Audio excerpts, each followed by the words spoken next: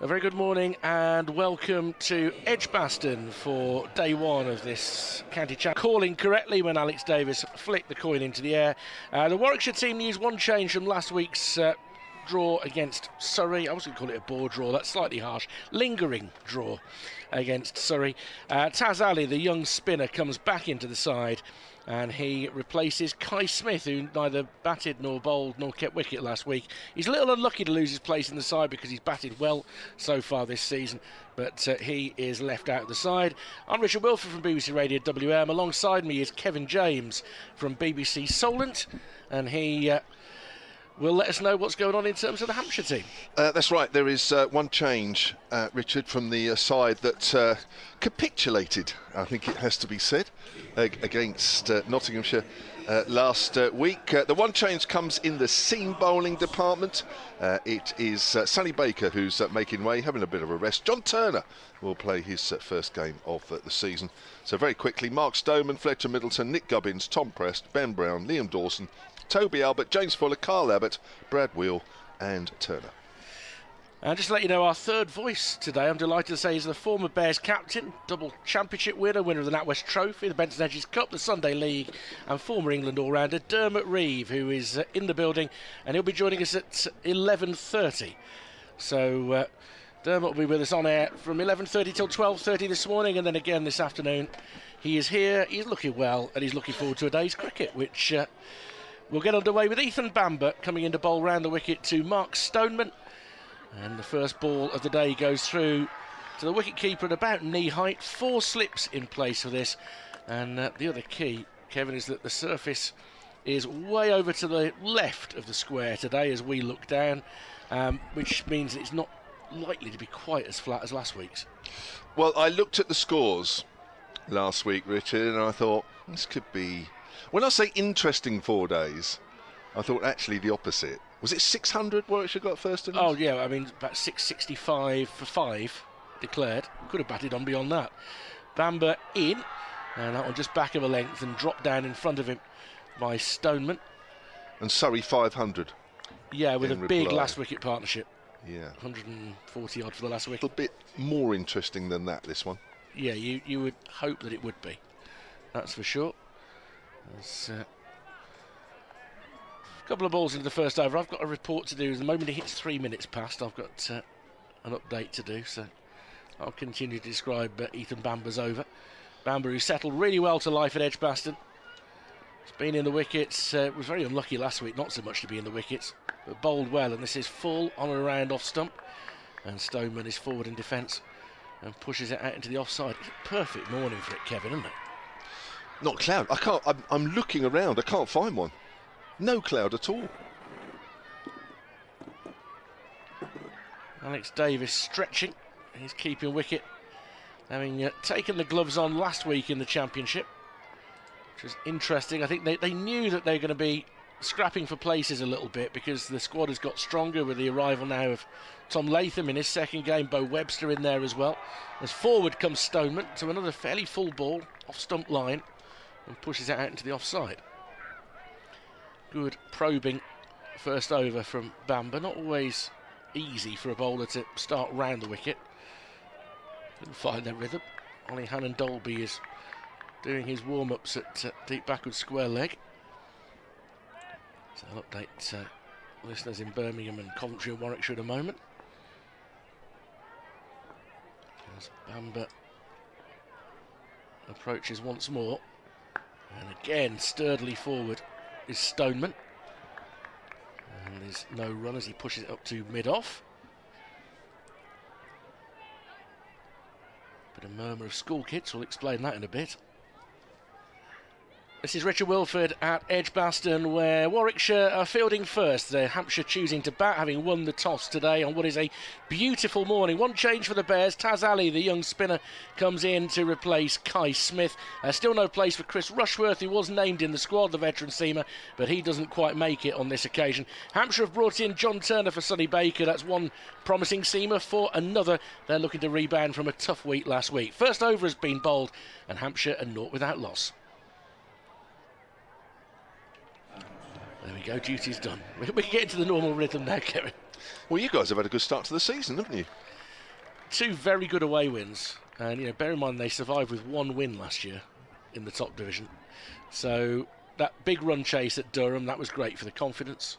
And then at Headingley, where I think Yorkshire decided to pick a bit of a sporting wicket to play on, trusting in the fact that with Root and Brook and Bairstow in the side they'd make enough runs, and the Bears bowled really well twice, and then showed 185 is one of those niggly targets, isn't it, on day 3 on a wicket that's doing a bit, but they got home with 4 wickets to spare there. So, and young Zen Malik, rookie Zen Malik in his first season at the age of 27, having come through the Saka programme, made a really nice 49 not out in that run chase.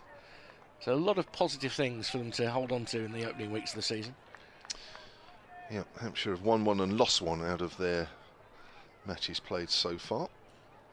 3 draws. Ollie Hannon-Dolby from the City end, right arm over. Bowling to Fletcher Middleton, that's outside the off stump and is left alone, shaping away. A quiet start to the season for Ollie. He missed the first couple of games with injuries. Only taken 3 wickets so far. So this might be the season in which his habit of making 50 wickets look fairly simple is going to come to an end. But still a great senior pro, and of course chair of the PCA now as well. Yeah, Cricket Association. Yeah, I get all those emails. Yeah, it's a very privileged position. Working on behalf of your fellow pros. Sums him up, mind you. That's the sort of guy he is. Comes in and bowls to Fletcher Middleton once more. 3 slips in the gully. Middleton pushes forward, and Hannon-Dolby just slips, but manages to fling an arm out and deflect it up to mid-on. And there is no run. So a lot of these Hampshire batters, a few of these Hampshire batters, probably the spotlight is on them a little bit. Wasn't a great performance against Nottinghamshire last week, all round, especially the catching and also the batting, accumulating in that horrible second innings where they were bowled out for just 116 in 30 overs. Hampshire refraining from making wholesale changes. Just the one. Here's Hannon-Dolby bowls. Fletcher Middleton's forward and pushes that out towards mid-wicket. So more eyes than normal on Hampshire this week, mainly because they've actually started the season really well. They've lost Vince, they've lost Abbas, of course, and didn't help that Abbas came back and got 5 wickets against them at Notts. No. That was written, wasn't it, in the stars?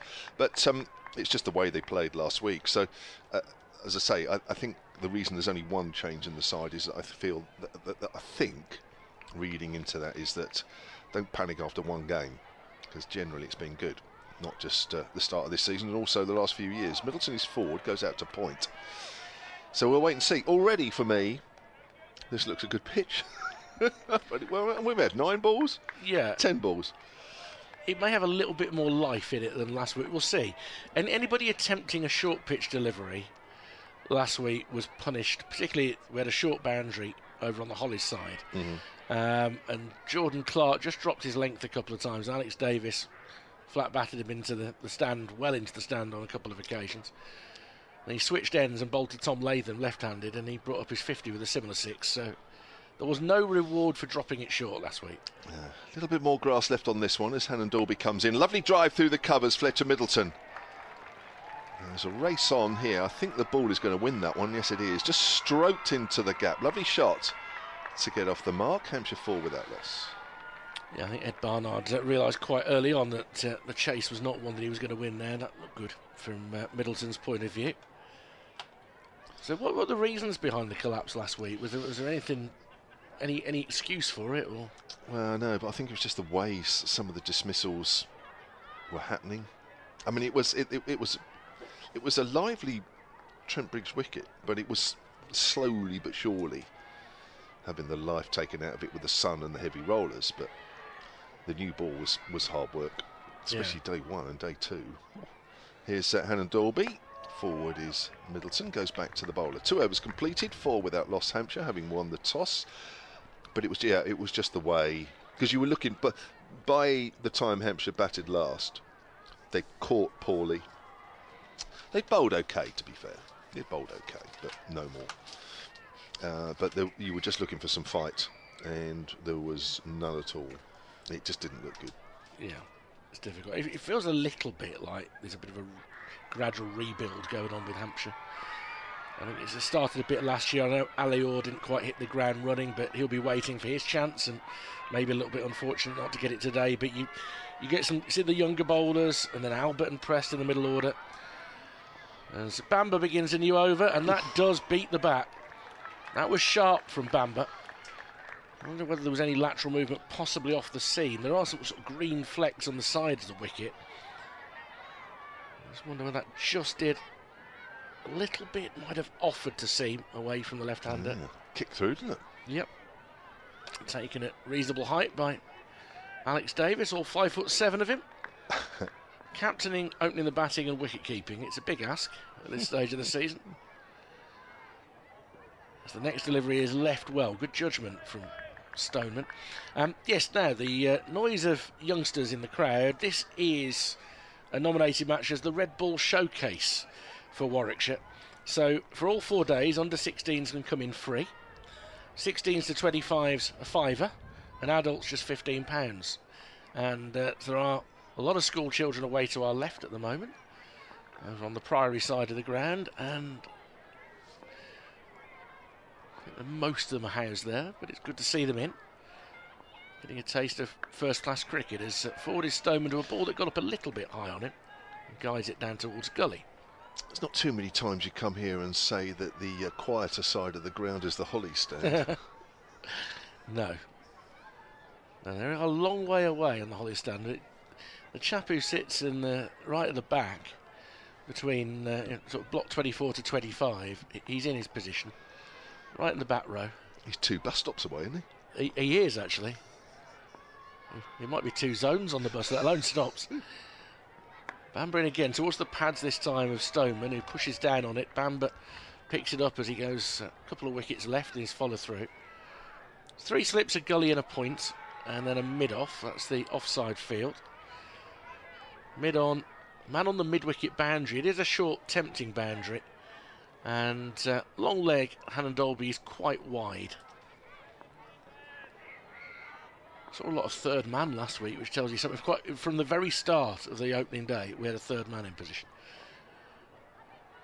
As this one just offers to straighten a little bit, and he's defended out in the offside once more by Stoneman. So Mr. Bamber's, as you alluded to earlier, he's had a good start, hasn't he, to his Warwickshire life? 18 wickets at 30. Yeah, he's a good bowler. I mean, he's always looked good against the Bears. I like the fact that, I mean, he's not as tall as an Ollie Robinson, but he's very much the sort of guy that looks to hit the top of off stump. That's the line he bowls an awful lot. He's a little bit skiddy, as we saw that ball earlier in the over.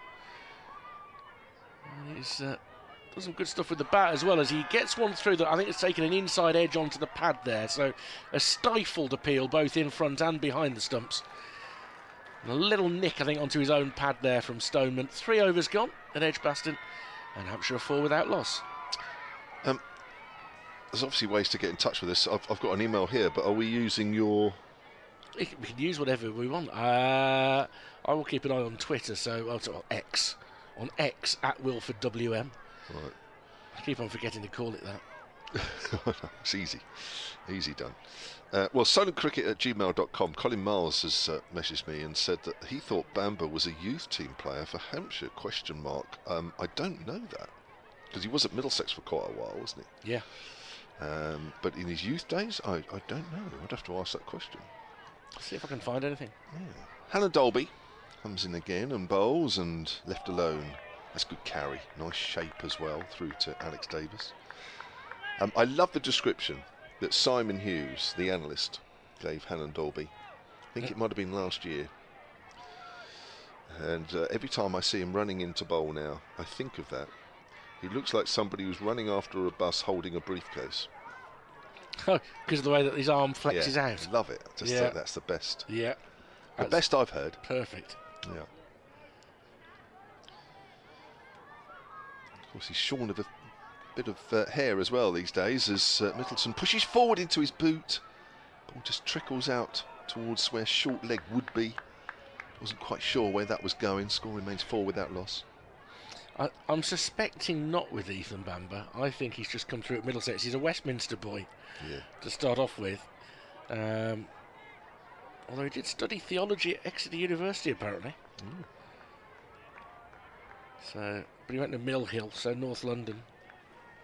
Arsenal fan, we can forgive him that. Hannah Dolby runs towards us and bowls to Middleton once more. Middleton drives, finds extra cover this time. Adrian Kirk has emailed silentcricket@gmail.com. He's hoping for Hampshire showing a bit more gumption this week. We need to start moving up the table. Thanks for being there. It makes working from home very enjoyable. I did have a quick chat with the Hampshire camp this morning because I've been with the Hampshire women and had a day off yesterday, so I haven't really had a chance to catch up. I think they've been working quite hard over the last couple of days and chatting amongst themselves about what wasn't particularly good last week, so hopefully that's all been put behind them as Hannah Dolby comes in again and bowls. Edge caught at the second attempt, and there's the first wicket of the morning, caught by Rob Yates. Little bit of a juggling catch, but it was a comfortable high to Middleton. Goes for 4 for 1. Yeah, that's a ball that has just done a little bit out of the hand, a tiny bit of swing out of the hand. Authentic edge. Rob Yates is usually so clean in the slips there, just needing a second go, but good soft hands to bring it in, and an early reward for Hannah Dolby. And the problems form-wise for Fletcher Middleton continue, and he walks off very, very slowly. That's a trudge from a guy I think knows that he needs a few runs at the moment. Yeah, I think one or two people felt that maybe if a batter was going to be replaced, that maybe his place was a little bit in doubt, especially with Ali Orr being added to the squad. Middleton this year averaging just 24 with the bat, with a top score of 45. Well, that average will come down a fraction more. So, yeah, I think he probably is just feeling the pressure a little bit. But one or two of these batters will as well. There's one or two to come yet that do need to show something. But that is to come. This man walking now into the middle, Nick Gubbins, has already scored 100 this season. Got 117 in the second innings in the drawn game at the Oval in the second game of the season.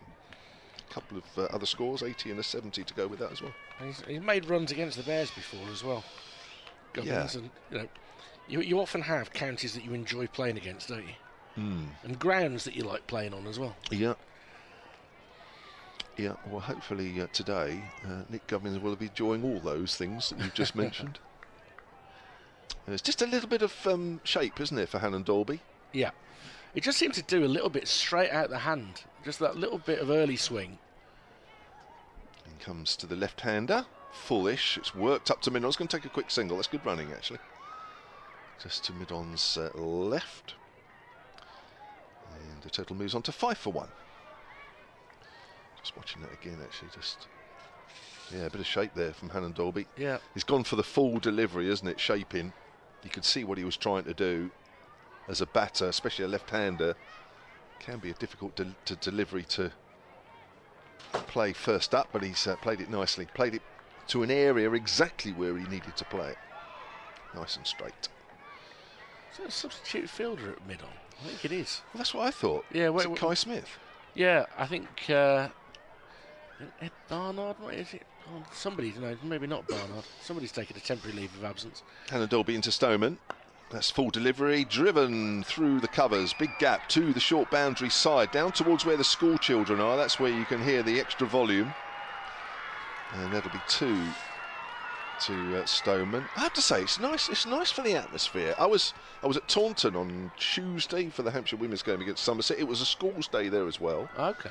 And yeah, it just lifted the atmosphere somewhat. When they do a schools day in the championship at Taunton, my word, they get bodies in. They get an awful lot in. There's one stand sort of near the main players' pavilion that they give over to the school parties, and they can fill it. It's a good effort. Just had an email from Mike Vimpany, who sort of knows his local cricket down on the south coast. He says he's pretty sure Bamber didn't play any youth cricket in that area. Apparently his dad's a well-known actor. He's got, yes, in fact, not only that, but I think his granddad as well. Okay. I think he's related to Clive Swift, who was in Keeping Up Appearances. Right. Hyacinth Bouquet's husband. Oh, right, okay. I think that might be his granddad. Anyway, there you go. Bamber into bowl round the wicket to Gubbins, who leaves well alone. First time these two have seen each other today. It goes through to Alex Davis. The carry looks a little bit better than last week. We haven't seen anybody test the bounce of it really, but understandably, because they want to get the ball up into the areas where the batters will be in a bit of doubt. I say, if that's good carry, I'd hate to think what last week was like. Yeah. Alex Davis was a bit tall for the carry last week. As he waits behind the stumps now to a ball that's onto the pads of Gubbins. He can't avoid Simmons at mid-wicket. There's the fielding. Simmons, who produced a really hostile spell on that surface last week and got a couple caught with short balls. Hit the gloves on a surface that wasn't offering a lot, really bent his bat in an 8-over spell. Promising young pace bowler. Bamber once more round the wicket, and he's clipped through mid-wicket this time. That will find the gap, and it should just about make it over the boundary rope for 4. And it's quite a short boundary, probably not much more than maybe 55 metres to that. So first boundary for Gubbins, he's to 5, and the score to 11 for 1. Yes, it already looks a pitch where you don't over-pitch, especially with the new ball. Comes on nicely. Barry Breen has emailed silentcricket@gmail.com. Are we using that as a email for the game? Go on. So it's consistent then, isn't it? Well, I'm just hoping that Warwickshire people don't mind that. It doesn't make any difference. It gets through to both of us, doesn't it? Because you read them out. There's full delivery, straight, is defended back down the wicket towards mid-on, where Taz Ali does the fielding. Barry's already echoing what several of the Hampshire fans have already mentioned this morning. Good morning, gents. Hope Hampshire put on a better display than last week. I'm just looking at the timing of that email, and it came through about the same time as Fletcher Middleton lost his wicket. Dave Allen, Hampshire's former honorary archivist. No evidence of Bamber with Hampshire at any level. Thank you very much. Poor Colin Miles. I think that's a fairly emphatic no. He only wondered. He wondered. He asserted. Forward in defence is Gubbins. There's no run. Rob Yates is the player who's missing from the field at the moment, having taken that catch. So whether he caught it awkwardly on a bone, he juggled it, didn't he? So hopefully he's not done any major damage. But he's gone off the field quite quietly, because Latham, Webster and Hayne are the slips at the moment, with Malik at point and Kai Smith, the 12th man, at mid-off. The final ball of the over. That's a good leave. The left arm of Ethan Bamber rises because he thought that might be a little precarious, but it goes past off stump. End of the 5th over, and Hampshire 11 for 1. Bill Lawrence with an interesting stat, if you can call it a stat. silentcricket@gmail.com. He says, referring to our Somerset commentator, he said they must be spitting feathers having seen the all South African born Hampshire pace attack for this game. That's right. James Fuller, Kyle Abbott, Brad Wheel, John Turner. Are all born in South Africa? All with South African connections. Okay. Yeah.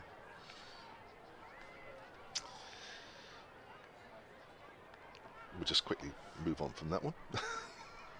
Oh. I might have a well, it's an question. interesting one. Well, no, well, apart from you, that's play miss outside the off stump, start of a new over from Hannah Dolby. So, okay, Kyle Abbott, fine, I see that. John Turner, how long has he been with Hampshire? He's been with Hampshire for ages, hasn't he? He made his debut in 2021, this day debut, first class debut 22. How old was he when he joined the county? He'd only just come over at that point. I think, now listen, I might be putting myself in a horrible position here by suggesting that there were 2 or 3 players that came over at that time. Hannah Dolby bowls, forward is Gubbins, pushes that into the gap. That could race away to that short boundary side towards the school children, hence why the noise level has increased somewhat with the excitement that the ball arrived near them at 15 for 1. I've got a feeling Jacob Bethel, right, yep, Turner, and I think somebody else all came over in some sort of shape or form, and Turner ended up going to Hampshire. I think Bethel might have had a chance of going to Hampshire or coming here and came here. Well, I mean, Bethel came over from the Caribbean and went to rugby school, but I think Warwickshire organised that. Yes, that's right. Yeah, sorry, they're not all from the same country. Yes, that's right. That's pushed up to mid-off by Gubbins, but yes, he came from South Africa. Brad Wheel, the same, born there, but he's got a Scottish mother, hence why he plays for Scotland. Okay. Although he hasn't been playing for Scotland recently in the international matches that they've been playing, because I think there's an agreement that during the summer Hampshire have first option on him. During the winter it's a little different. James Fuller, originally South Africa, went to New Zealand, played for Otago, and then came here. There you go. So there's the a band of nation, singular. There's the explanation. Here's Hannon Dolby. Hope I've got all that right. Edged along the ground, well fielded in the slips by Sam Hain, who's sporting a nice sun hat. You don't always see Hain in the slips these days. No? He's been a very good slip over the years, but he does get a bit of a sore back at times. It's quite a comedic set of heights in that corner. I mean, Alex Davis at 5'7", Tom Latham no taller, and who can also keep wicket. Bo Webster 6'5", and Sam Hain just shy of 6 foot. Yeah, Bo Webster and Alex Davis. There's definitely a difference there, isn't there? Player missing outside the off stump, although Alex Davis has thrown the ball up in the air, and the umpire says not out. Alex appears to be the only one who was particularly keen on that. Hannon Dolby's appeal was brief. It's just a good ball. It's just a good ball, but nothing on it. Looking at the replay, nothing on it. Nothing. No. Bit of daylight between bat and ball. Yeah. Maybe the OHD's lack of interest spoke volumes. And the bowler usually has a very good view. Ralph Brooker, silentcricket@gmail.com. He says, I can't see past putting either Toby Albert or Felix Organ in opening with Mark Stoneman, as Stoneman's forward. Pushes that out into the covers. End of the over, 15 for 1. Stoneman has 6, Gubbins has 5. This current set can't continue, says Ralph. Having said that, Stoneman has hardly established his place. Well, that's right. Well, Mark Stoneman is only averaging 23 this season. Yeah, but interesting that he doesn't mention Ali Orr. No. He's making runs for the seconds, isn't he? Yes, he is. And look, last year it didn't go well for him, but when you look at his career record, that could just be a patch of bad form, couldn't it? In that he's made runs in both divisions earlier in his career. Yeah, and he didn't play a lot, did he? He was injured as well, wasn't he, towards the end of his time. That's Sussex. Ethan Bamber to continue. No reward for him just yet. None for 4 from his 3 overs. Gubbins is the man on strike, and he's driving back down the track. No real timing on that. And up comes mid-on, Tazim Ali to do the fielding. He's represented England under 19s with good effect as Taz Ali, and the Bears deciding at the start of the season that he was going to be their first choice spinner in the 4-day game. Played the first couple. It's not bad at 18 years of age, is it? Exactly. Here you are, your first choice spinner. Yeah, ahead of the likes of Danny Briggs and Jake Lintott. Bamber on towards the pads of Gubbins, who plays it at this short mid-wicket. He gathers, and there's no run. No re-emergence yet for Rob Yates. That'll be the slight concern for Warwick, showing seemingly damaged his hand, taking the catch that saw off Fletcher Middleton for 4. Don't want your opening batsman picking up an injury. He's been in good form this season, increasing his consistency.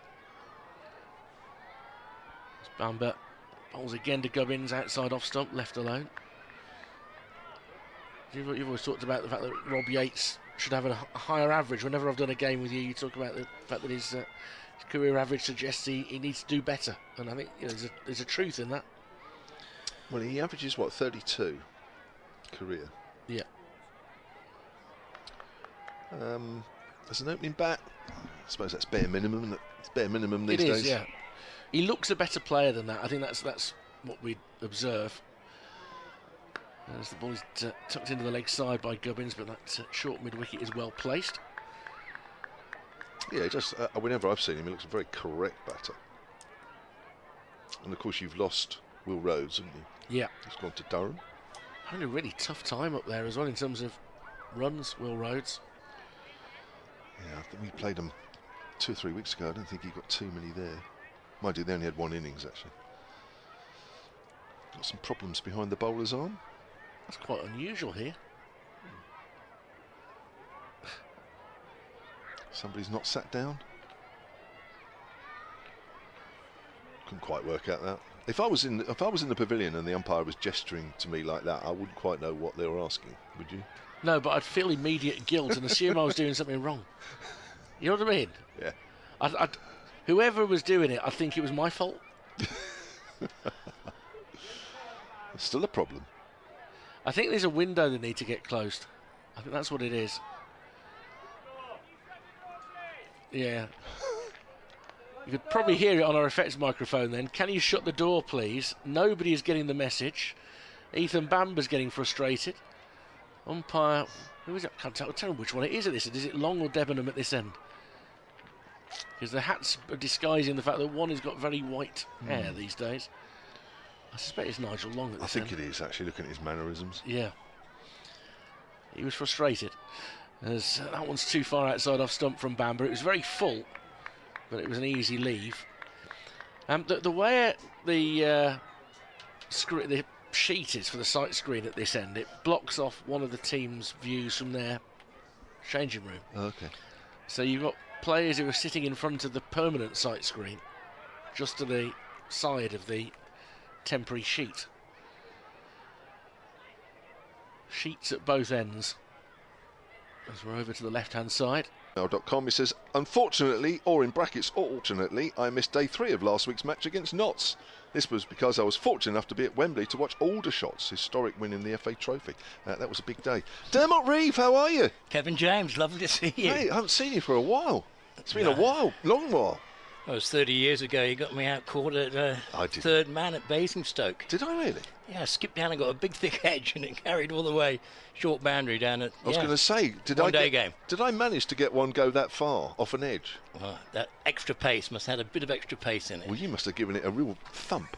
Here's Hannah Dolby. That's pushed to square leg, and there is no run. Yeah. So how's things, mate? I didn't realise you're living down Hampshire way now. Yeah, currently down in Portsmouth. And I got a lift up here today with a lovely friend of mine, Brian, who's in the back here of the box. But yeah, lovely to come back to Edgbaston, watch a game of cricket and see the Bears. Yes, it must bring back some happy memories for you. There's Hannah Dolby.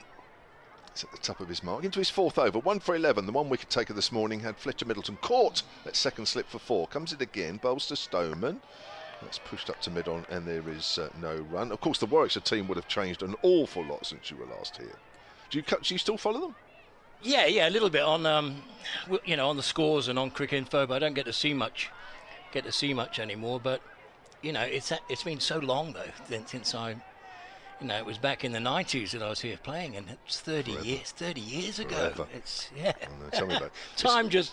They say time flies by, but it literally does. I see sort of photos and things like that, back then, and you think, did that really happen? Here's Hannah Dolby. It's outside the off stump. That's left alone by Stoneman. And so, why have you ended up in Hampshire then? Because when I heard that, I thought, wow, I didn't realise you were anywhere near there. It was, it was somewhere to find some accommodation, sort of halfway between my brother in Brighton and the other brother in Somerset. So I got a few friends down there, and it's just somewhere currently to reside. Hannah Dolby. Stoneman just pushes that to 2 point, and there's no run. So now you're in Portsmouth. Then name me 2 good things about Portsmouth. Asda. Other supermarkets available, of course. It's just up the road. Yeah. That's not unique. I'm in South Sea, so I have got down to the coast. There's a lovely cricket ground right there on the seafront. Yeah, Portsmouth Cricket Club, isn't it? Portsmouth and Southsea. Not sure what it's called, but yeah, I played there. A few games. Yeah. If that's the one I'm thinking of. Yeah. They haven't tried to draft you in playing a bit, have they? Here's Hannah Dolby. Bowls. Stoneman drives up to mid-off. No run. No, I haven't introduced myself yet, but now the summer's here, it might be something to do. I mean, if I do see a cricket ground, I often think, "Ooh, I wonder if they need a coach, or Well, do they just the do man. they are they going to have a sporting dinner, or Yeah. look out for a bit of work." But my left knee's not great, so coaching's been difficult to keep going. So I had my last stint out in Australia about 3 years ago. So I'm really waiting on hopefully getting a knee replacement. Oh, are you? Oh, gosh, right, okay. Hannah Dolby from that City end bowls. Stoneman works that to square leg. That's the end of the over. Hampshire having won the toss this morning, a 15 for 1. Stoneman has 6. Gubbins has 5. Fletcher Middleton has already been and gone. He was caught in the slips for 4. And Kevin James and the former Warwickshire captain Dermot Reeve. You do commentary as well, don't you? Do you do commentary as well? Like, as well as talking to me now, do you do commentary on each over, every other over? He doesn't. Yeah, if you want me to commentate and do ball by ball. Should we do an over each? You do this over. To do that. Yeah, okay, I'll take this one then. So it's Bamber again to continue from round the wicket to the left-handers. So what he actually has managed to do in this spell so far, 4 overs, none for 4, is actually start to create a bit of rough for Liam Dawson in the last innings when Hampshire may be bowling. He comes in now, and it's played off the thigh down to fine leg. Nice controlled shot by Gubbins. Surely not, though, Dermot. That's the sort of thing you would have done. Well, I just think it's, if you're really looking at the whole game in the context, Liam Dawson bowling to Warwickshire in these dry conditions is going to be a big factor. And Bamber's round the wicket from ball 1 to the left-handers, which I don't really like. I know it's sort of a new fad, and they just put the square leg back out to the boundary. But what he is doing is running down quite close to where the danger area is, and he would already be churning it up a little bit, which will help the off-spin of Dawson later in the game. He comes in again, and it's hit on the pads. But with the angle of being around the wicket, it's not out. No, it's got to come back. Well, it's got to straighten an awful lot, hasn't it, from the angle that he's bowling on. I don't think it's quite doing that much this morning. No, it's that's swinging down. And good decision by the umpire. Do you know the last game me and you played together? I don't know, was the one I was dropping my bat here? I do remember that. Bamber's in again, it's full and played to square leg. I often tell that story around when you batted here, and there was about 5, 6 guys round the bat, and I've never been so scared playing cricket in my life, and I faced some of the world's fastest bowlers like you, and yet when you were batting, throwing the bat around, that was scary. No, it was just Raj Maru bowling over the wicket, trying to make me play a sweep shot from outside leg. So I was just kicking the ball away, and it just made sense to drop the bat and not get caught off my gloves. As Bamber comes in again, that's a good line and length, and defended by Gubbins, who does have a slight push forward, doesn't he? He gets on that front foot really before the ball's bowled. But looking at the pace of this pitch, I haven't found out, but I'm presuming Hampshire have won the toss and batted. Yes. Yeah, they were looking to do that. Yeah, I think anybody would in these conditions. But anyway, this square leg has come up now to stop the 1.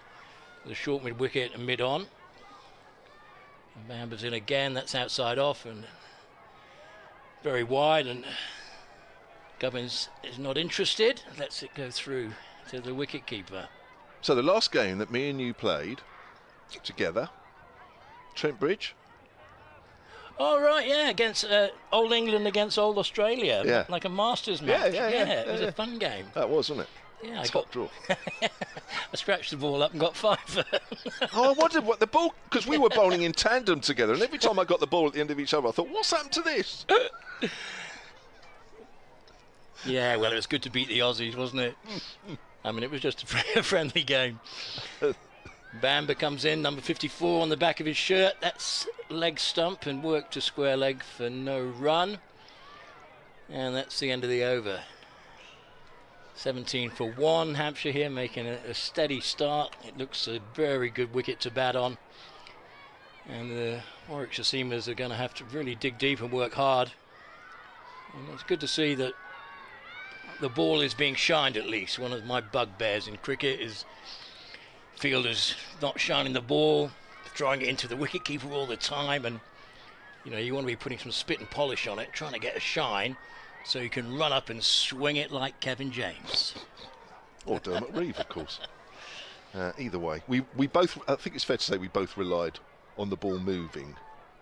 Yeah, well, I think it's... Me more than you. Well, I think it's an art in cricket that's, you've got to make the ball go sideways. Unless you're bowling as fast as Alan Donald, it's got to go sideways. Agreed. Here's Hannah Dolby from the City end to Mark Stoneman, who gets a good length ball and just pushes that out into the cover area, fielded by Ed Barnard. Yeah, that's right. If you're a certain pace, you bowling straight up and down. I remember several times bowling straight up and down here. Waste of time. Absolute waste of time. And you kind of knew it when you were running in. You thought, gosh, I'd pray for the ball. I'd pray for a ball that was shiny one side. Yeah. Absolutely. But you were so unique, Kev, because you bowled left arm, but would throw the ball in from the boundary with your right hand. Yeah, but it never caught anybody out. That was what was really annoying. Stoneman works that away behind square on the leg side and moves on to 8. 18 for 1 here at Edgbaston. Yeah, you'd think that players would get caught out, saw me bowl left and then hit it to my right-hand side and go, yeah, 1. But that never happened. Never happened. Why did it happen? Not even club level? No. No. It's weird, isn't I it? used to run and go, he throws with his right hand and let the other batsman know. Yeah, well, maybe too many people realised. I don't know what it is, but I thought over 30 years or whatever it was, or certainly 20 years as a pro, somebody might have come a cropper, but no. Maybe I was too slow. Maybe I was too slow to get down to my right and throw it in. Here's Ed Barnard. And that's bounced a little bit. Gubbins plays that neatly, keeps it down, works it to behind square on the offside. Zen Malik fields, but they'll pick up a single. Total moves on to 19 for 1. I think it's something in cricket which is rarely talked about. And actually, I was listening to a bit of commentary on the IPL, and they were talking about left-handers driving the ball beautifully, and why is that? Matthew Hayden was asked, and he said, I think it's because we face a lot of right arm over the wicket. But you've got two batsmen here batting left-handed, but are they right-hand dominant? Well, there's a drive there, and that was super. Whether that was top hand dominant or bottom hand, that's raced through point from Stoneman. Moves on to 12-23 for 1, because technically they should be right-handed, shouldn't they, with the top hand? Yeah, so Brian Lara, for example, is right-handed but bats left. Mike Hussey, there's a whole host, Stephen Fleming, and they all drive elegantly. David Gower, dominant right-handed, batting left-handed. So, they extend and they drive the ball beautifully and elegantly. They'll look to back foot drive, where dominant lefties who bat left, like Alan Border, would look to cut the same ball. But what were you, Kev? Well, my right hand is my dominant. Is your strong one, even though you bowled left arm. Yeah, it's weird, isn't it? So if I bent my arm, it was useless, and if I straightened my right arm, it was useless. So playing tennis and squash and all that, all right-handed. All right. Everything's right apart from that. And you batted left. Yeah, isn't it weird? But that is my top hand, my dominant hand. So technically, that should have been easier for me, which I suppose in a way it was, but some people might beg to disagree. That's pushed to mid-wicket, and there is no run.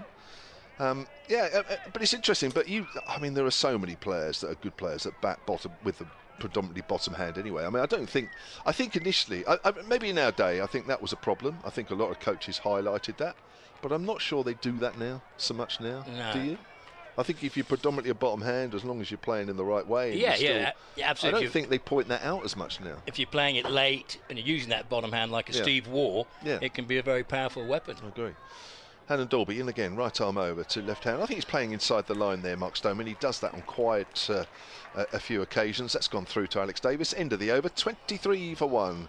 Hampshire with Stoneham on 12 and Gubbins on 7. Kevin James and Dermot Reeve, the former Warwickshire captain, with you on commentary, BBC Sport website and app, and also on the live picture feed, and also on most smart speakers these days, Dermot. I'll just let you know, Kev, I think that was the first over I've ever done of live ball commentary. It was brilliant. No, you take the live. You take the live. No, you do, I'll relax into it a bit. Do this one, because I thought that was awesome. I've never known. I've always wanted to. Unless you'd mentioned that now, I would never have known. I would have thought you'd done hundreds. Well, it's Ethan Bamber in again, starting his 6th over round the wicket. And Gubbins isn't interested in that. It's about 1.5 foot outside off and goes through to the wicket keeper. I was going to say, sorry, it's smart speaker, very quickly. Yep. You can ask your smart speaker, you just say, ask BBC Sounds to play Warwickshire against Hampshire. Unbelievable. Have you got a smart speaker? AI. No, I don't. No. Okay. That might be a reason to get one. Yeah, absolutely. Absolutely. If I'm not on the air, then I'm back in Portsmouth. They've got smart speakers Kevin there. James. It's Bamber again. That's all found the outside edge, but played very late and with soft hands by Gubbins, so it doesn't carry to third slip. Bounces only a few yards away from the bat. They'll have smart speakers in that well-known supermarket that you name-checked earlier. Yeah, I know. I should be looking for a discount next time I go, and I always get the trolley with the wobbly wheel as well. Edgbaston bathed in sunshine, 23 for 1. Hampshire, 45 minutes of play gone. Bamber's in again. Driven straight by Gubbins. Lovely shot. Not a full extension, just a push straight drive, and it's gone for 4. And that will make the left-handed batsman feel a little bit more comfortable and confident out there as he goes into... Well, does he go into double figures with that? I think the scoreboard's a little slow. I think you're right. I don't think it's changed yet. Or has it? No, it was 23 for 1 before, so... It's not changing. Doesn't want to change. No, stuck on 23 for 1. Bamber's in again round the wicket, and a big shout. Probably hit him outside the line, playing a shot. A good delivery, beat him on the inside edge, and that is something that Gubbins does a little. He plants that front foot down really before he's picked up the line of the ball. Just watching it again. Yeah. I think he's well forward. He does look outside the line. Yeah. I think you're right. And again, this pitch here, and you'll know it better than me, Dermot, but it is, you've got to look to get on the front foot here, really, haven't you, really? Don't you think? I think this... Well, Gubbins has always actually... felt me. He's, felt that. He's taken his stance. He's already a foot outside the crease as Bamber comes in. That's a good ball. Bit of pace in that one. That got a little bit of a kick off a length, but crucial here at Edgbaston the first couple of hours. If you can find some swing and bowl an attacking length. If you get driven occasionally, it's not the end of the world, because that's the length that's going to find the edge. Yep. And generally, if the batsman's pushing, it'll carry. So he's bowled steadily, Bamber, but personally, I would like to see him have a spell over the wicket. Yeah. Comes in again, about a 12-yard run up. And that's another dot ball, nice line and length, but harmlessly through to the wicketkeeper. And yes, Gubbins is on 11. Scoreboard is now ticked over to 27 for 1. So bowling figures so far this morning. Bamber has now completed 6 overs, none for 10. The 1 wicket taker, Ollie Hannon-Dolby from the City End. 5 overs, 1 maiden, 1 for 17. Email here from Mike James, no relation. Well, I don't know, I've got a relation of that name. solentcricket@gmail.com. Good morning, Kev. Have you got any info as to whether Hampshire are going to sign a second overseas player for Red Ball Cricket? Well, of course, they did have Brett Hampton, the New Zealand player, but he's gone back home. Didn't quite work out for him, although apparently on the official communique he's got a bit of an injury. I don't know that, so I haven't asked that question, but he has gone back home. I've got a feeling that one of the 2 South Africans that's coming over for the T20, which starts the end of this month, I think is available to play a couple of championship games, and I think there is only about 2 championship games around the T20 competition anyway, so I think that's where we're going to be at for a little while. Dermot Reeve is back. He's got his glasses. It's nice to know that somebody else that played cricket in the 80s and 90s is wearing glasses. And we've got a bowling change already, Dermot. Yeah, a bit of off spin. Rob Yates. Yeah.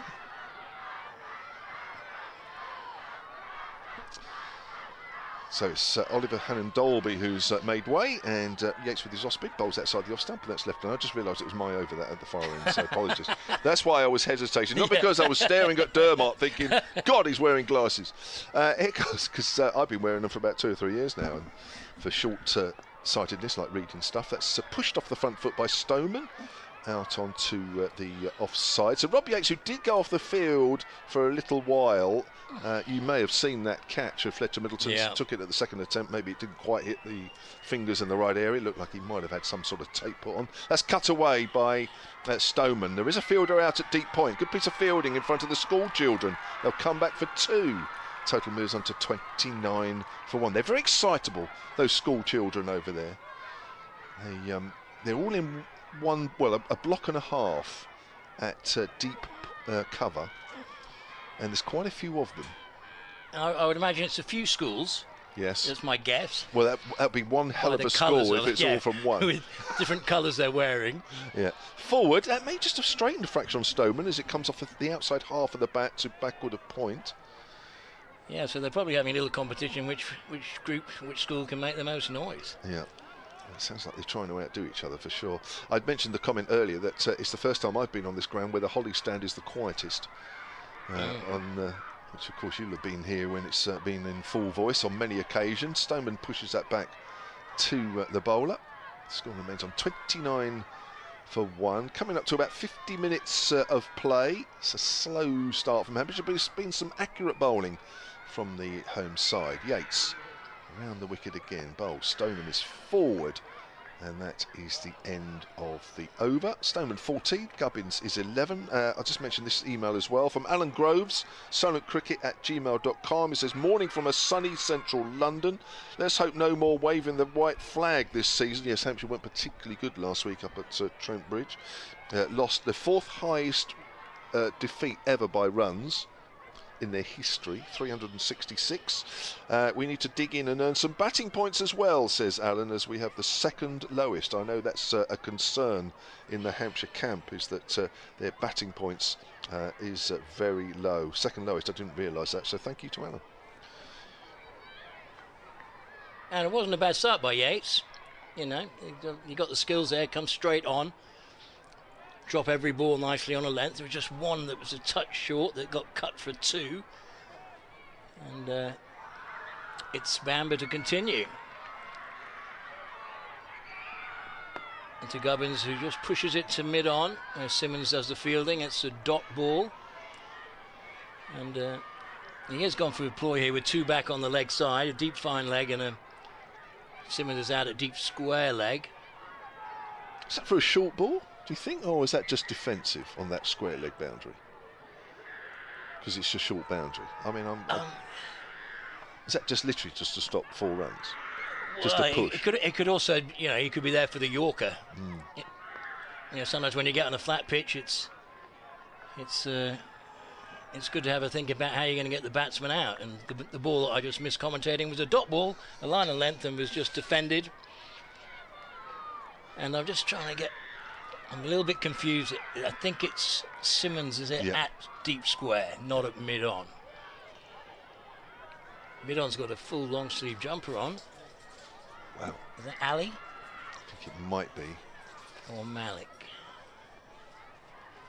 Anyhow, it's Bamber back in, round the wicket to Gubbins. That's a bit short outside off, and he's left alone. It's another dot ball. 6.5 overs, none for 10, so he's kept it tight, Bamber, but I can't remember him going past the bat, really. It does look a good wicket to bat on. Yeah, it does, yeah. Shades of 660 last week, which Warwickshire scored in their first innings. There's been some scores around the well, it's been great weather, country. Hasn't it? It's been some good wickets around. Bamber's in again. That's full, and he just had a little think about it, and he's just saying, or showing everybody that ball left him, whether it was in the air or off the wicket. But a good delivery from Bamber that was drawing Gubbins into play, and then he withdrew his bat away. Sometimes you get those dismissals where the batsman takes the bat back, they leave it too late, and it just runs off the face. Not on this occasion. Safely played, and Bamber's in again.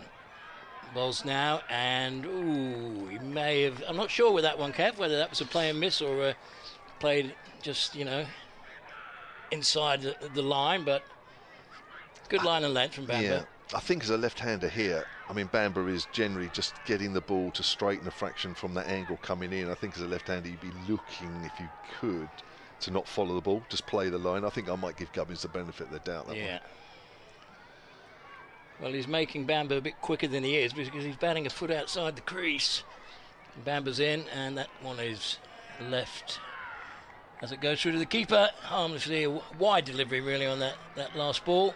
No interest from the batsman, and a dot ball as a result. So 29 for 1. So slow going, you would say, from Hampshire here, but it always gets easier. The longer you stay out there as a batsman, the more you get used to the pace of the wicket, and the bowlers get tired.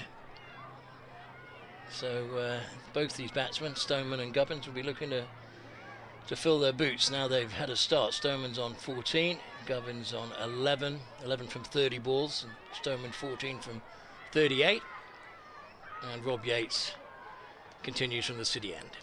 Yeah, and understandable as well from Hampshire's performance last week that it probably is a little steady, because they really do need to show everybody they can play. That's left alone outside the off stump, and no run. Di Davies has emailed solentcricket@gmail.com. He says Hampshire may have decisions with respect to their choice of openers going forward, but this is interesting, and I've just looked this up. Yates and the wicket again. Stoneman just quietly plays that back to the bowler. Somerset have made an interesting choice, says Di, after losing the toss and being put in, as they have a new opening batting partnership of Lewis Gregory and Josh Davey against Sussex. And I've just looked that up, and you are exactly right. Josh Davey bats about 10 normally, I think, maybe even 9. Forward is Stoneman. He wants a single. No, says Gubbins as he goes out to point. Lewis Gregory has already gone for 15, the Somerset all-rounder. He normally bats in the middle order. Josh Davey is still out there with 8, and Tom Lammonby, who's more used to batting in the top 3, has come in at 3. He's not out at 4. 34 for 1 Somerset against Sussex. That's an interesting opening partnership, that's pushed out to deep cover by Stoneman. He moves on to 15. 30 for 1 is the total. I can't quite believe that. I mean, sometimes having one unusual choice in that opening partnership is enough, but to have both pushed up the order like that, I guess Somerset are having 1 or 2 batting problems, and have just gone for it. That's it. They've thrown the rule book out the window and said, let's go for it. Here's Yates on the back foot. Is Gubbins, finds the gap in the covers, moves on to 12. 31 for 1. So thank you for that, Di. We'll keep an eye on that one. Barry Breen, solentcricket@gmail.com, says, I remember Gordon Greenwich working for Dimplex Heating. Other heating companies available, maybe not necessarily outside of Southampton, as that's pushed back by Stoneman. End of the over. 31 for 1. In the early 70s, he worked there to supplement his income during the off-season before he became a professional cricketer. There you go. I should have just said a heating company outside Southampton, but I didn't. I fell for that one. That's what used to happen in those days. Gordon Greenwich, of course, was a localised player, wasn't he, effectively? He actually grew up, I think it was Reading way. Certainly he lived in England, and he had the choice. He could either play for the West Indies or England. He actually had the choice. I don't know if you knew that. And I always said he was the best batsman that I ever bowled at. Really? Because when I was having a day that was really on song, swinging it late, he was letting it go. And I was thinking, that he just played it so... And I was coming in to play it and then let it go. And I was thinking, well, he should be playing it that or nicking it. He just... Bamber's in, and that's one is let go. This time it's Gubbins on strike. Bamber's in his 8th over. Stocky young man, broad shoulders and quite a square physique. Looks like he's got quite strong legs. Carry him to the crease. Johnny Paul was emailed, says he's enjoying the commentary from you old boys. Oh, well, we are old now. Kev, gee, I've just turned 62 as Bamber comes in, wide on the crease, and that one did swing away from Gubbins, so he's getting a little bit of movement, but Gubbins not interested, lets it go. Another dot ball. 62, mate, and you think when we were playing, and God, you could do anything really, didn't it? It didn't matter. Physically, you could just run around, throw yourselves around. What a... Now I've only got to turn sideways and I'm worried about ricking my neck. When I turn to you, I think, I hope I can turn back and watch the action. Bamber comes bouncing in. He's at the crease, delivers it. It's nice and full and driven by Gubbins. Nicely timed shot out to long off. Just a check drive, but fast outfield, enough to go all the way to the boundary. And it was a full half volley. It did have a bit of shape on it from Bamber, but Gubbins up to the challenge and drove it between the bowler and mid-off for 4.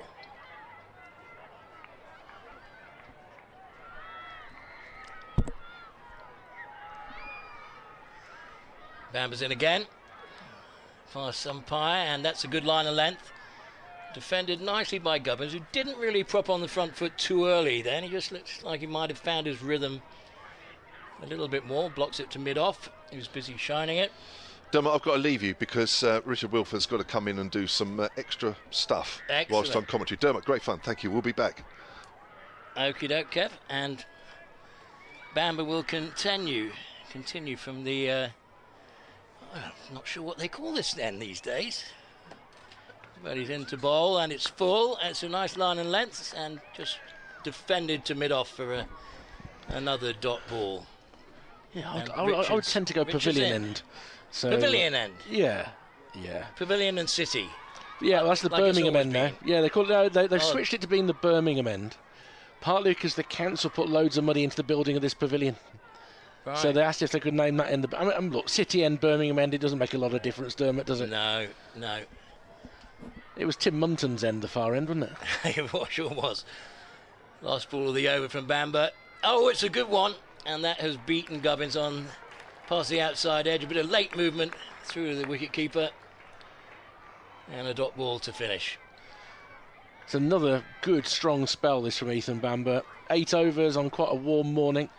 No reward for it, but he's put it in the right sort of areas. Asked 1 or 2 questions of the batters.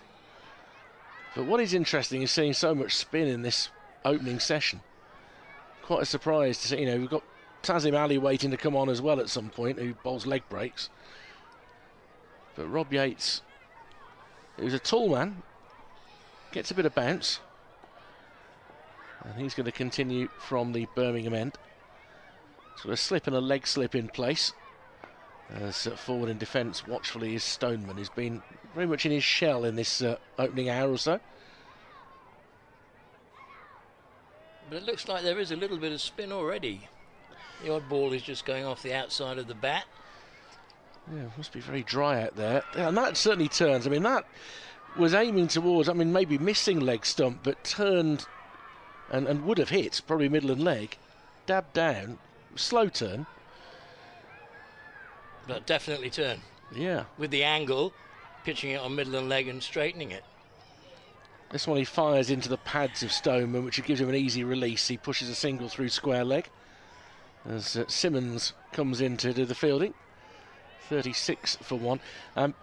In a moment, when my clock ticks around to 3 minutes past, I have to launch into a report for 2 radio stations, Dermot. So, well, I wish you all the best. Good luck. Well, yeah, no, so exactly. So what I'm saying is, if I keep you quiet for a short while, I'll describe what's going on as Yates comes in, and half forward is Gubbins just to dab it into the offside, and there's no run.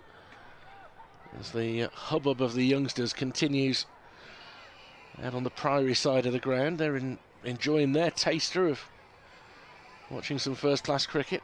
This is again onto the pads of the batter, so Gubbins will also help himself to a single, this time in front of square. 37 for 1.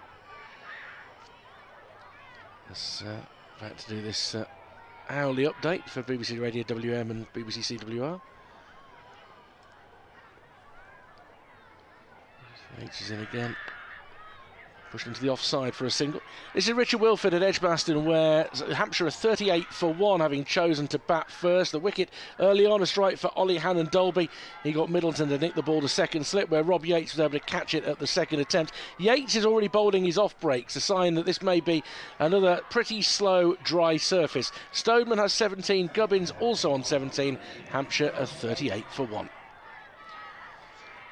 Otherwise, we're safely over that threshold now, Dermot. Dermot Reeve, the former Bears skipper, alongside us. This is a day for batting, isn't it? Does it feel like a day for batting to you? Yeah, absolutely, 100%. Beautiful blue sky. Quite often the ball swings around a bit more if you've got some cloud cover. And we do have a bowling change coming on. Ed Barnard. Ed Barnard, number 30 on the back of his shirt, and a very, very fine cricketer. Wonderful all-rounder. He's already got a couple of hundreds this year. Big one against Surrey in the drawn game. But he also is a mighty effective medium-fast bowler. As he's going to come in to bowl right arm round the wicket. And just side off stump and forward is Stoneman. Pushed at it in a slight angle, really. There's a bit of a loose, not the quickest from Ed Barnard. His other 100 this summer was the one in the big run chase at Durham, where he got very annoyed with himself when he was out just after reaching 100, but they got over the line with 1 wicket to spare. And it's the sort of win that does an awful lot for the confidence of the group when you... Yeah, it was a heck of a game. Proper tense afternoon. Tazim Ali, I noticed, doing quite a bit of stretching and warming up at the moment. We may see him soon as this ball is onto the pads of Stoneman. In comes Simmons from square leg, comfortable single, 39 for 1. You know, once again, it's the fashion for a bowler, because he's bowling to left-handers, to start his spell from round the wicket, which, as I said, has become a sort of quite a modern fad. There's a feeling that left-handers aren't as used to it or don't like it as much. But for me, as a medium pacer or medium fast bowler, you're far less likely to get an LBW. Yeah. If you're going to swing the ball, you can start it, if you're over the wicket, you can start it on off stump, and maybe you'll nick it or it'll swing back for the LB. As Barnard bowls, a little bit of a hint of wobble in the air there as Gubbins plays forward and pushes in defence. For me, it's when you had bowlers like Flintoff, who would bowl round the wicket to left arms. He had a very front-on action. And as a result, a little nibble here and there from round the wicket would get him wickets. But he's a one-off. It's a bit different for somebody of Ed Barnard's pace and height. As he approaches Gubbins once more, who whips him again off his pads, and Shea Simmons does the fielding. That towards the mid-wicket boundary, 40 for 1. I mean, in your era, I mean, Craig White was very good round the wicket, wasn't he, as a seamer? I know he could bowl some off-spin as well, but when he became a seamer, he was great against the left-handers. Yeah, I think it was seen as something you did occasionally. Yeah. But you were pretty much coached to bowl over the wicket to lefties to start with. Barnard, straight delivery, defended up towards mid-on. Ali does the fielding. I'm trying to think of how often would you see a Gladstone Small or an Alan Donald switch around the wicket? They just wouldn't, would they? They just wouldn't. It does make it, just because of the angle. Barnard's now bowling into the left-hander's pads, so anything a bit straight can get worked to the leg side comfortably. Good leave outside off stump to a full delivery. Couple of runs off the over then, 40 for 1 Hampshire, and steady, if anything, just about 2 1/3 runs per over. They lost Fletcher Middleton in the 4th over, caught by Rob Yates off Ollie Hannon Dolby for 4. And the Bears are going to persist with Rob Yates. Skyline's changed over the years, hasn't it? When we look from here towards the city of Birmingham, the cranes are always there. Because it'll never quite be finished, this city. They'll always keep on adding. The trees have grown, yeah, haven't they? Yeah, Calthorpe Park, I guess they do grow, don't they? Ideally. Beautiful big trees here, though, in Birmingham. And, the Calthorpe estate just in Edgbaston, where the university is, and Edgbaston Golf Club is filled with wonderful greenery and big trees. Do you want to do this one, Dermot? Or? No, you go ahead. You sure? Yeah. As Rob Yates comes in round the wicket and he's defended to the offside. You've dipped your toe into the ball by ball and now you're having a break from it. I like that. And, I don't want to upset the producer who's just told me to, try and give some tactical analysis. Okay. Forward into the offside comes Gubbins. Out towards the cover boundary. Simmons is the rider out there, and they get another single. 41 for 1. There's not a lot of problems out there at the moment for these two batters. It's not a huge challenge. And now they're starting to pick up the singles with a bit more regularity. Yeah, there's leg slip in place now. As they're pushing forward in defence is Stoneman. Yeah, it's Zen Malik.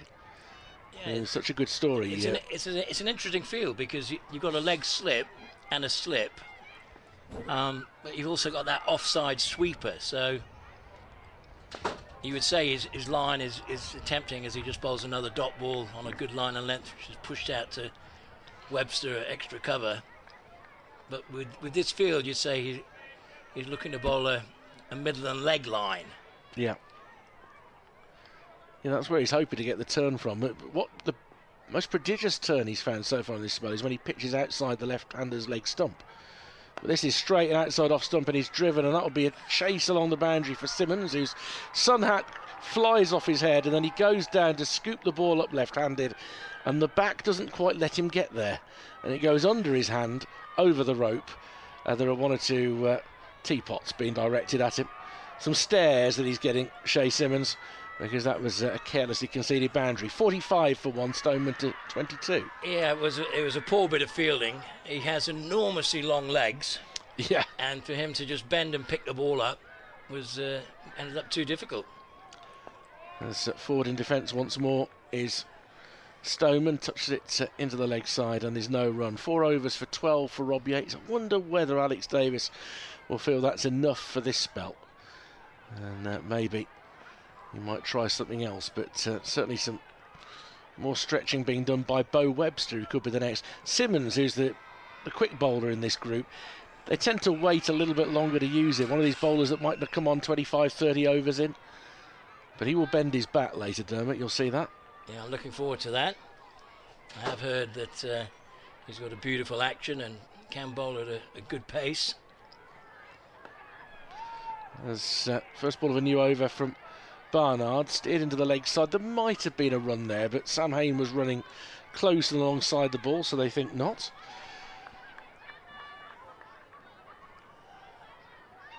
.45 for 1.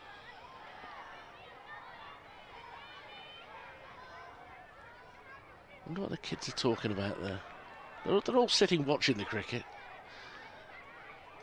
I was thinking the T20 is the ones you really want to introduce them to. Is this ball full of length, pushed into the offside for a quick single. Well run that. Well judged, Gubbins to 20. You talk about bowlers with long legs. Remember being here as a youngster in the days of the Sunday League, which was a wonderful introduction for kids to cricket. In the year that Middlesex had Vincent van der Baal playing for them. Yeah. And he was 6'8", and he was not athletic, Vincent. I think it'd be fair to say. He could bowl. Oh, brilliant bowler. Absolutely extraordinary bowler with his height.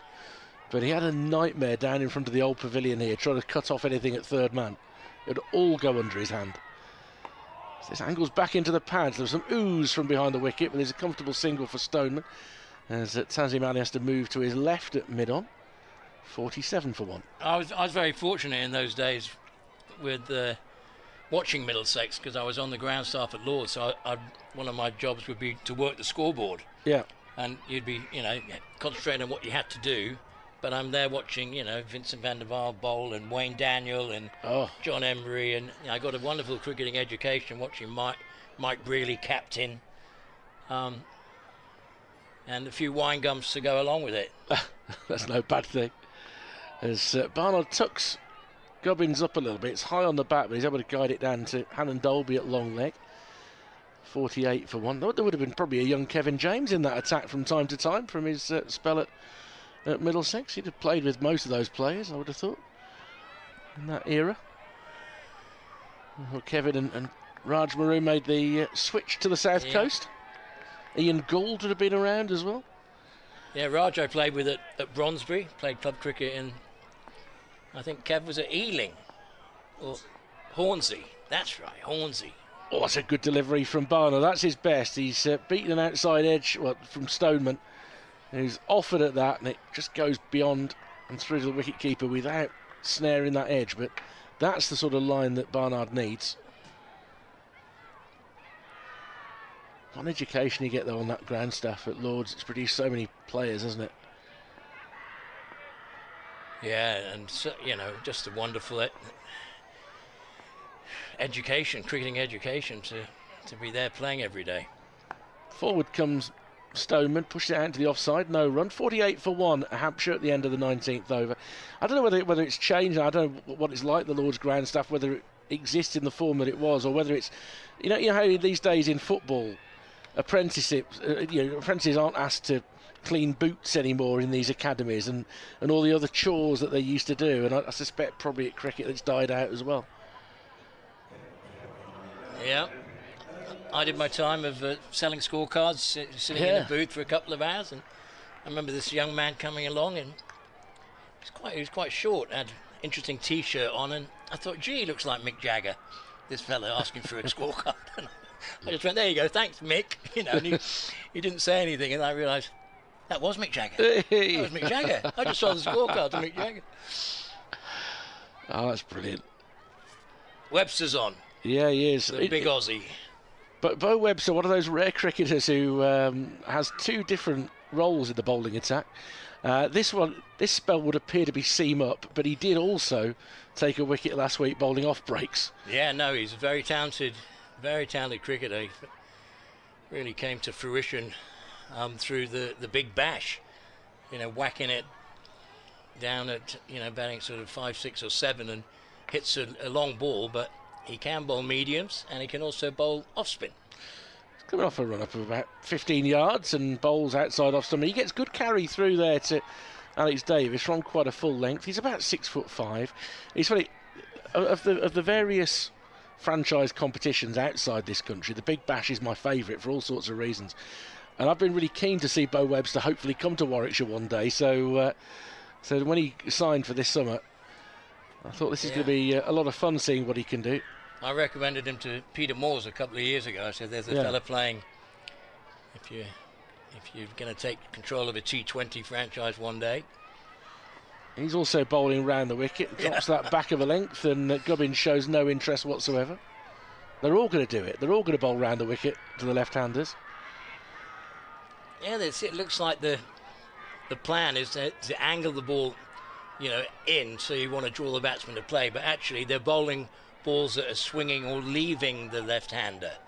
So, you know, that angle would make the ball swing or appear to swing a bit later, but at Webster's pace you really need to swing it both ways. Into bowl to Gubbins, leaves it alone, I think based on height as much as anything, because it did angle back a little bit, went over the top of the stumps. Yep, and that was the attempted in-swinger from round the wicket. It did move a little bit, so, you know, as a medium pacer or medium fast, to have an outswinger, you know, you watch Jimmy Anderson bowl. Yeah. You know, to have an in-swinger as well as an outswinger is paramount, really, if you're going to make your way in the game with the ball. Webster full and straight and defended by Gubbins moving forward. Just trying to work out who's off the field at the moment, because the 12th man, Kai Smith, is back on. It might be that, I think it might be Zen Malik who's taking a brief break. Yeah, fairly certain that it is. I see Sam Hayden, Ed Barnard. Oh, it could be. I think Bamba's at mid wicket, isn't he? So yeah, I think it is Zen Malik who's off the field at the moment. As Gubbins awaits once more, dabs it behind the wicket, and across to his left runs Yates from second slip to the gully position, but they come through for another well-judged single. The running between the wickets has got sharper as the morning's gone on. 49 for 1. Well, he just blocked that, defended it, and the ball rolled to where gully would be, but there's no gully fielder. There's a huge gap between extra cover and second slip, because Shea Simmons on we the, got yeah. Simmons on the boundary. And another quick single in exactly the same spot that Dermot's just described, into that gully area. And it's also a no ball from Bo Webster. He's overstepped. Everybody was running in because it was going to be the end of the over. A 12th man was coming on and he has to reverse as well. And the Hampshire 50 is up with 1 ball left in the 20th over. They're 52 for 1. Tazim Ali's down at long leg at the moment, and he still keeps on warming up. He keeps on whirling his arm over and twisting his wrist and all that sort of thing. The 18-year-old is eager to get his chance this morning. Webster is driven to that deep point fielder. Simmons, 53 for 1, productive over for Hampshire. Yeah, not a bad over from Webster, but no alarms really for the batsmen at all. They both moved on now in the mid-20s. 24 for Stoneman and 23 for Gubbins, and Warwickshire, dare I say, already looking a tad flat out there as a fielding group. And it's very important on days like this that you keep the energy up in the field, keep encouraging each other. Make sure if you're at mid-off you're working hard on the ball. It could be the work you're doing at mid-off on the ball that gets the wicket, gets that late movement. Yeah. It was the Hampshire 12th man who came on to I think give a new pair of gloves to Mark Stoneman. Zen Malik is back on the field. He's moved into the point area, I think. And Ed Barnard will continue with his 3rd over. Gubbins awaits on 23. And again, just kills that one as he pushes forward. Hampshire are batting like a side, and Kev will be back with us in 10 minutes' time, but a side who had a rough week last week with the bat. It's very watchful, it's very careful, and very few risks at the moment. Well, it is the first day of a 4-day game, so the fact they're only going at 2.5 and over isn't a problem. It's that Warwickshire bowled 20 overs and only got 1 wicket. So at the moment you say the session is belonging to Hampshire.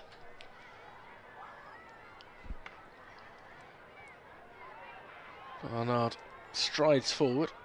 Yellow underneath his boots on his soles as this is guided off middle and leg towards short mid-wicket. He picks up, so there's no run. That seems to be the current trend. There's all sorts of different colours on the soles of boots. I noticed Ollie Hannon Dolby earlier that his soles are sort of light blue. In fact, he's looking at them now. This 12th man goes across to give him a bottle of water. Tazim Ali is still warming up as if he expects to be bowling very soon. Alex Davies must have spotted it by now. Dabbed into the offside, a full ball on off stump line. Would you, as captain, take any notice of somebody just trying to catch your eye, wanting to bowl? No.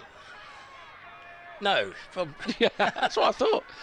Probably not, but I wouldn't mind it if they're showing that keenness, and I very rarely had a bowler ever run up and say, "Come on, Skip, I want to bowl. Get me on now." Barnard too far outside off stump, full ball again, just goes through Alex Davies, no interest from Gubbins. That's a very Botham-esque thing to do, isn't it? Ian Botham would tell Mike Brearley that it was time to bring him on. Yeah, well, it did happen to me a lot at Sussex, like while I was bowling. Even if I took a wicket, I take a wicket, but I get taken off because it's a new batsman, so let's get the strike bowlers back on. So Barnard approaches, and I think he's trying to leave that, and the ball bounces up onto the bat of Gubbins and then back into the turf as it rolls through to Alex Davies. There's a little bit of indecision there. There's no real pace from Ed Barnard. He's holding back a little bit, hoping to get a bit of movement in the air, but there's not a lot, is there, around today? Well, it's important to have a plan against the batsman, and you're trying to set him up. So if Barnard bowls 3 balls at only 85% effort, maybe he's waiting for the 100% effort to be the wicket taker. And that one did shape a little bit away, but it was full, and Gubbins was able to push forward and again defend. End of the over from Barnard. 53 for 1 Hampshire in the 21st. You're listening to live cricket via the BBC Sport website, BBC Sounds if you've got your smart speaker. If you're away, if you get home and your smart speaker's in the corner of the lounge and you just say, you ask your speaker, I'm not allowed to say the word, am I? I'm not allowed to say the word, ask, you know who. Most smart speakers, particularly that one, to play Warwickshire against Hampshire, and Bob should be your uncle, I think. What would you be doing now, Dermot, to try and find a wicket if you're Alex Davis? I'd probably on this flat pitch, I'd either have a bowler on and go, right, you're just bowling maidens. I just want you to bowl dots. Just keep it tight. Let's build the pressure by getting the batsman not to score. Or I'd go the other way and say, right, let's put the sweepers out, and I want you to bowl, every third ball to be a Yorker. Yeah. Webster's going to come in again to bowl the Stoneman round the wicket, and that one is back of a length and left alone. A Yorker in 4-day cricket and even in test matches is such an underdone delivery. You see people bowl them in 2020 and in one-day games, particularly at the end of the innings. But if you've got the skills as a bowler, you can bowl line and length, 3 or 4 balls at about 85%, and then go, right, this ball's 100% effort and it's a Yorker. Yeah. And if the plan doesn't work, then you go to a new plan or try it again. Webster again back of a length, not as short as the first ball. They thought about a quick single as it was nudged into the offside, but Hayne was in quickly. Just the 2 slips now. Quite a deep gully. He's more a backward point really, where Zen Malik is at the moment. Simmons is on the point boundary. Sam Hayne had extra cover. There's a mid-off, a mid-on. Mid-wicket is reasonably short, Ethan Bamber. And then long leg's more of a deep backward square leg where he is. That's Tazim Ali. That's Webster again, similar line, probably slightly fuller again, just outside off stump, defended into the offside. But that is a good change in the field from the last over where there was no gully and an easy single. And there is a man there now who's going to prevent the single. So there's one less fielder on the leg side.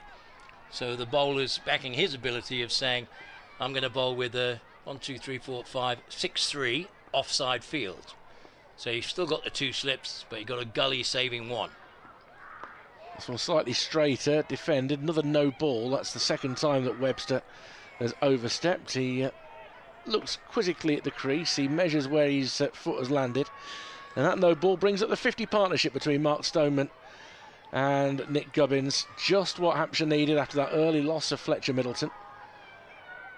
24 to Stoneman, 23 to Gubbins, 55 for 1 the total. And a very untroubled partnership. Yeah. Webster approaches once more, a bit straighter. Wanted to guide it wide of mid-on, did Stoneman, but it rolls straight up towards Hannon Dolby. He's wearing one of 3 white floppy hats amongst the Bears teams, the rest all in caps. You weren't immune to a white floppy hat, were you? You quite liked a white floppy? Yeah, I wore the white floppy. Yeah. Stop the ears burning. This is wider outside off stump and of a length that Stoneman can drive. No real timing though. Holds back on the stroke a bit, and Simmons does the fielding out on the cover boundary. They get a single, 56 for 1. But I don't mind that though as a captain, if I was a captain, for the bowler to bowl that length, because it was driven, and had it been the one that just swung late, they might have got the edge, and it was only the single out to deep cover. And completely over, that's short onto the pads of Gubbins. Feels like he's missed out there a little bit as it goes off his thigh, and Ethan Bamber will pick up at mid-wicket, the end of the 22nd over. 56 for 1. In about an over's time, get Dermot a break for lunch, and Kevin James will rejoin us. If you find your mate who's come up with you, I'm sure you'll find your way down towards the members' restaurant. You can get yourself a little bit of lunch there, Dermot. Can I? Yeah. No, you should be able to. You should be able to sort that out. Oh, well, I need to lose a few stone, really, don't I? The state of me these days. Yeah, you're saying that to me. I need to lose twice as much. So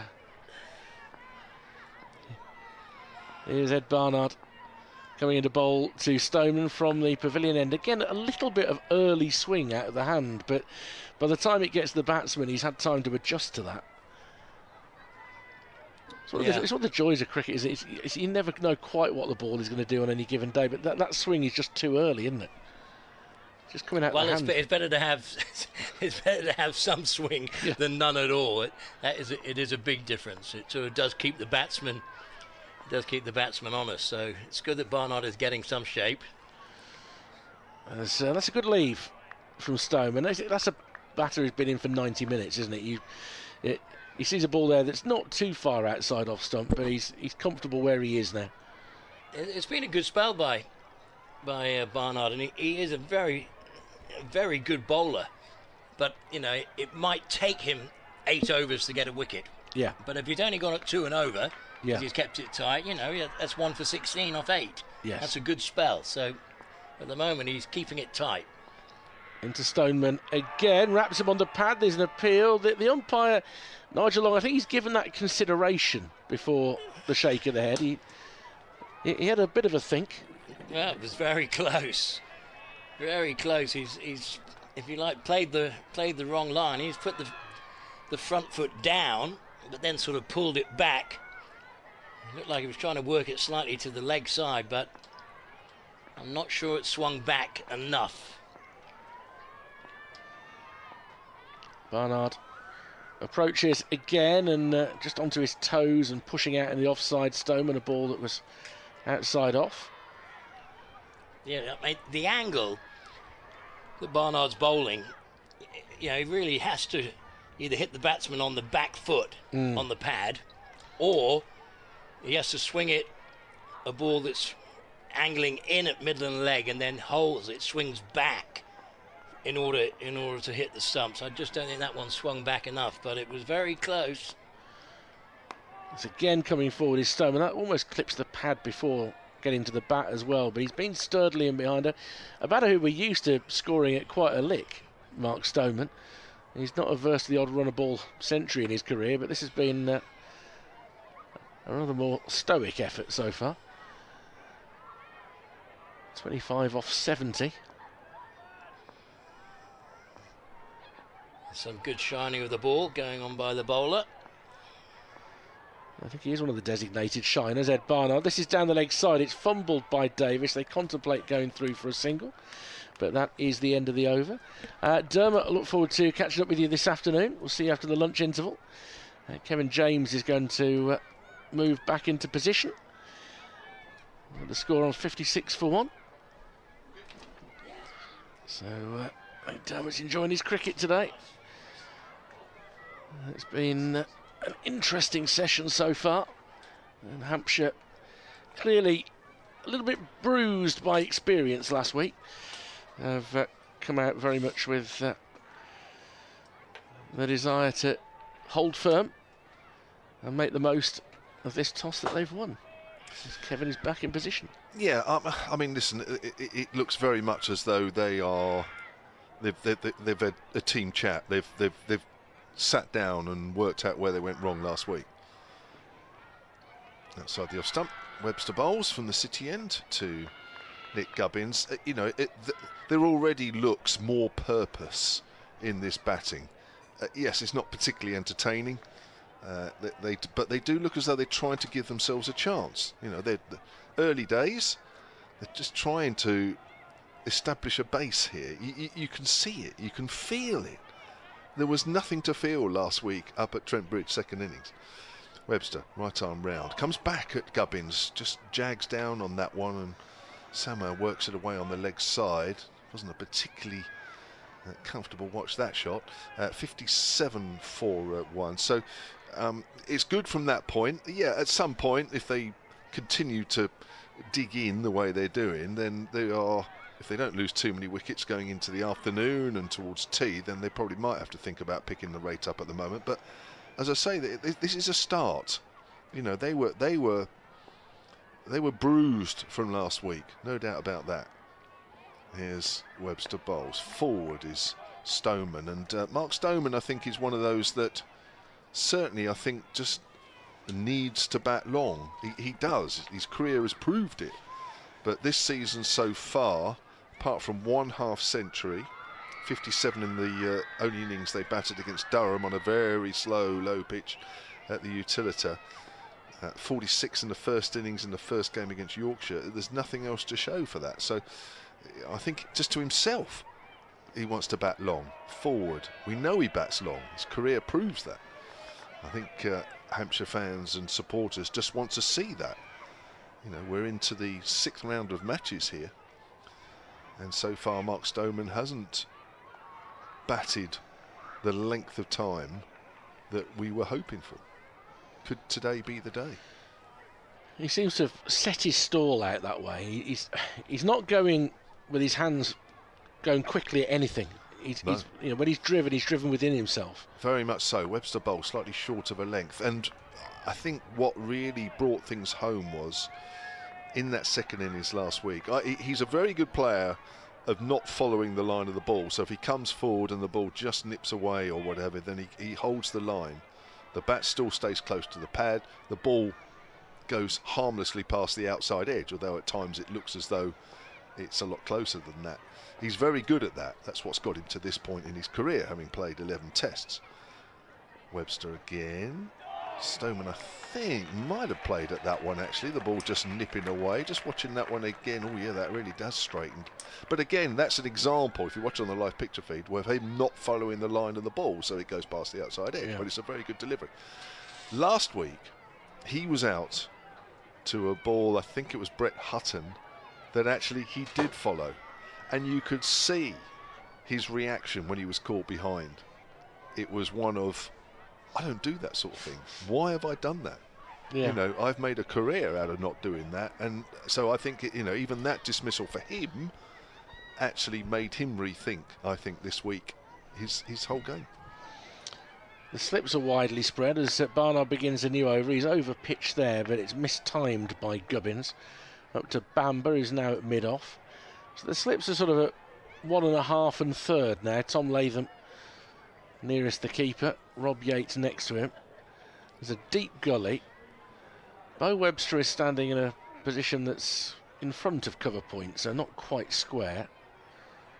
Mid-off, mid-on. There was a short mid-wicket, but Alex Davis has consulted with Ed Barnard. He's going to switch that up a little bit again, I think. And Shay Simmons is coming off the mid-wicket boundary. Just seeing Alex Davis sort of run to the bowler and run him back, obviously it's not going to help your over rate over a period of time. But no. I'm sure he's aware of that. I'm wondering why nobody's actually messaged us to say, when was the last time that we had 2 captains who were both wicket keepers on opposing sides in a game? Well, we haven't had that yet. So maybe it's not that uncommon. I don't know. It must be relatively uncommon.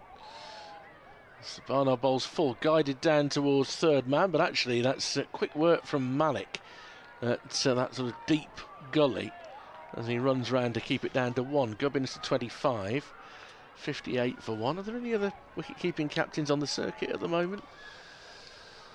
Not sure. It tends to go through trends a little bit, doesn't it? You know, wicket-keeper is a good place to see what's going on, but not always a great place to be able to correspond with your bowler. I think you rely a lot on your vice captain. Just so happens the vice captain's bowling at the moment. As Barnard is in, and that beats the edge of Stoneman. It's just doing a little bit in the 25th over, isn't it? It's just the ball has still got that little bit. Yeah.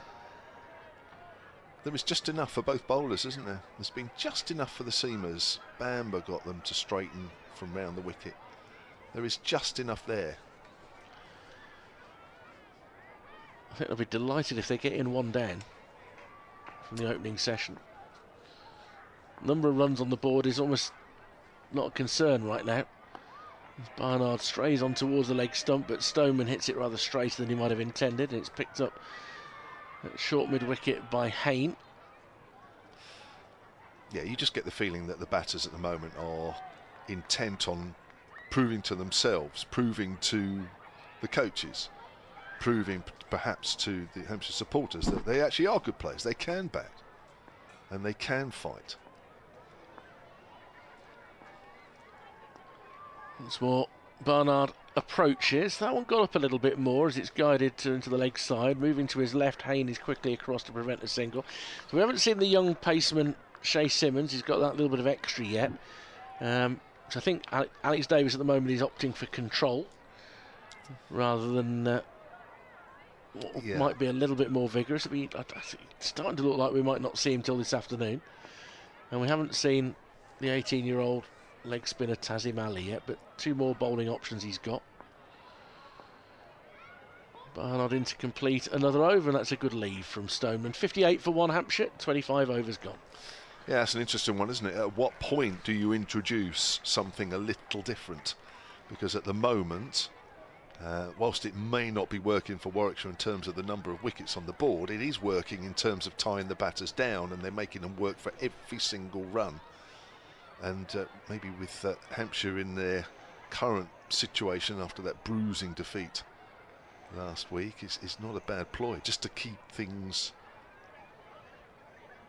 quiet and just see if the batters just lose their concentration just for a ball. Cameron Taylor has emailed sunandcricket@gmail.com. He says, morning from Glasgow. Well, it's obviously slightly in the afternoon, although he did email a little earlier. The weather there looks as brilliant as it is here. Hope it lasts all weekend. I think it is. Bo Webster, right arm round. Oh, drives. There's an inside edge. There's a half a mistake. Ball goes harmlessly in the end past leg stump down to fine leg, but certainly not where Gubbins was aiming. Picks up 3 though, moves on to 27. Was that the shot maybe that in a situation where it's been very quiet and the batters have been tied down, that Gubbins has perhaps just afforded himself a luxury of driving a little bit on the up? Almost cost him his wicket. Well, I've got an update on Ethan Bamber, which I held back because we haven't been on together. There's all sorts of discussions about his provenance, but I've got a tweet which I'll come to in a moment. Oh, good. Webster, left alone by Gubbins. You can tweet or X at Wilford WM. Tony Hill says, hi Richard, Ethan's dad David played Hitler in the film Valkyrie. His granddad is the actor David Swift. Clive Swift from Keeping Up Appearances is his great uncle. Wow. There we go. Very theatrical. So the most theatrical background of any Warwickshire player since Jim Troughton. Yes. Doctor Who and all that. Yeah. Webster in again, round the wicket. Forward is Gubbins, plays it back to the bowler who fields with his boot. And on the subject of wicket-keeping captains, Dave Allen, Hampshire's former honorary archivist, sunandcricket@gmail.com. He says the last time was quite recently. Well, I knew it, obviously. If anybody knows. Yeah, he says home match against Somerset. Yeah. Yeah, he would know.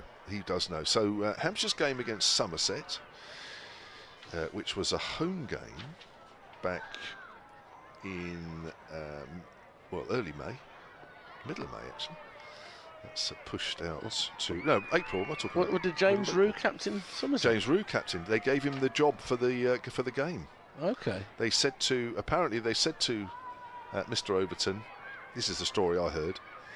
Whether it's true or not, would you mind not standing in as captain, even though you're the club vice captain, just so that we can give Mr. Rue a bit of experience? Okay. And apparently he turned around and says, yes, absolutely no problem. I don't know. That's all I heard. I mean, it wasn't quite like that, and it wasn't any worse than that. It's pushed quietly back down the pitch by Gubbins. So yeah, so there we go. So it is fairly common, or certainly in terms of how recent was the last one from a Hampshire point of view. Presumably you'd have had Craig Overton standing at slip anyway, so you'd have had the support of him. So that's interesting. Yeah. No, I didn't know that had happened. And here's another one as well. See, I knew I was wasting my time even asking, because it happened in Hampshire's first game. There might be a nice Warwickshire one. Let's turn to mid-wicket. Good piece of fielding, and there's no run. End of the over. 60 for 1. With Stoneman on 25 from 79, Gubbins 27 from 69. There's an example of just how much they're working. Well, Warwickshire would have been 2 weeks ago, Johnny Bairstow. Yeah, that's right. We had Johnny Bairstow, first game of the season. Yeah. So there we are. Yeah. So it's very common. No, but Alex Davis didn't keep wicket in that game. Kai Smith kept wicket in that game, so no, Warwickshire wouldn't have been 2 weeks ago. Alex has very rarely kept wicket in the Championship since he came here, because of course Michael Burgess was keeper last season. Yes. And what's happened to him? He unexpectedly retired. Oh. At the end of last season. He got a job, I think it's in shipping. Okay.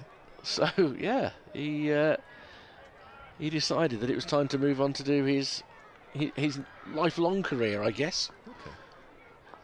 But he was a young player to choose to do it, as Barnard, that's another ball that's got a bit of shape out the hand, and Stoneman hasn't quite played down the right line there. Didn't get too close to the edge in the end. And there would have been another example this season for you guys. Sussex, first game of the season, John Simpson. Except it was Kai Smith. Keeping wicket. Right, yeah, so it could have been. Yeah, so yeah, Birch is 30 when he retired, just 30 years of age. It's not very often you see players leave the game at that point when they're still playing really good cricket, as he was. Getting a bit of wobble out the hand from Barnard, but I think his pace, even with that bit of wobble, is not troubling Stoneman as much as it might otherwise. No, he's not the quickest, Barnard, but he is just getting that bit of shape, isn't he? Yeah, and also thank you to Kenny Gibson, who also pointed out Johnny Bairstow. So it's happened a lot with Hampshire, Obviously, but it's a rarity for Warwickshire. Matt Tozer has also said the same. Thank you, Matt. I need to think a bit more, really. Oh, now a top edge here into the leg side, and it's going to go safe towards the short boundary. It's actually to go for 6. But had it been closer to Ollie Hannon Dolby, I think it would have been at a catching height. It lands on the very rim of the covers here. But Stoneman goes to 31. It's 66 for 1, but that was a top edge that for a moment could have spelt real trouble for him. Well, it's incredible. That's gone for 6. That shows you how short that boundary is. I mean, that really was a top edge, and it was no more than just a flick. But there's an example, isn't it? Tying the batters down, and then, you know, somewhere along the line, they just take a little bit of a luxury. And that could have so easily been a wicket. It's a real ring of fielders in the offside at the moment to try and prevent any scoring shots there. As Banbury's again, it's Fuller, and he plays inside the line of that one, Stoneman. I think he probably judged that correctly. But it's this sort of first slip and 3.5 slip, this deep gully, a man in front of point, Bo Webster, a more orthodox extra cover with Tazim Ali, and a mid-off. And it's quite an awkward ring to try and penetrate. Tazim Ali is still trying to persuade Alex Davis that he should have a bowl before lunch. There's a very straight mid-on, a short mid-wicket, and a deep backward square leg. Those are the 3 on the leg side. Bamber in again, and it goes past the outside edge of the bat. And Stoneman is having a bit of a wobbly patch in this session with about 15 minutes to go before the interval. Yeah, that's just pitched perfectly, that is. It's making the batter play, and then it's pitching, and it's just straightening a fraction. And Barnard, being the pace he is, has to pitch the ball up, so it is bringing the batters forward. It is the length that will produce a wicket, but so it is testing both these left-handers. 6 overs, well, will be completed for Barnard here as he goes past the bat of Stoneman, but he tucks it in this time, Stoneman. He didn't offer a shot at that, but just 12 runs conceded in 6 overs by Barnard, and 6 of those were that top edge in the last over. 31 Stoneman, 27 Gubbins, 66 for 1. We're live on via the BBC Sport homepage, BBC Sounds, via your smart speakers. I'm Richard Wilford, and this is Kevin James. And thanks to Colin Miles, who also pointed out James Rue and Johnny Bairstow. So, yeah, I'll have a think next time I ask for something. No, I think what you did, and this is your duty of care to your listener, is that you've given them a little quiz question that the answer's not too tough, but it keeps them sharp for later in the day. Yes. That's what it was. It also shows how much I rely on people watching and listening. Here's Bo Webster, staying round the wicket. That's left hand. Oh, my word, that has bounced. Alex Davies, who's not the tallest, has taken that about head height. Oof. But again, good shape. Both these bowlers just shaping it away from the left-hander. It's difficult when you've got right arm over bowlers bowling and a left-hander facing. The ball is always coming into you, so you're always looking to play because of the angle. But the bowlers then, that as the ball arrives at you, it then straightens. It is very difficult. I can understand why these batters are being very careful. Edged, oh, he's edged this one. That is the wicket. Caught by Alex Davis. Perfect delivery there from Webster. That's the angle that I'm talking about, and the way that when it pitches it straightens. I don't think Gubbins could have done much about it. He goes for 27, 66 for 2. And part of it is that little bit of extra bounce as well that Webster gets at 6'5". He hits that surface a bit harder, and it comes through at an awkward height. And Gubbins felt that he had to play, and a regulation catch for Alex Davis. But this distance out from the lunch interval, that's a really valuable wicket for Warwickshire, because it'd been Hampshire's session up until that moment. But that's a good delivery from Bo Webster. Yeah, and they've just plugged away, have Warwickshire. They haven't deviated from a good line or a good length. They haven't got frustrated. I mean, they hadn't taken a wicket for about an hour and 35. Yeah, I mean, it's Something 24 like that, overs. yeah. So with the ball doing a little bit, so it is very easy as a bowler to think, well, hang on a minute, the ball is shaping, and yet we've only got one wicket in the space of nearly an hour and 50. But that's perseverance there. It will come if you get enough balls in the right areas. I think both the left-handers actually have batted quite skillfully out there. Whilst they haven't looked to pick off the bowling, what they have done well is they've left well, and they've played every ball on its merits. But sooner or later, with the ball still shaping, you are going to lose your wicket. Well, I've rarely seen an opening session with quite as much right arm round the wicket as this, with the early exit of Fletcher Middleton. But we now have a right-hander at the crease with a shirt that I have to say is a whiter white than I've seen for quite a while. That is a very, very white shirt that Tom Prest has got on. Yeah, well, let's hope it stays that way and he's not diving in, scratching around a little bit to make sure that he gets in for two when there was only one there. I'm being a bit frivolous there, but I'm sure it will stay white. He will get a washing powder commercial if he comes out with shirts that white. It's just that I'm not saying it's a lot whiter than the one that's been worn by Mark Stoneman, but it does shine. Yeah. So Webster goes over the wicket to the right-hander. Prest is forward. Now Tom Prest, another one of the youngsters that Hampshire are looking to fill the shoes of James Vince. Averages 37 this season. He's had a pretty good start. You'll see, I don't know how much you've seen of him, Richard, but there is a little bit of a James Vince in him, in the way that he plays, very pleasing on the eye. Had some scores this season as Webster comes in, and good length ball which Prest is in behind. He has got only the 1/2 century. It's quite interesting. The average is 37, which is a pretty healthy average, but hasn't gone past 57, which was the first game of the season, second innings against Yorkshire. So it would be reasonable to assume that this season so far he's got a lot of starts. Yes. But he hasn't gone on to cash in. Exactly. 66 for 2. He was 22 years of age. Tom Prest, off the back foot, eases that past the diving fielder at point. Runs here then. That's going out towards the backward point boundary. May just go all the way. No, fielded right on the rope. Well, just inside, of course, otherwise it would be 4 by Ethan Bamber. Long run out the way to our right towards the Hollies. That's the long boundary side. 3 runs to Tom Prest. 69 for 2. Tom Johnson has emailed, he says, on the subject of low batting points, which we were discussing earlier, do you think that we bat slower than most other teams and miss out due to the 110 over limit? Is that due to a more defensive strategy or just a style of batter? Probably a mixture of both, I think, at the moment, but I know it is a bit, as I said earlier, it's a bit of a concern in the Hampshire camp. So few batting points.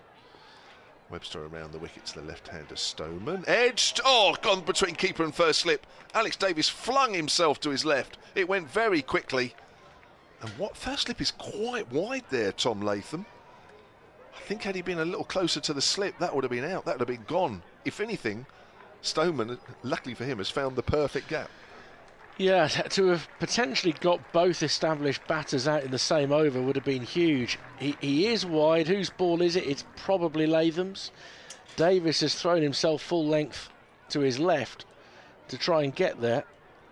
Does it go? Yeah, it's to the right of Latham. It's a difficult one. It's a difficult one, but that feels like quite a big moment in this session. Yeah.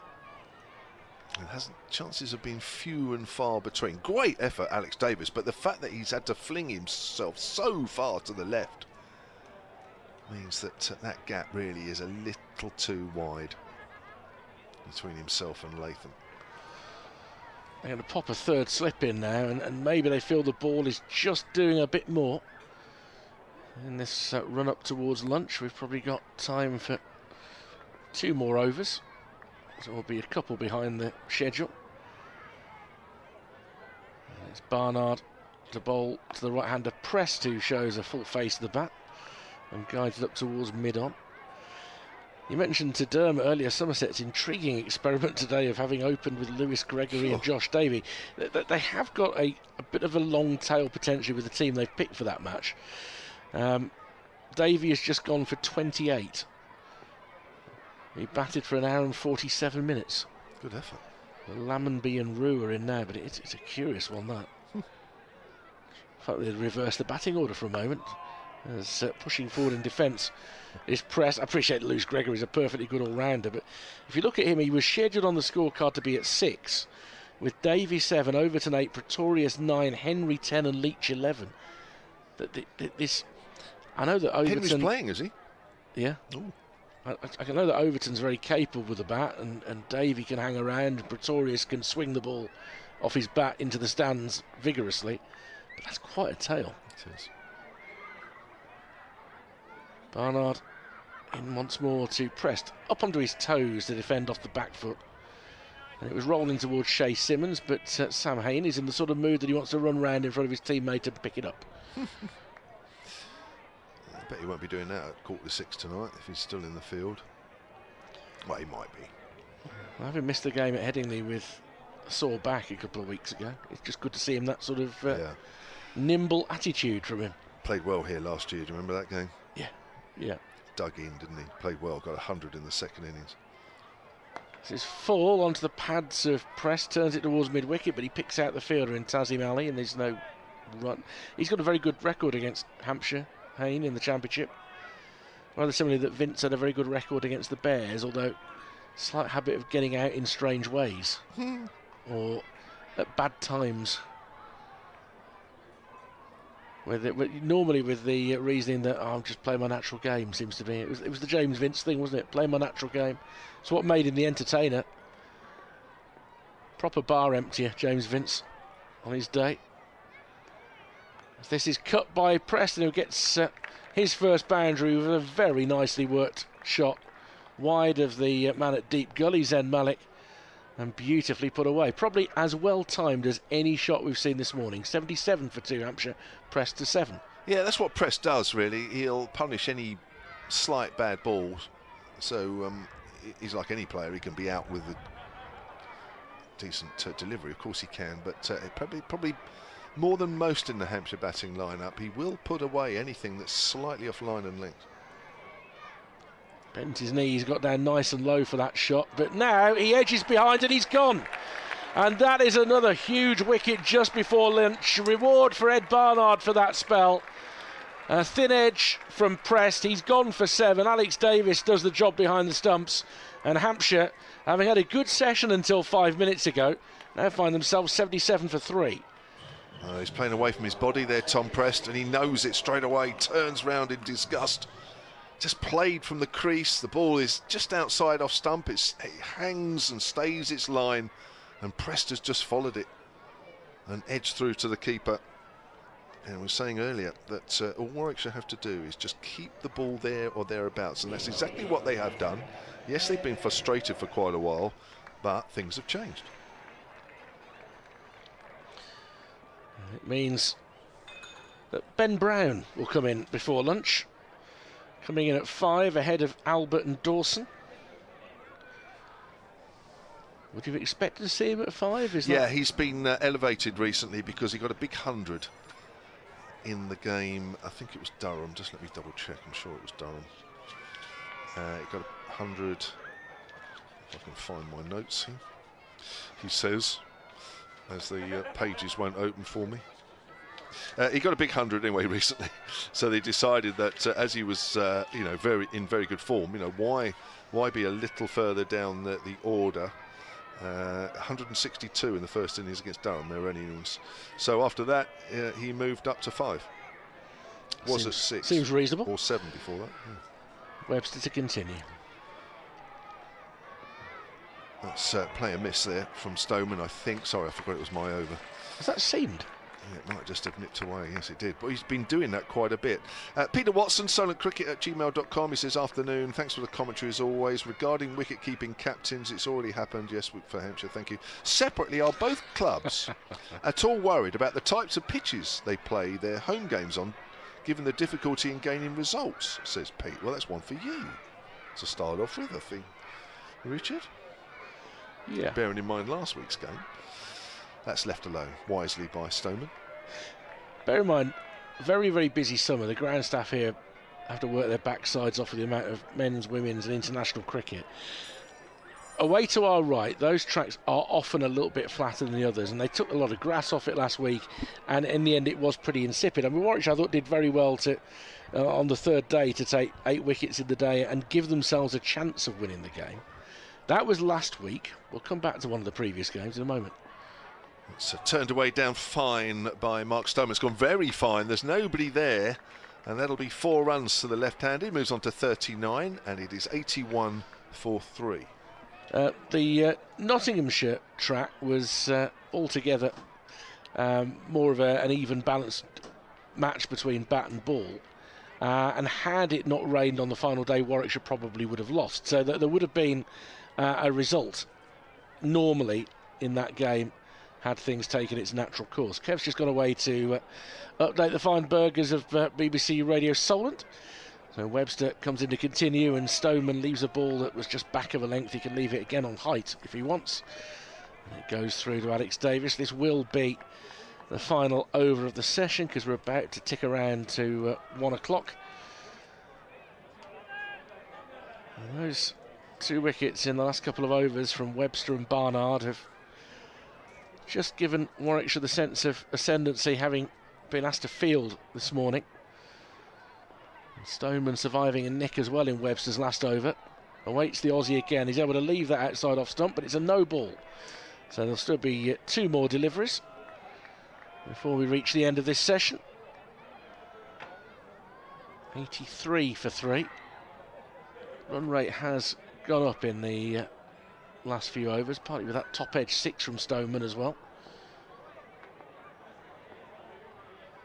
He has 2 more balls to see the session out.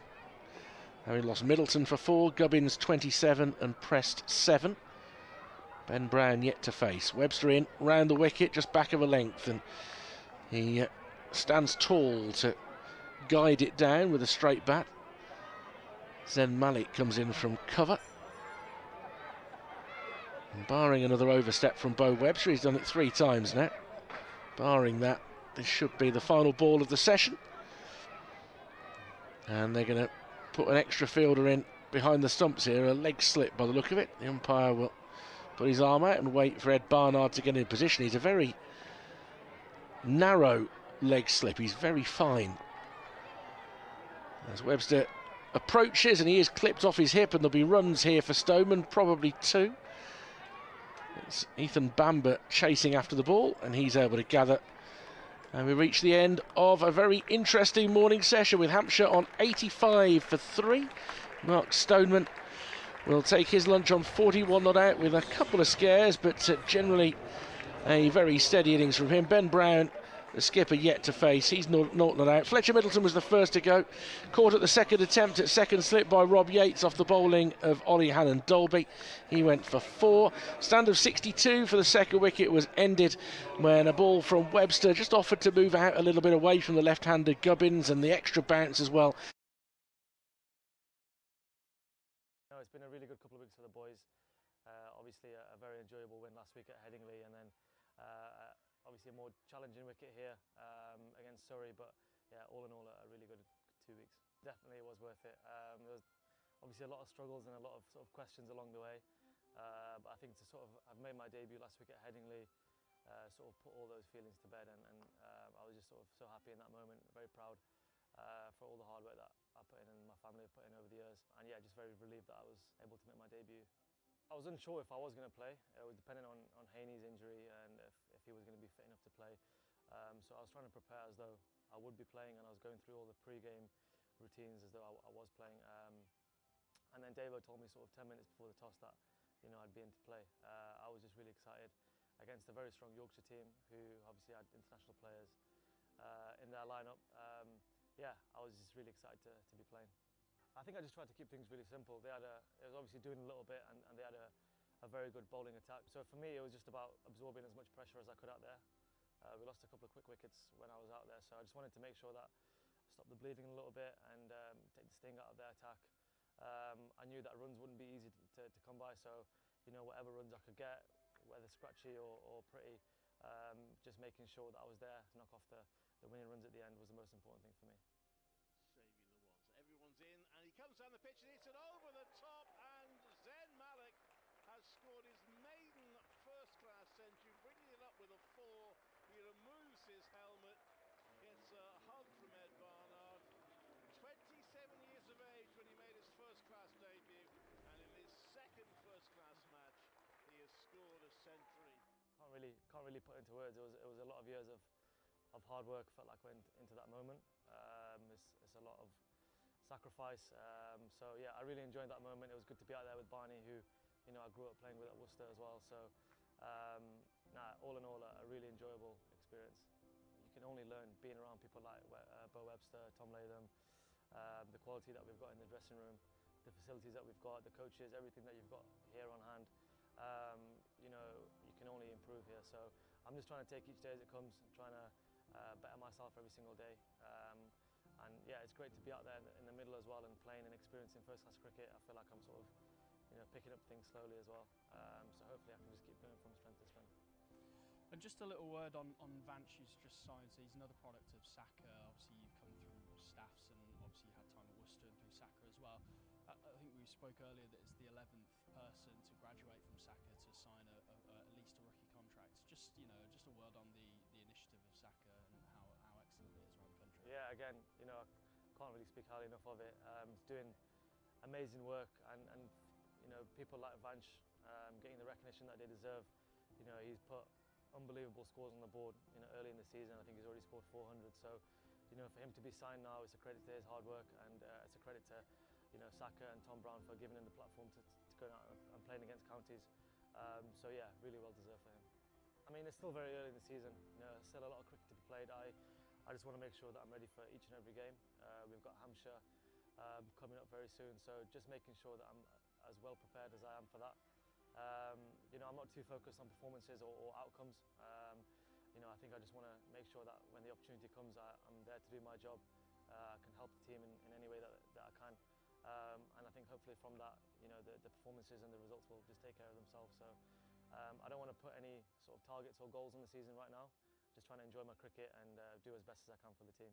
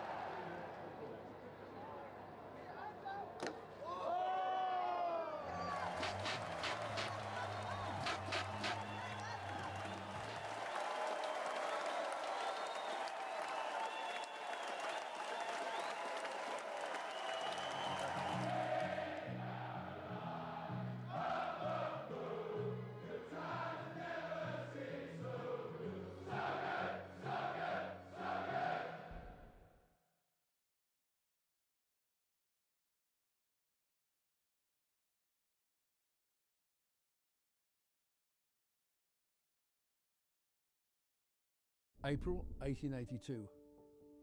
Queen's Hotel in Coventry, Warwickshire County Cricket Club was formed. Over 140 years of wearing the bare and ragged staff, the triumph, people swarm onto the field here at Edgbaston. the ecstasy, the agony, disappointment for Warwickshire, who can't secure the domestic double. but throughout we've been together as bears. We're now ready for the next chapter. History will be made. Are you in?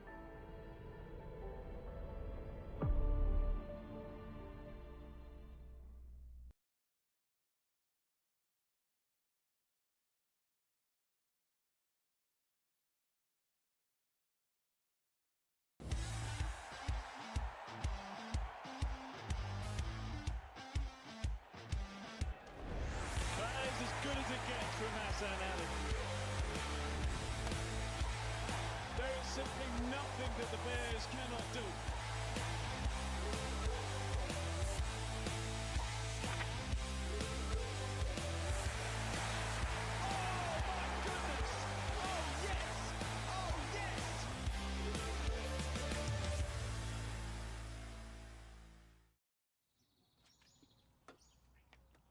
Oh, what's that?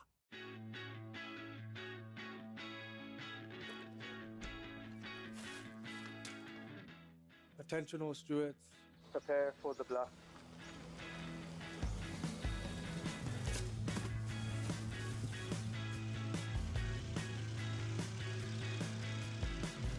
Security, are you seeing this?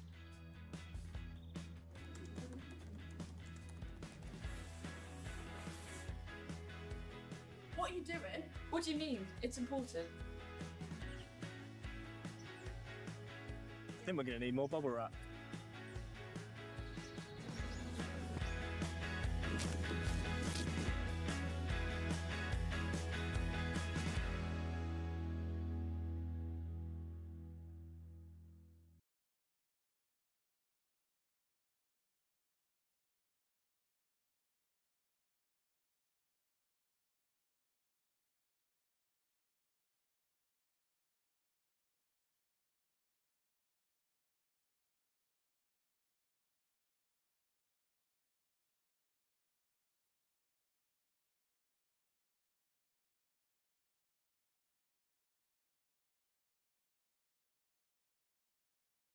No, it's been a really good couple of weeks for the boys. Obviously a very enjoyable win last week at Headingley, and then obviously a more challenging wicket here against Surrey, but yeah, all in all a really good 2 weeks. Definitely it was worth it.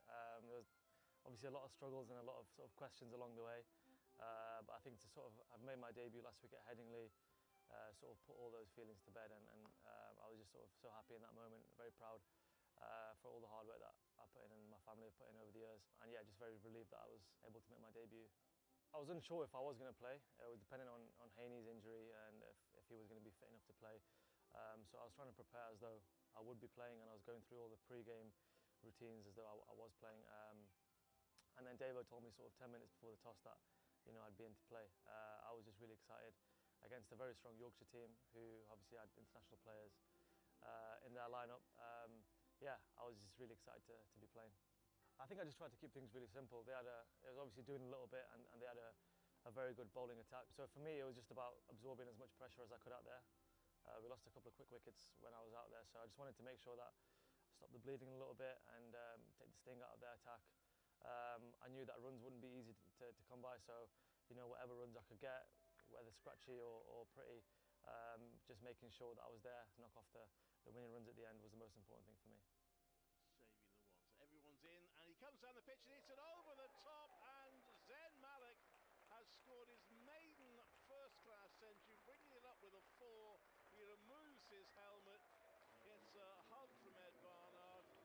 27 years of age when he made his first-class debut, and in his second first-class match, he has scored a century. Can't really put into words. It was a lot of years of hard work. Felt like went into that moment. It's a lot of sacrifice. So yeah, I really enjoyed that moment. It was good to be out there with Barney, who I grew up playing with at Worcester as well. So all in all, a really enjoyable experience. You can only learn being around people like Bo Webster, Tom Latham, the quality that we've got in the dressing room, the facilities that we've got, the coaches, everything that you've got here on hand. You can only improve here. So I'm just trying to take each day as it comes, trying to better myself every single day. And yeah, it's great to be out there in the middle as well and playing and experiencing first-class cricket. I feel like I'm sort of picking up things slowly as well. So hopefully I can just keep going from strength to strength. And just a little word on Vanch, who's just signed. So he's another product of Saka. Obviously, you've come through staffs, and obviously you had time at Worcester and through Saka as well. I think we spoke earlier that it's the 11th person to graduate from Saka to sign at least a rookie contract. Just just a word on the initiative of Saka and how excellent it is around the country. Yeah, again, I can't really speak highly enough of it. It's doing amazing work, and people like Vanch getting the recognition that they deserve. He's put unbelievable scores on the board. Early in the season, I think he's already scored 400. So, for him to be signed now, it's a credit to his hard work, and it's a credit to Saka and Tom Brown for giving him the platform to go out and playing against counties. So yeah, really well deserved for him. I mean, it's still very early in the season. Still a lot of cricket to be played. I just want to make sure that I'm ready for each and every game. We've got Hampshire coming up very soon, so just making sure that I'm as well prepared as I am for that. I'm not too focused on performances or outcomes. I think I just want to make sure that when the opportunity comes, I'm there to do my job. I can help the team in any way that I can. And I think hopefully from that, the performances and the results will just take care of themselves. So I don't want to put any sort of targets or goals on the season right now. Just trying to enjoy my cricket and do as best as I can for the team.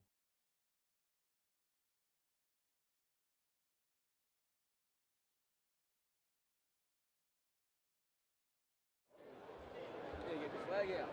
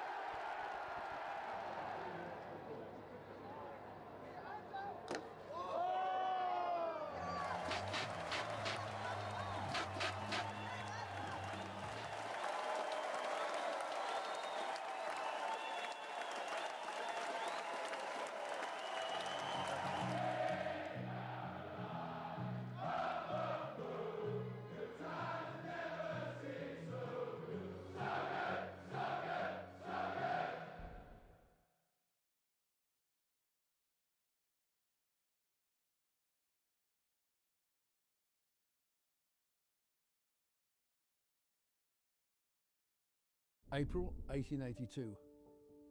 Queen's Hotel in Coventry, Warwickshire County Cricket Club was formed. Over 140 years of wearing the bare and ragged staff, the triumph, People swarm onto the field here at Edgbaston. the ecstasy, the agony, Disappointment for Warwickshire, who can't secure the domestic double. but throughout we've been together as bears. We're now ready for the next chapter. History will be made. Are you in?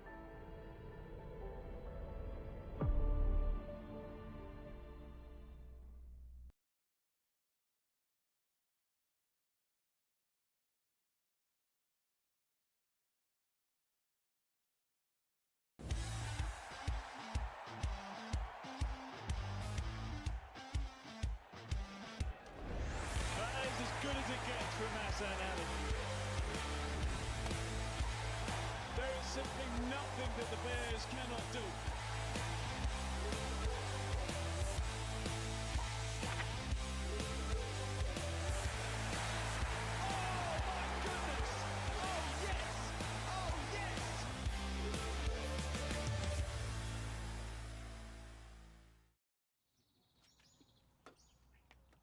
Oh, what's that?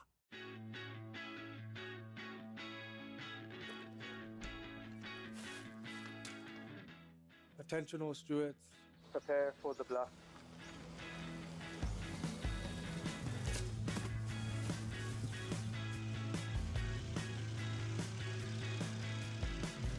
Security, are you seeing this?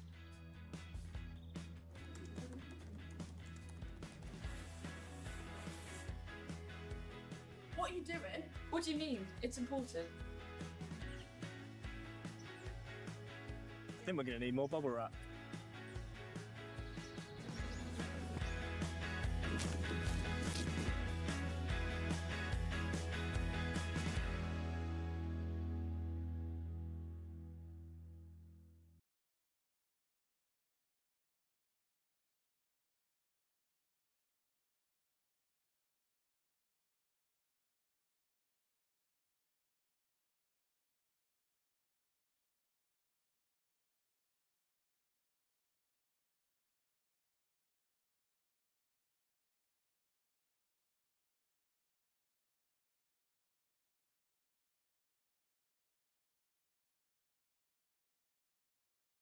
No, it's been a really good couple of weeks for the boys.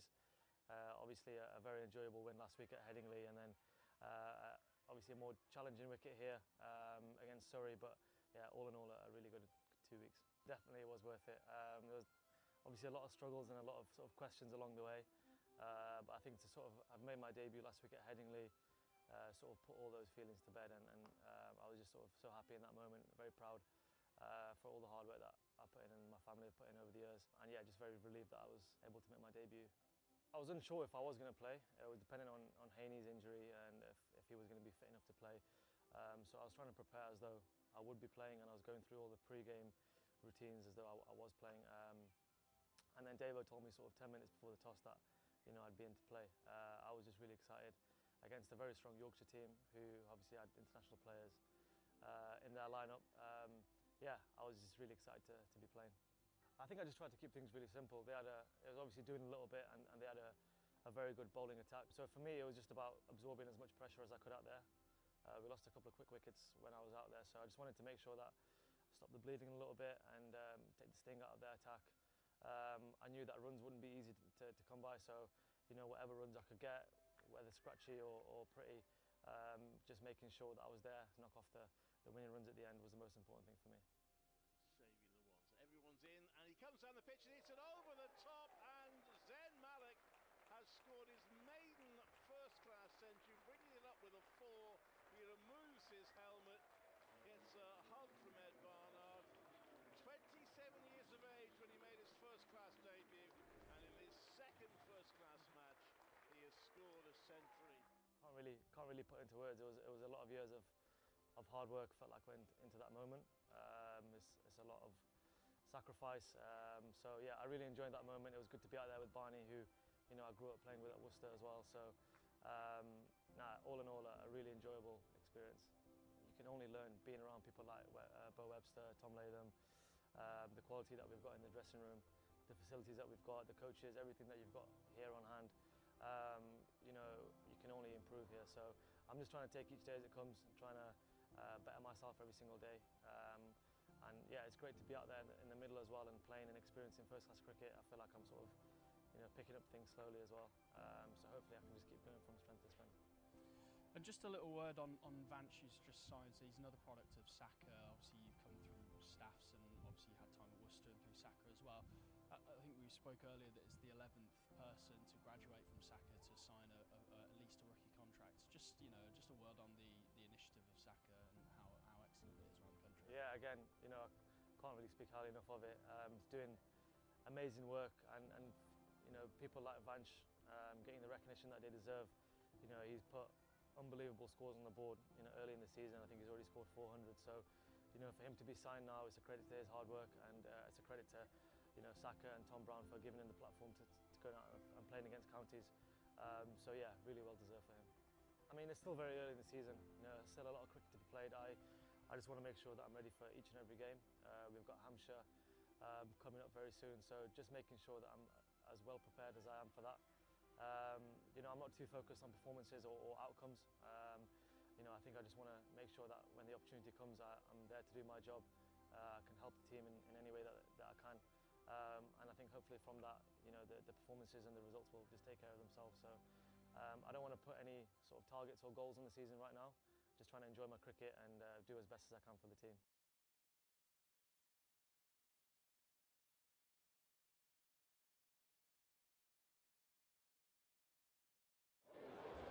Yeah, get the flag out.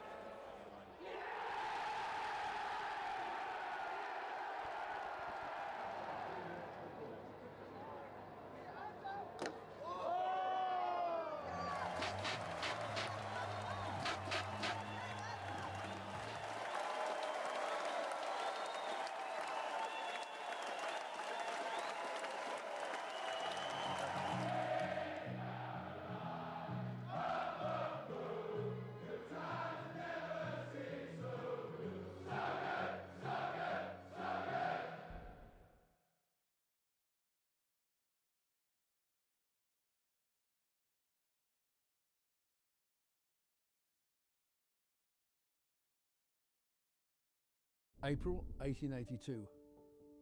Queen's Hotel in Coventry, Warwickshire County Cricket Club was formed. Over 140 years of wearing the bare and ragged staff, the triumph, People swarm onto the field here at Edgbaston. the ecstasy, the agony, Disappointment for Warwickshire, who can't secure the domestic double. but throughout we've been together as bears. We're now ready for the next chapter. History will be made. Are you in?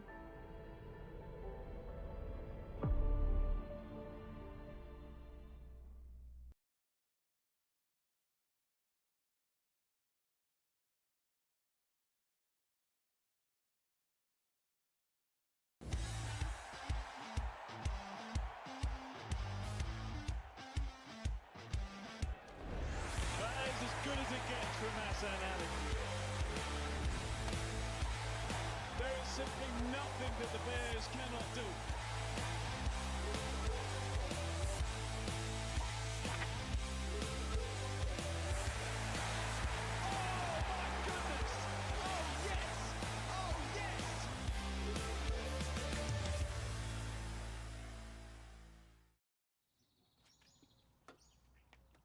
Oh, what's that?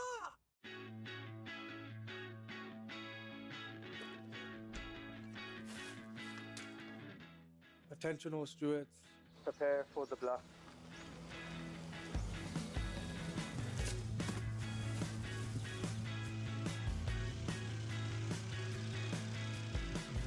Security, are you seeing this?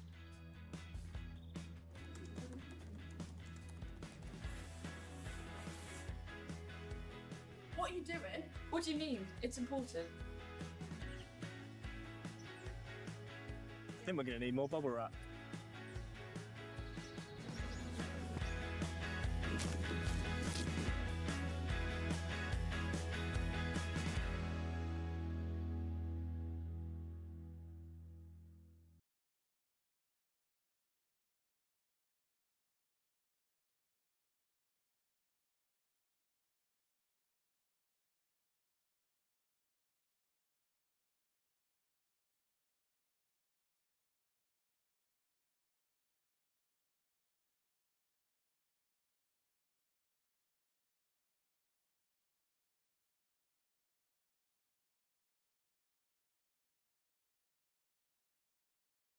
No, it's been a really good couple of weeks for the boys. Obviously a very enjoyable win last week at Headingley, and then obviously a more challenging wicket here against Surrey, but yeah, all in all a really good 2 weeks. Definitely it was worth it. There was obviously a lot of struggles and a lot of sort of questions along the way, but I think to sort of have made my debut last week at Headingley sort of put all those feelings to bed, and I was just sort of so happy in that moment, very proud for all the hard work that I put in and my family have put in over the years, and yeah, just very relieved that I was able to make my debut. I was unsure if I was going to play. It was dependent on Haney's injury and if he was going to be fit enough to play. So I was trying to prepare as though I would be playing, and I was going through all the pre-game routines as though I was playing. And then Davo told me sort of 10 minutes before the toss that I'd be in to play. I was just really excited against a very strong Yorkshire team who obviously had international players in their lineup. Yeah, I was just really excited to be playing. I think I just tried to keep things really simple. It was obviously doing a little bit, and they had a very good bowling attack. So for me, it was just about absorbing as much pressure as I could out there. We lost a couple of quick wickets when I was out there, so I just wanted to make sure that I stopped the bleeding a little bit and take the sting out of their attack. I knew that runs wouldn't be easy to come by, so whatever runs I could get, whether scratchy or pretty, just making sure that I was there to knock off the winning runs at the end was the most important thing for me. Saving the ones. Everyone's in, and he comes down the pitch and hits it over the top, and Zen Malik has scored his maiden first-class century, bringing it up with a 4. He removes his helmet, gets a hug from Ed Barnard. 27 years of age when he made his first-class debut, and in his second first-class match, he has scored a century. Can't really put into words. It was a lot of years of hard work. Felt like went into that moment. It's a lot of sacrifice. So yeah, I really enjoyed that moment. It was good to be out there with Barney, who I grew up playing with at Worcester as well. So all in all, a really enjoyable experience. You can only learn being around people like Bo Webster, Tom Latham, the quality that we've got in the dressing room, the facilities that we've got, the coaches, everything that you've got here on hand. You know, you can only improve here. So I'm just trying to take each day as it comes, trying to better myself every single day. And yeah, it's great to be out there in the middle as well and playing and experiencing first-class cricket. I feel like I'm sort of, you know, picking up things slowly as well. So hopefully I can just keep going from strength to strength. And just a little word on Vanch, who's just signed. So he's another product of Saka. Obviously, you've come through staffs, and obviously you had time at Worcester and through Saka as well. I think we spoke earlier that it's the 11th person to graduate from Saka to sign at least a rookie contract. Just, you know, just a word on the initiative of Saka and how excellent it is around the country. Yeah, again, you know, I can't really speak highly enough of it. It's doing amazing work, and you know, people like Vanch getting the recognition that they deserve.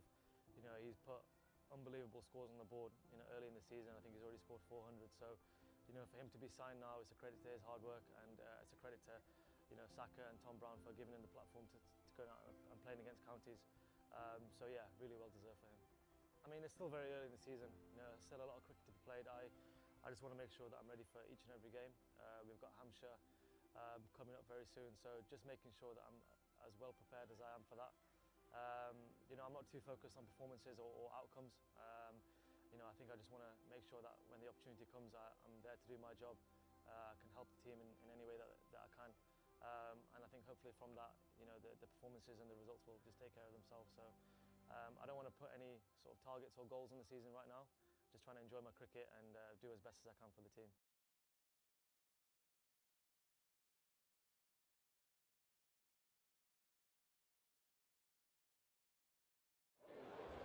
Get the flag out.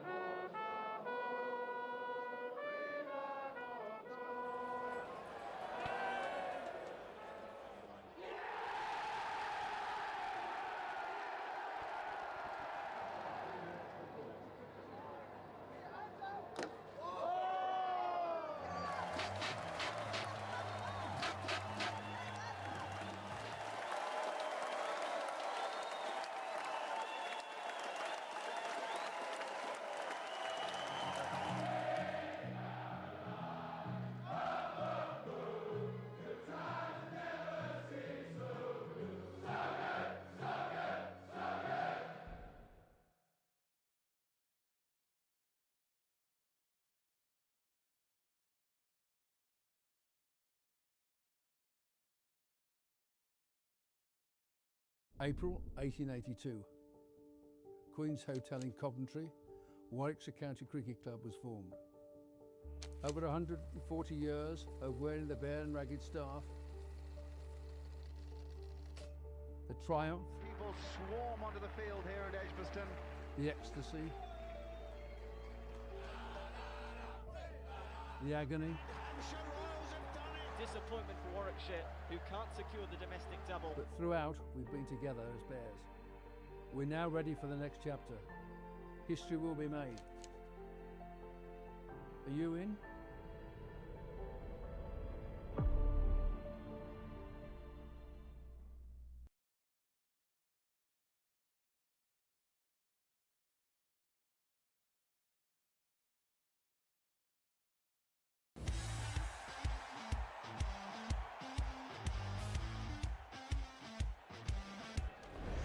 That is as good as it gets from Hassan Ali. There is simply nothing that the Bears cannot do.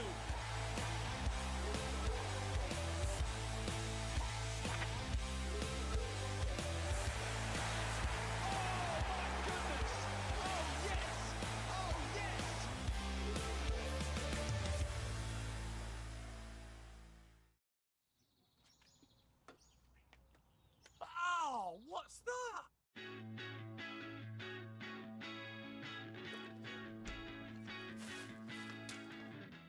Attention all stewards. Prepare for the block.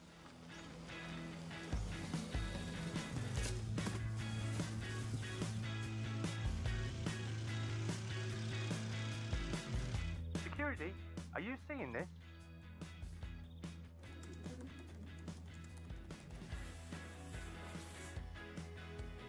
What are you doing?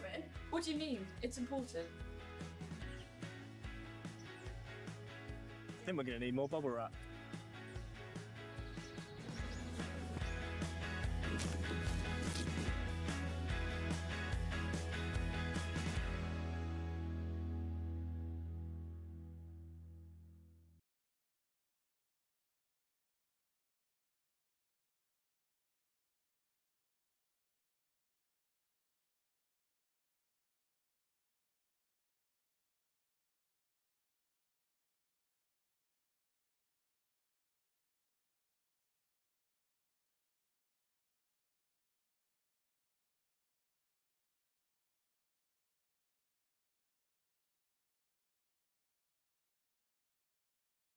No, it's been a really good couple of weeks for the boys. Obviously a very enjoyable win last week at Headingley, and then obviously a more challenging wicket here against Surrey, but yeah, all in all a really good 2 weeks. Definitely it was worth it.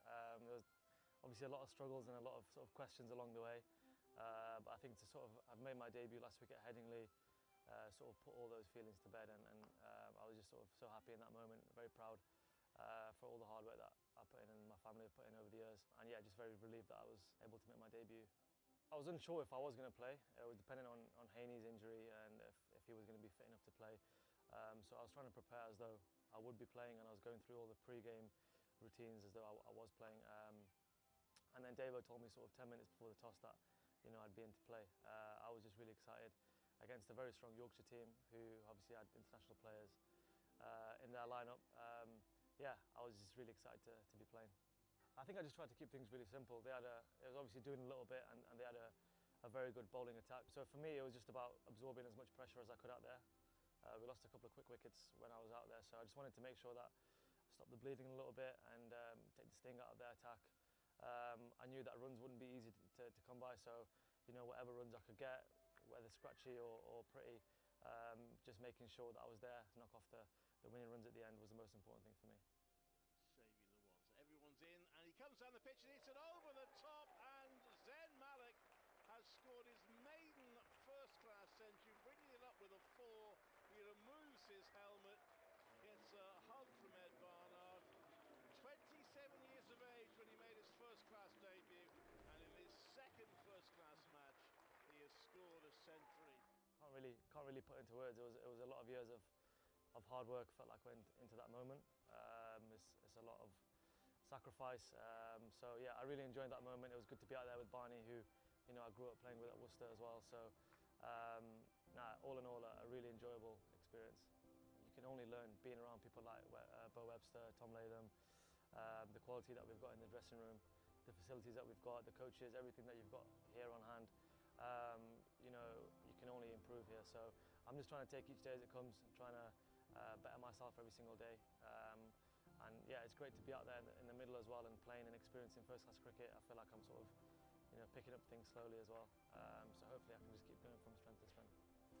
And just a little word on Vanch, who's just signed. He's another product of Saka. Obviously, you've come through staffs, and obviously you had time at Worcester and through Saka as well.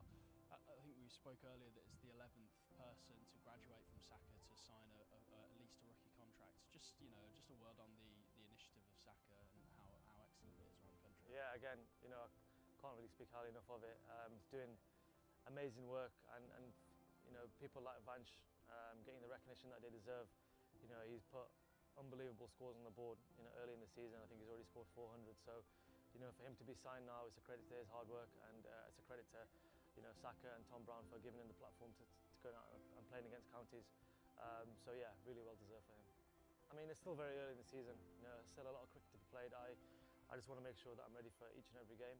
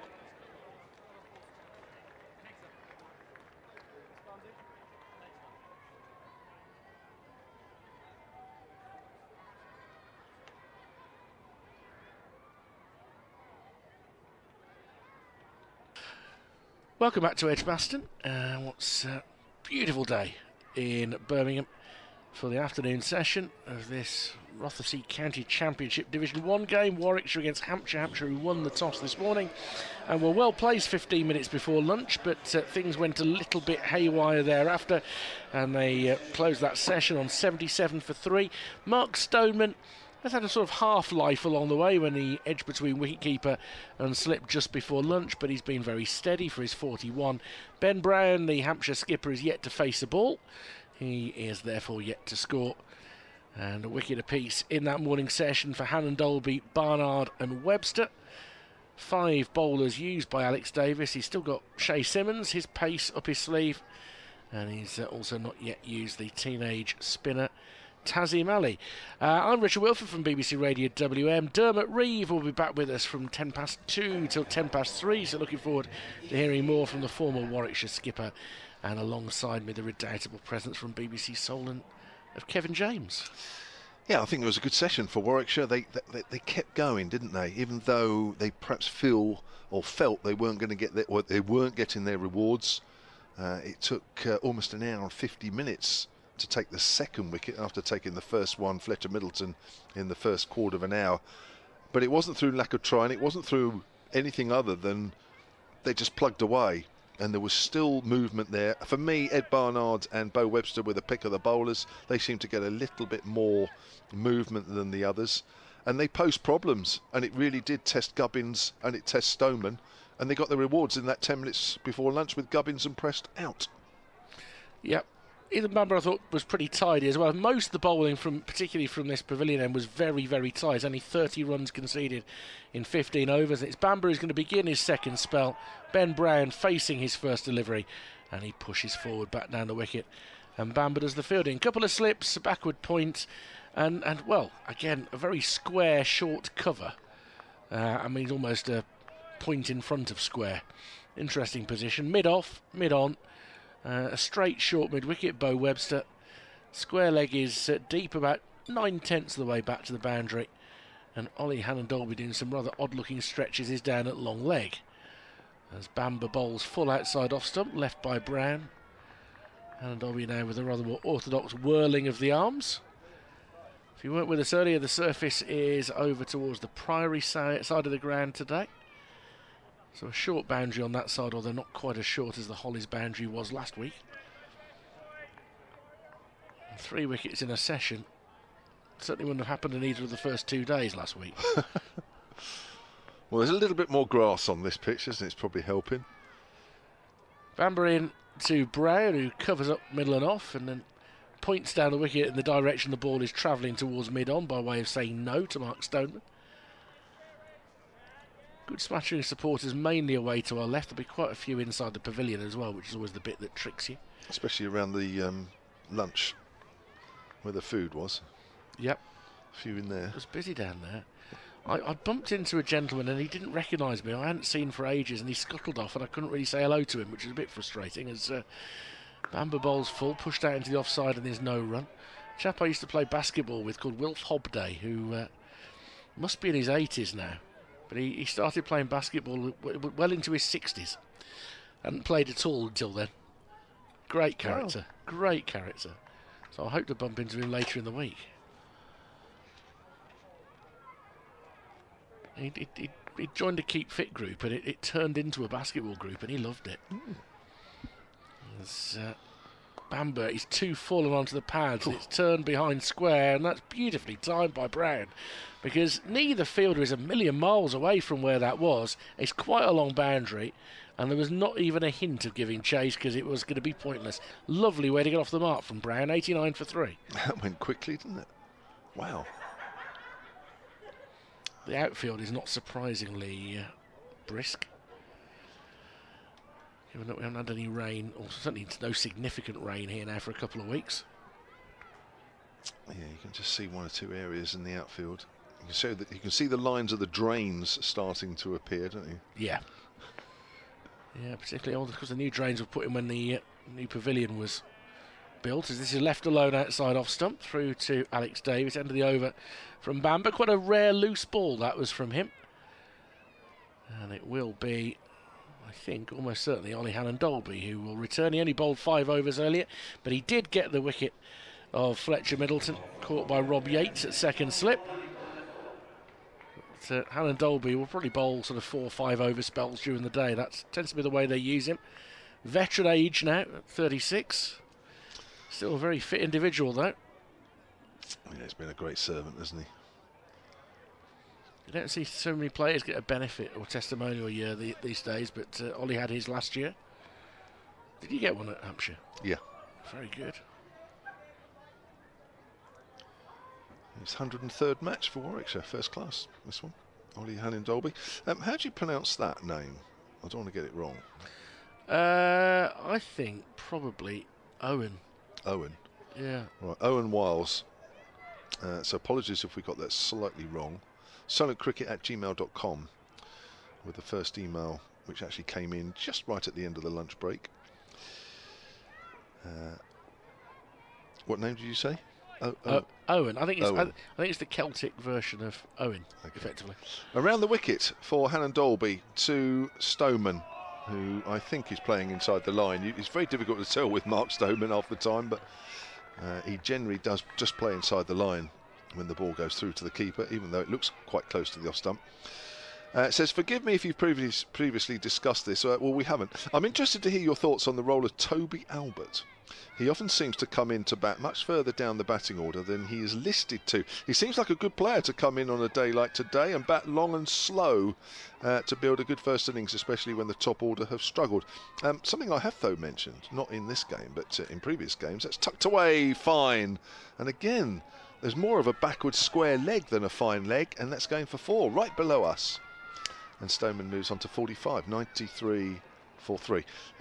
He is batting lower down at the moment. He did start the season in James Vince's place at number 4. He then has dropped down to 7 in the Durham game. It allowed Ben Brown to move up to 5, which he has done, and come in this game in 5 as well. So he has dropped down a little bit. I was surprised because actually when he opened the batting second half of last year, I thought he did a really good job.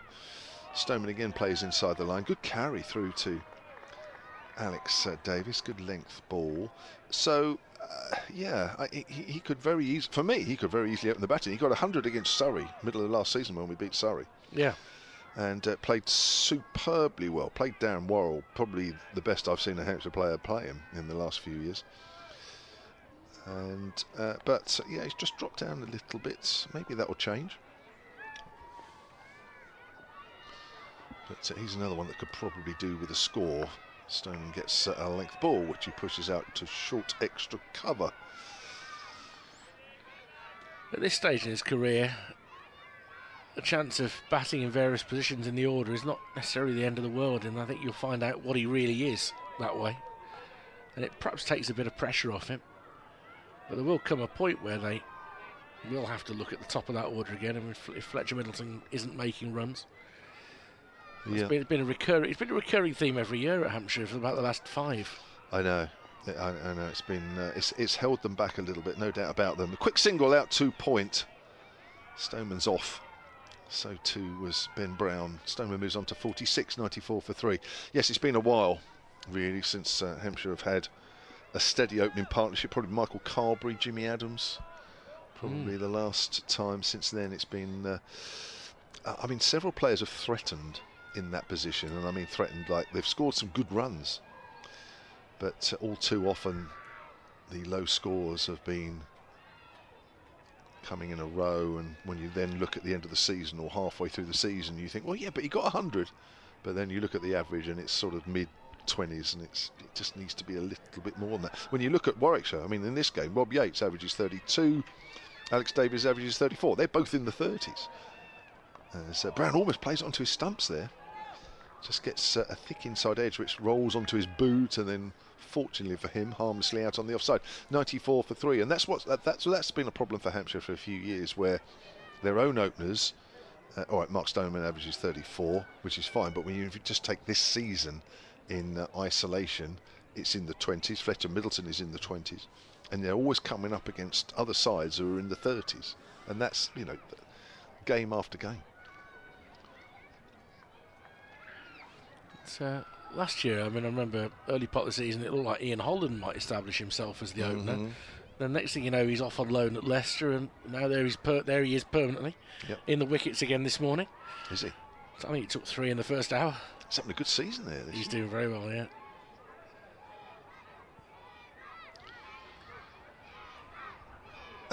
School children are back in for us. They seem to have moved. Are they dispersed a little bit? There are some in different areas. I think it's teachers deciding that they want to get them in the shade on the one side of the ground. So I don't know what they're cheering, but maybe they're excited that Ethan Bamber's going to bowl round the wicket to Mark Stoneman. Maybe that's it. As Stoneman shows good judgment again as he leaves it alone. He's just a boundary away from a half century now. And they're going to get their first taste of the Hollies stand as well. Maybe the teacher said, well, look, if you come back here, the Hollies stand is one that you should be looking to go in. I mean, they're not going to get the Tower of Empty Pint Pot experience. It doesn't work with fruit shoots, apparently. And they're not in fancy dress. They're just in yellow tabard so they don't go missing. Bamber, nice angle there. That's probably just offered to move away off the seam. But Stoneman's withdrawing his bat from the line of the delivery. Something I haven't seen Ethan Bamber bowl lots over the years, because obviously Middlesex, not always been in the same division as Hampshire, but I think when I have seen Bamber bowl, he's never bowled badly. In fact, he's always been pretty consistently, but I've never seen him bring it into a left-hander or even away for a right-hander. It's always angled in. This one is straighter and guided down to deep gully, and there's no run. He's a reasonably sharp pace. He's certainly got some stamina. Bowled an 8-over spell again this morning. That's not been unusual for this early part of the season. Gets the right-hander. He's often looking for the top of off stump, and again, you're right. His natural movement would tend to be in. Yeah. So he comes in once more to Stoneman. He's dragged that one down the leg side, and Stoneman will flick it round the corner down to Hannon Dolby. That long leg. Stoneman to 47. 95 for 3. He will be quiet when these kids go home. I mean, it's probably in the next hour when they head back to their schools. Some way to our left who've got their red jumpers on. A few in their white polo shirts. We've got some orange high-vis jackets in a small group over there. Thing is, the idea of having all your kids when you bring them from school in high-vis jackets is fine, unless you get 2 or 3 schools in the same colour high-vis. That's way outside off stump from Bamber. No interest from Ben Brown. It certainly adds to the atmosphere. They're on the move again. The one's away to our right in the Hollies. They're on the move. So 1 or 2 in the crowd next to them. Slightly away. To see one guy there in the blue and red who got up and moved a few seats away. They're chanting somewhere else. Bamber to complete the over. Brown driving beautifully through the covers for 4. And that hits the cover and rebounds about 10 yards back onto the pitch. 99 for 3. Brown's second boundary takes him to 8. Well, both those boundaries have been timed unbelievably well. That flick off his legs, which raced away, and that one, that absolutely was mullered. Don't want to get in the way of one of those. Well, a wicket keeper batter kept Warwickshire at bay last week. Ben Folkes with big 100. Still one of the unluckiest men on the circuit, I think, Ben Folkes, not to be playing international cricket. Must be to be usurped in that position by a teammate who doesn't normally keep wicket. It's not even keeping for your own club. Yeah. It must cut to the core. Well, that's what the New England regime is all about. Here's Hannon Dolby, bowls and length ball, and Stoneman again with that classic bat and pad close together. Pushes it out on the offside, and yet I think that was one of the reasons really why it was levelled at the women's side, really, wasn't it, really, that they were perhaps trying to copy too much of what was going on with the men, and they're just not in the same position to do that, really. No. Charlotte Edwards will bring things nicely under wraps and get it all back working again, that's for sure. Stoneman is forward, plays that late, goes to backward of point. Fielded by Zen Malik. One of the new names to me in the Warwickshire side. Oh, it's a great story. I think that the work that Saka are doing and giving players who slip through the cracks of the system another opportunity from South Asian backgrounds. We've seen Kashif Ali, who made great runs for Worcestershire last year. He was going quite well in the morning session today. Zen Malik, I mean, making his first-class debut at 27. Unbeaten 49 to see his team over the line, and then a century last week. Doing its job, that's for sure. Cuts that away, Stoneman, but there is a man deep. That's Shea Simmons. Single takes Hampshire to 100 in the 34th over of this contest. A round of applause. There was one or two Hampshire members here, the usual ones that travel away. Yeah, well, it obviously does a valuable job, isn't it? You guys are obviously going to benefit. Yeah, up this way. Well, yeah, but I think a lot of people will benefit around the county circuit. I mean, the interesting thing with Zen is that he made a lot of runs for Glamorgan seconds last year, and they didn't pick him up. They had the opportunity. They had the inside line on him. He's a talented bat. It was a good surface to bat on last week, mind you, for your first 100. Hannon Dolby to Brown, cuts that away, and that is a one for Malik to chase, but the ball has been hit a little too well, although not as well timed as Brown has been doing early on in his innings, but it was still enough on that to get it over the rope at backward a point. And Brown, with his 3 boundaries, moves on to 12, 104 for 3. Yeah, I suppose it doesn't matter which county picks you up, or as long as somebody does, if you just want that chance. Yeah, and whatever else the review as a result of the events at Yorkshire threw up, and whatever the whys and wherefores of that, if it's woken cricket up to the fact to need do more for people from different backgrounds, then that's a positive. Definitely. Brown gets a length ball, pushes that to wideish mid-off.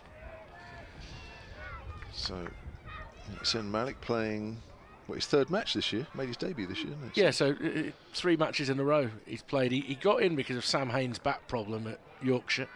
Did too well in that game for him to leave him out last week. So Hamza Sheikh, who's come through the academy here, was left out. So too was Dan Mosley, who's been a bit up and down form-wise in red ball cricket last season and a bit. And Malik seized that moment.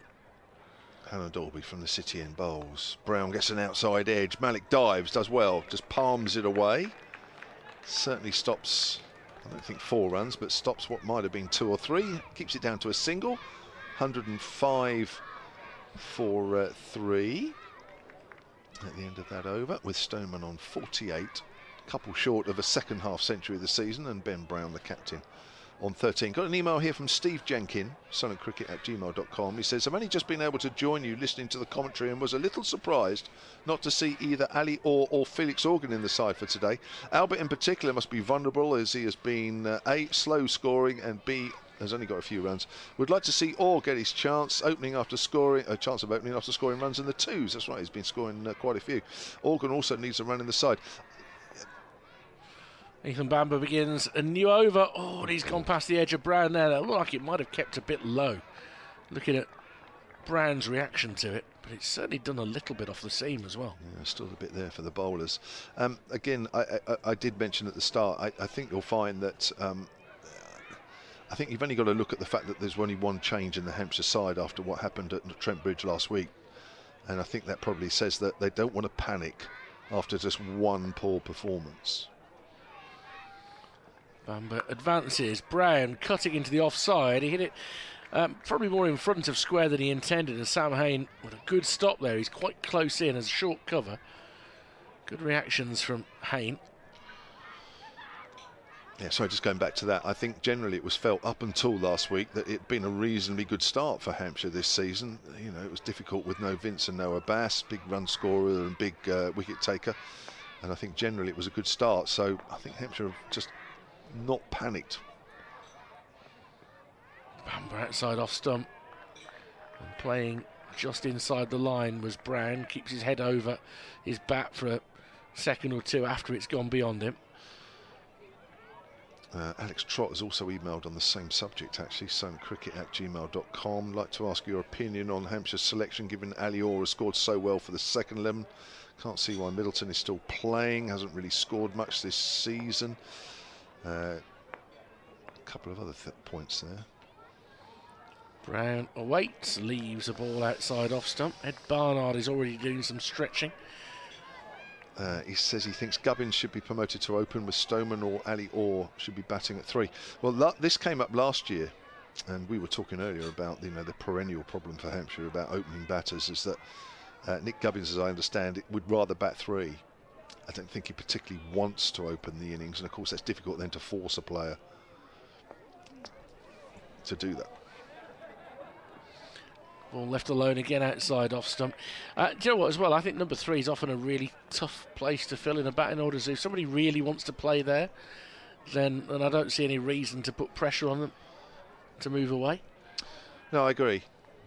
And if somebody's settled and happy at 3, I mean, I suppose all you can do is try and push them that way and try and give them reasons why they should. But if they're adamant that no, they want to stay at 3, then it's difficult then to say no, you will open. Bamber in, forward in defence is Brown. A quick shout of no, and there won't be a single. End of the over, 105 for 3. And I just wonder, I think Ollie Hannon-Dolby is going to continue a little bit longer. I know he's taken a wicket, but he's not quite hitting his straps at the moment in this innings. There was one ball immediately after lunch that maybe troubled Ben Brown. Be interesting to see how long a spell Alex Davis gives these two. We've been looking across at Shea Simmons. I wonder whether he's going to get an opportunity soon. One frontline seaman not to have seen the ball in the first 35 overs.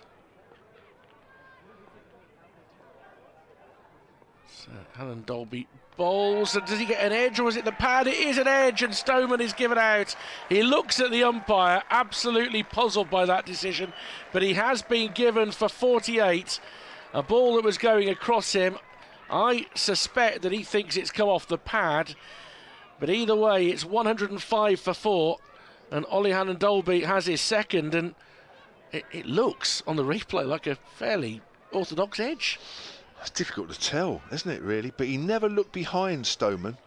Just watch him. He's just pushed forward like he has been doing all morning and since lunch. Never once did he look behind him. Looking at it, the one angle, it takes a deflection off something, and I don't think it's that close to the pad. Let's have a look at this one here, Kevin. This is the one that probably tells us. Well, it's got a decent edge on that, by the look of it. Maybe it was a little bit soft. I'm going to do an update for listeners to BBC Radio WM and BBC CWR in just a moment, but big breakthrough for the Bears. And I'm not quite sure why he didn't think that he got a deflection on that. Just update those radio listeners in just a moment. So you get that hourly report.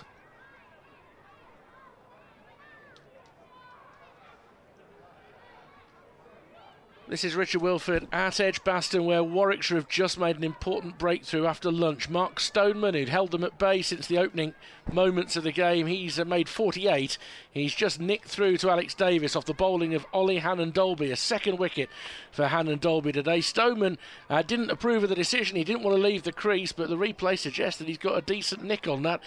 In now, Ben Brown on 13 and Dawson on 0. But Hampshire, having chosen to bat first, are 105 for 4.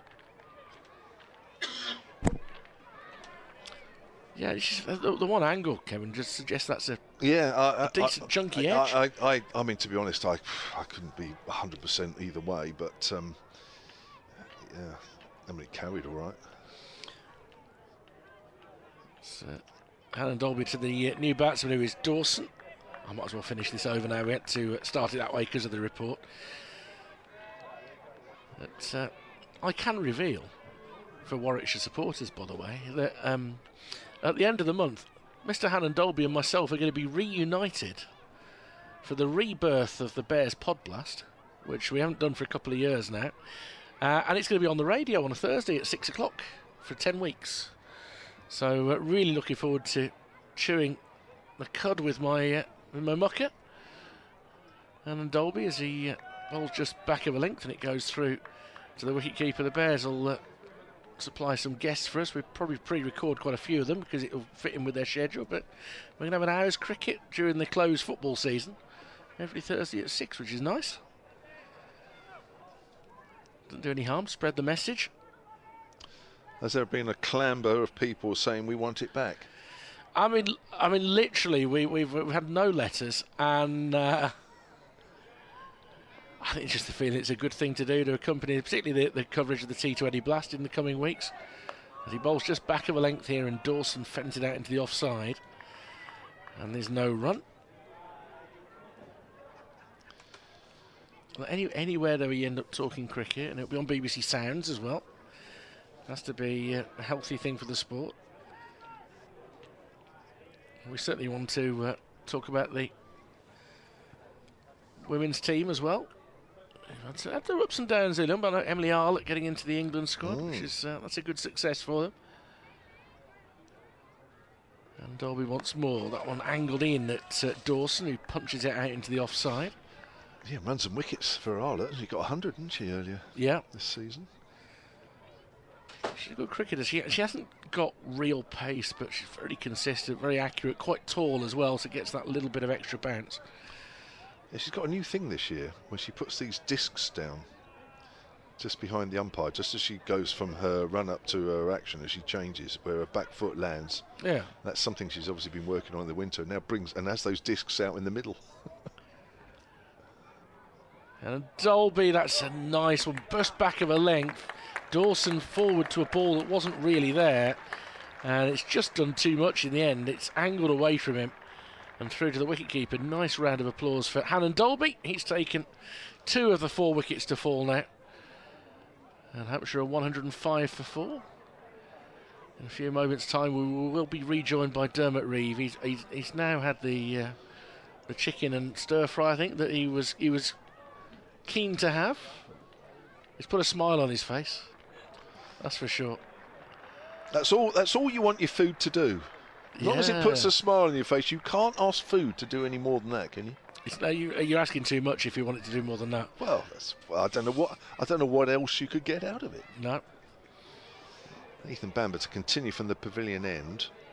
Steve Jenkin back on the email, suncricket@gmail.com. He says, thanks for mentioning my email. Here's Bamber, right arm over, runs away from us, bowls to Brown. Brown cuts, but straight to cover, and there's no run.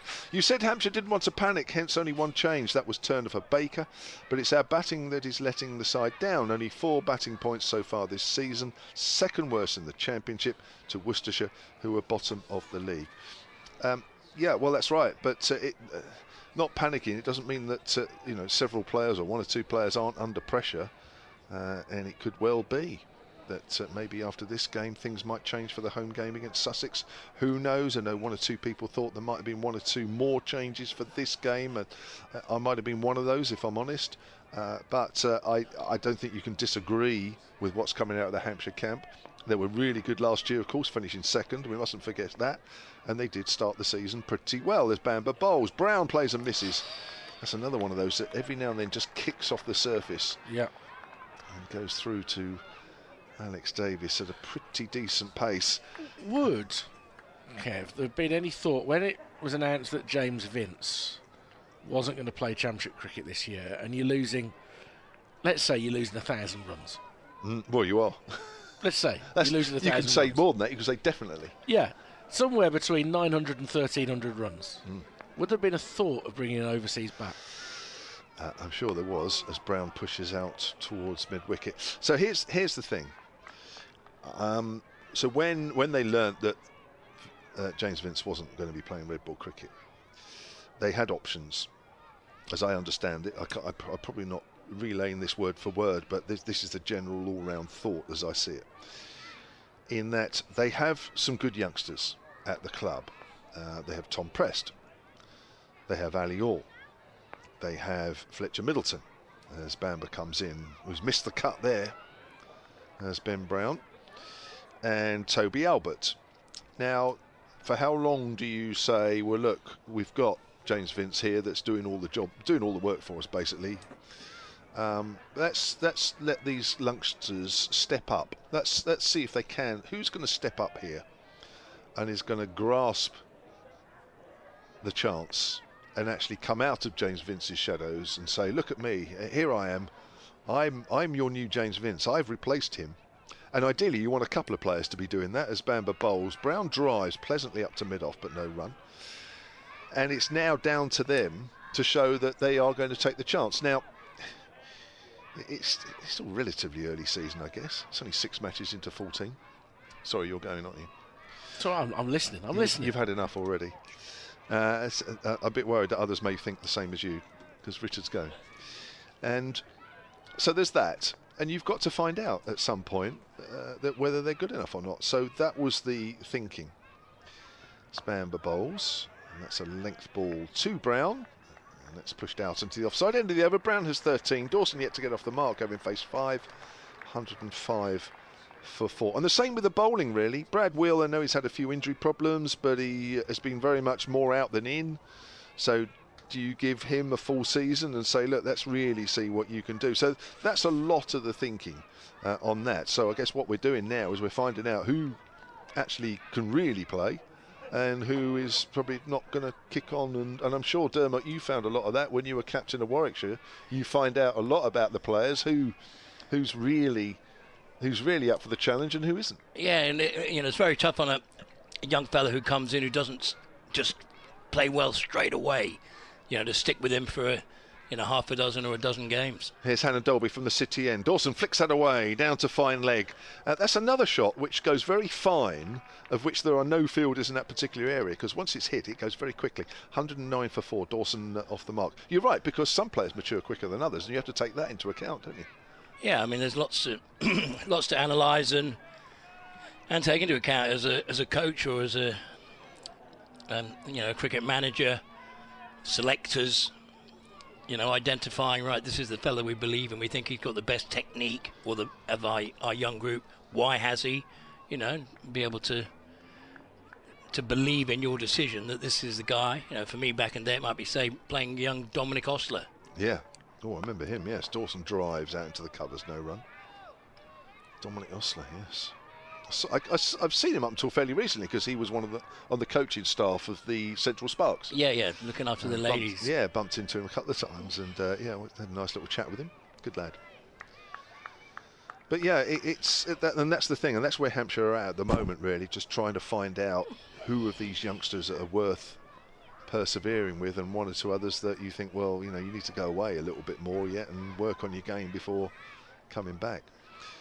Here's Hannah Dolby, wide of off stump. Dawson leaves that one alone. In your time as captain, who was the youngest player that surprised you the most? And was it Dominic Ostler? As you mentioned him, was he the one that you thought, wow, this guy's really matured into a player? Yeah, I think from where he'd come from and playing in the twos and Birmingham League, and I think when he stepped straight onto the first class stage, wasn't overawed by it, and you could see that he picks up the ball early, and he's got wonderful cover drive, and he's a good fielder, and he just got straight into the role. Hannah Dolby again. Dawson's on the back foot, no run. Yeah. So do Hampshire, just a question for you, Kev, do Hampshire still send good young players, say in the winter, over to is Paul Terry still in Perth fixing him up with playing club cricket there and coaching? That's a good question. Paul Terry is still in Perth. Yeah. I know, or the last I heard was that Chris Smith had given him a job at his company. Okay. One of his companies. I think he might still be involved in coaching. I'm not sure it's quite the same. Dawson drives, doesn't really time it as it goes up towards mid-off. So I'm not quite sure how much Paul Terry is now involved in coaching. It might be, if he is, it's a lesser extent. I know, for example, someone like Marcus Trescothick, when I was director of cricket at Somerset, I got Marcus to go to Perth. He actually played at Melville, where had an association with PT, Paul Terry. Mm-hmm. But, just that 6 months in Australia, playing grade cricket on good, fast wickets against some quality cricketers, did him an enormous amount of good. Hannah Dolby right arm over again. Dawson on the back foot, punches that up to mid-off. That'll be the end of the over. Hannah Dolby's 9 overs, 2 for 32. Hampshire are 109 for 4. But when players do go away now, Dermot, look, they don't go away for the whole winter. It's usually 2 months, 3 months at most. They just don't do the whole time anymore. And if they do, they're very few and far between, the guys that do it. Yeah, I mean, I honestly found going straight from, say, the English season to an Australian season, I was still in a bit of form, or I felt like I was still playing, and vice versa. Come back from Australia at the end of March, beginning of April, and pretty much straight into a couple of weeks of pre-season and then 100%. Championship cricket. So you never felt, I'm a bit out of form, or I'm. Agreed. And the very fact you were in different environments as Bamber comes in and bowls. Foolish delivery, thick outside edge drive by Brown, goes to backward a point, finds the fielder, and there's no run. And, none of this talk about being tied, because the fact that you were one side of the world for 6 months and the other side of the world for the next 6 months was invigorating, wasn't it? It was like, wow, this is great. Didn't you find? I found that. I think when we started, Kev, I remember playing 28 out of my first 30 days after Sussex signed me. That was how much cricket we played. Bamber bowls one of those flick pull shots that Ben Brown plays, goes out into the deep on the leg side, picks up a single, 14 he moves on to, 110 for 4.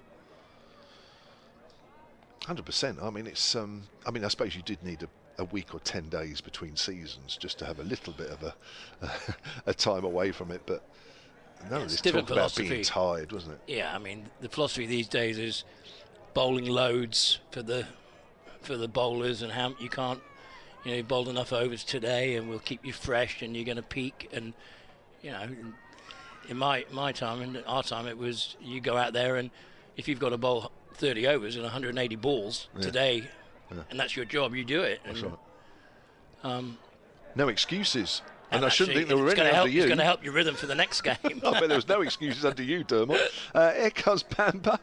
It's a length ball which Dawson plays into the ground. Bamber's scampering through to pick up on his follow-through. I got a couple of emails, actually, when we were on last, which I want to read, because I know one or two of the emailers, they listened for quite a bit of time. This was one from Brett Anderson, sonatcricket@gmail.com. This one's addressed more to Dermot. Excellent addition to the commentary team. He says, great to hear the tales from yesteryear.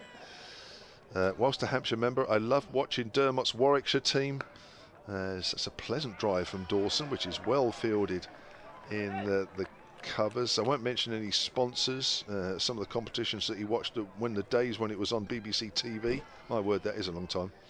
He says, yes, you mentioned the club. The club on the seafront at Southsea is Portsmouth Cricket Club, and not Portsmouth and Southsea, who play in Milton. Apologies, I didn't quite realise, so it is Portsmouth.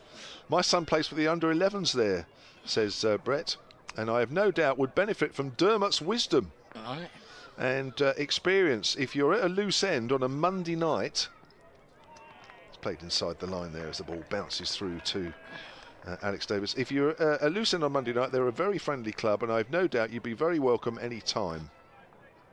There we are. Great. Monday night at Portsmouth Cricket Club. Just wander down, Dermot. That sounds like a date, for there sure. you are, mate. Yeah. Nothing better than coaching youngsters who you can just, give them one tip. You tell a young fella you're just not picking your bat up high enough or early enough. Next thing you see him smash it, big smile on his face.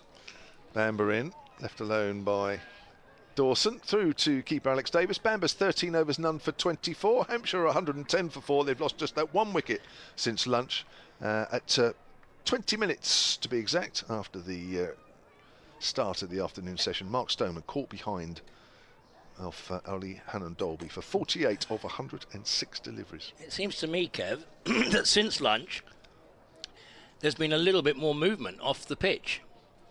The odd leg cutter being bowled, which is actually, moving off the surface. It looked pretty much gun barrel straight for the first session, just with the odd ball moving a bit or a bit of swing. But Hannon Dolby's definitely bowling the odd beautiful leg cutter. He certainly is. Comes in again and bowls. Brown just works that up towards mid-on. Yeah, and I thought Bo Webster looked as troublesome for the batters as anybody. Little taller, getting the ball to shape in and then just bouncing and straightening. And surprised he only got 1 wicket actually. Nick Gubbins he picked up, also caught behind. Alex Davis picked up 3 catches behind the wicket out of the 4, and even Fletcher Middleton was caught at the second slip. So all the wickets so far have fallen into the keeper or the slip area. Which, what you're saying there, Dermot, is Aaron Dalby bowls. Oh, I'm not quite sure what Ben Brown was doing there. I think he was leaving it and it's nipped back. Let's have a look on the picture feed there. Well, that's an amazing leave. In fact, it didn't nip back. No, it just left it on length, and it's gone over with the height of Aaron Dalby. It's, it's cleared the top of the stumps by probably a good foot, but it wasn't that short. I mean, it was actually. This wicket looks like it might have just quickened up a bit too since lunch, but. I mean, I wouldn't say this is a bouncy wicket. No, I mean, the keeper's not that far back. And you're leaving the ball on length. Whoa. That's a fuller length. Brown pushes forward. I mean, that's a very risky leave, I have to say.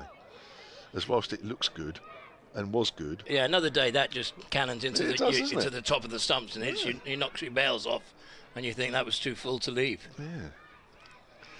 Incredible leave, but he's still there. Is Ben Brown, the captain. He's on 14. His first 3 scoring shots were all boundaries. School children still in fine voice. Dotted around the ground this time, as opposed to just being plonked in one area. Away to our left. They're all over the place now. Here's Hannon Dolby again on the back foot. Ben Brown strokes that out to point. And there is no run. Score remains on 110 for 4 at a very sunny Edgbaston here, not a cloud in the sky,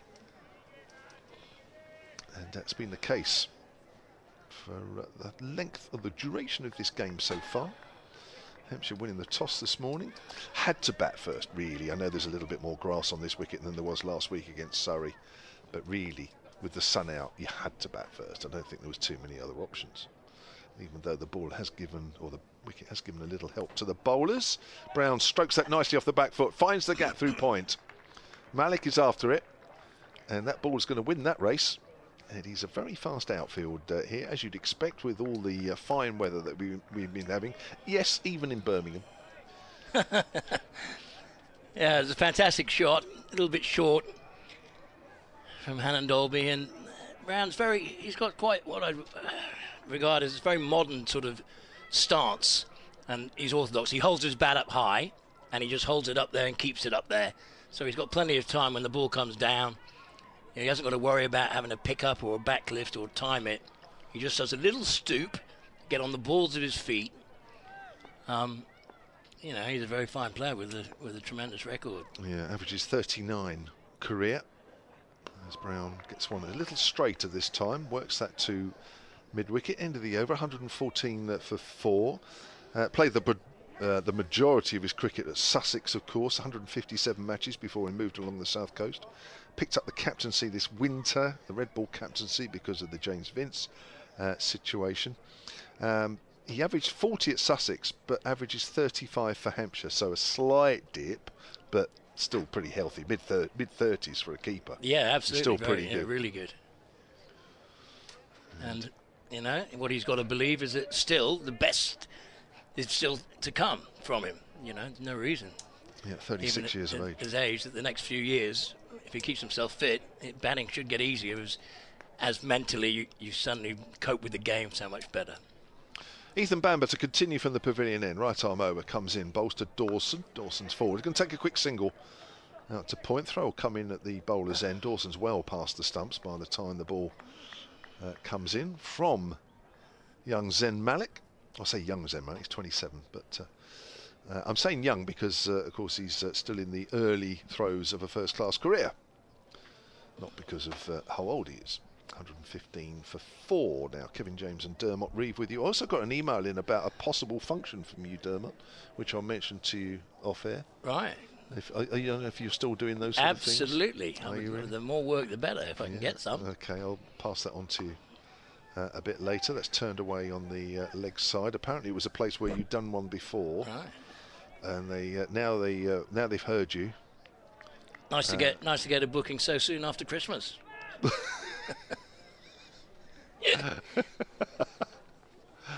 Yes, so there you go. And do you know, Simon Hughes has been doing a little some commentaries down with us the last couple of years. Yozza, the analyst. And literally off this, he got about 3 bookings off the back of it. Oh, wow. Fantastic. There you go. Bamber bowls, just comes back in at Brown, just tucks him up a little bit as he's on the back foot. A couple of other emails here. Ralph Brooker, solentcricket@gmail.com, Kev, Richard and Dermot. Foolishly underestimated the loss of James Vince. For one thing, his contribution to batting points. That's right, it's been a bone of contention already for Hampshire. Thought a combination of Middleton, Preston, Albert with Stoneman dropping anchor might offset the huge gap left by Vince. Well, it kind of did for the first 3 games, or 4 games perhaps, as Bamber's in again. Brown works it away on the leg side. I think that's come off the pad, goes down to the far side of the ground. I think that's Ollie Hannon Dolby down there. Leg by signalled by the umpire. Hampshire move on to 117 for 4. Today, Gubbins got a good delivery. Yes, he did get a very, very good delivery. Couldn't do a lot about that. Caught behind off Bo Webster. Hampshire fans may have dark seasons ahead with the shadow of relegation. Not a long way off. Not this season, but a lot of work to be done. That's right, Ralph. They're in a bit of a transition, I think it's fair to say. As that's left alone by Brown outside of the off stumps. Facing it, as soon as you lose 2 players, Vince and Abbas, it suddenly sort of throws everything. And it was quite interesting because the first 4 games, Hampshire beat Yorkshire first game. So it was like, oh, okay, well, this is a new era. Okay. Drew the next 3. You think, okay, that's a solid start, because Hampshire were saying pre-season, look, you know, we've got to manage this situation here a little bit. You know, they were second last year, they've been third the 2 previous years. A lovely drive from Brown, only as far as mid-off. He wants a single. Shea Simmons says otherwise. That's the end of the over, 117 for 4. But as soon as there's a performance like last week at Trent Bridge, all of a sudden people are saying, well, you know, yeah, gosh, you know, this is what we thought might happen. But it's only 1 game. You never probably had that. Well, the thing, Kev, is, yeah, of course I did. But the thing is, as a player, that game now is in the past. It's gone. You can just forget about it. And really, all that exists, right, in cricket and now, all that exists is the next ball. Yeah. It happens 1 ball at a time, this game. And all you can do, get yourself in the right emotional place for that ball, and you just do your best every single ball. And winning and losing ends up taking care of itself if you focus on the moment and understanding what being in the moment is as a cricketer. Sure. I'm going to explore that a bit more as Hannon Dolby comes in. Bowls. Pulled away by Liam Dawson. Along the ground. Shea Simmons is out at deep square leg, so just a single. Dawson moves on to 6, 118 for 4. But it does shape a player, doesn't it? Because we're all human, we're all riddled with insecurities. Obviously the best players always look forward, and that's what you should do as a pro. But how you sort of shape as a player coming into this game, right? You know, you are riddled with doubt from previous performances. And if you've got a batter, for example, who's never played at Edgbaston before, okay, he needs to do the work. He can tell his subconscious can program his subconscious. I love Edgbaston. I always score runs at Edgbaston. Hannon Dolby in. Brown gets a length ball, works that up to mid-on. Visualise yourself playing great shots and lifting your bat up for 50. Close your eyes and do that before you go to bed. And you're programming your subconscious that you are good, that you are worthy and you will succeed. And one thing for me in the world of sport is I hear people, they're always going, hopefully. Well, yes, hopefully will. There's no place. If you want to think like a winner, it's not hopefully, it's I will. I will bowl a Yorker this ball. No, hopefully I'll bowl a Yorker. But that's easy to say, of course. That's good shape. Left alone, though, by Brown. Because let's say, for instance, you are trying to bowl that Yorker, and the last 10 attempts, say, let's pick a number, last 10 attempts, you've missed that Yorker, and 9 of those 10 balls have gone for 4. Yeah. That's when the difficulty comes in about thinking positively. You probably shouldn't be... Yeah, you're not really of the standard to be a first-class cricketer if you attempted to bowl 10 Yorkers and you're not, at least hitting half of them. Sure. But you know what I'm saying? That's the difficulty, isn't it? Here's Hannon Dolby, bowls, and Brown cuts that away, 2 point. It's like, for instance, you're facing a left-arm seamer, well, no, not left-arm, a right-arm seamer who swings the ball away, and 5 of your last 6 innings, you've nicked one off, and you're playing against an opposition like Hannon Dolby that bowls you away swingers. That's when it's difficult to say, oh, I whack those through the covers, no problem. Let's get back to that Yorker. Okay. If you run up, and on your way up, you say to yourself, I'm going to bowl a Yorker this ball, I will. And then you go, don't bowl a full toss. You will bowl a full toss. Okay. Hannon Dolby. Brown pulls that away. 1 bounce to the short mid-wicket. So your subconscious does the mechanics. You know, your conscious brain says, walk over there and open the door. But then you just walk over and open the door, and it's your subconscious doing that. But it's dumb. It's very powerful, but it's dumb. If you run up and say, don't bowl a full toss when you're trying to bowl a Yorker, your subconscious just hears full toss. Right. It just hears that. You know, I've done it here. Knee-high full toss I bowled to Duncan Wilde. It went over the stand and we lost the game. Duncan Wilde? Yeah, what, from Northants? Yeah, and I thought, I just told myself not to bowl a full toss. Hannon Dolby bowls. Brown is forward, and Hannon Dolby slides into that on his follow-through, picks it up. He's bowled 11 overs, 2 for 37 now, 118 for 4 are Hampshire. And it's a good contest out there at the moment. You've got two batsmen in with similar techniques, similar styles. I would say that both of them are dominant right-handed, who are batting right-handed. You know, they look a bit strong on the cut and the pull, but they're not going to be the most attractive flowing cover drivers. But very efficient. You let the ball come to you, play it under your eyes, and then you can bring that bottom hand in for a bit of power. It's interesting what you're saying there, because I've done that many a time. You know, in a one-day game, I thought, Kev, bowl a Yorker, but actually don't bowl a full toss. I must have thought about that dozens and dozens and dozens of times. But the flip side to that is, because what you don't then want to do is bowl a half volley or bowl a ball in the slot, which gets smashed out of the ground. So your natural instinct is to think, bowl Yorker. We've got to change the bowling. Ed Barnard is back on, replacing Bamber. That's a length ball which Dawson works to short mid-wicket. So it's a natural thing to think, bowl a Yorker, err on the side of caution and make it fall, because what you don't want to do is bowl a half volley or a ball that somebody can get underneath. It's really the thinking of, like I coached Jacob Warren once and said, Jake, can you bowl, you know, just run in and bowl a Yorker? And I said, that's what you should bowl every ball at this stage. He goes, I can't bowl 6 out of 6. And Barnard bowls. I was going, well, Jacob, you only have to bowl 1. Yeah. It's just 1 that you're doing. And if you tell yourself, I will bowl a Yorker this ball, I will definitely bowl a Yorker this bowl, you know, you visualise yourself doing that. Yeah. And if you've got the talent, chances are your subconscious is going to let you release the ball at the right time, and you will bowl a Yorker. If you have doubt, you think it's going to be difficult, it will be difficult, and you won't succeed. And you have to practice it. You can't just run up and bowl it. Obviously, there's part of that as well. A thick inside edge there as Dawson was prodding forward. The ball works its way down to fine leg. Dawson moves on to 7, 119 for 4. You also have to practice that. You can't just... Yeah, of course you practice it. Yeah. I practiced it throughout the 96 World Cup for Neil Fairbrother and Graham Thorpe in the nets, just bowling Yorkers, you know, because I thought if I bowl against Jai Surya, if I come on in the first 15 overs, that's all I'm going to bowl, is you know, try and bowl swinging Yorkers.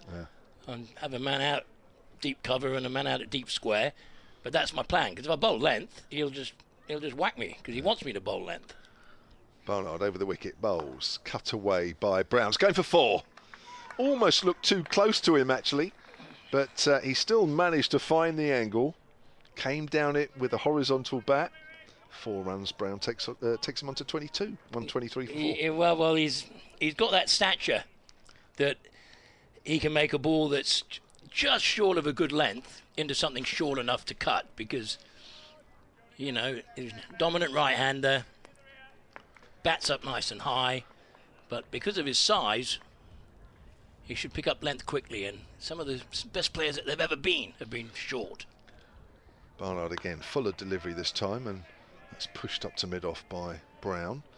Interesting email here from Jamal Makhlouf, sonandcricket@gmail.com. It says he's enjoying the commentary, but I'm always thinking about playing glorious shots. but I have a high score outdoors of 12. Last week I made 10. Was feeling great and then missed a straight one. But I'll try going from hopefully to I will this weekend. I'll let you know how it goes. See, you're already inspiring people here, Dermot. Here's Barnard, runs away from us again. Bowles down the leg side. And when before he goes to sleep, I'm sure when he made that 12, there was one fantastic shot that he really enjoyed. Think about that one. Don't think about the one that you missed that you got out. That's right. You never try and think about that. That's right.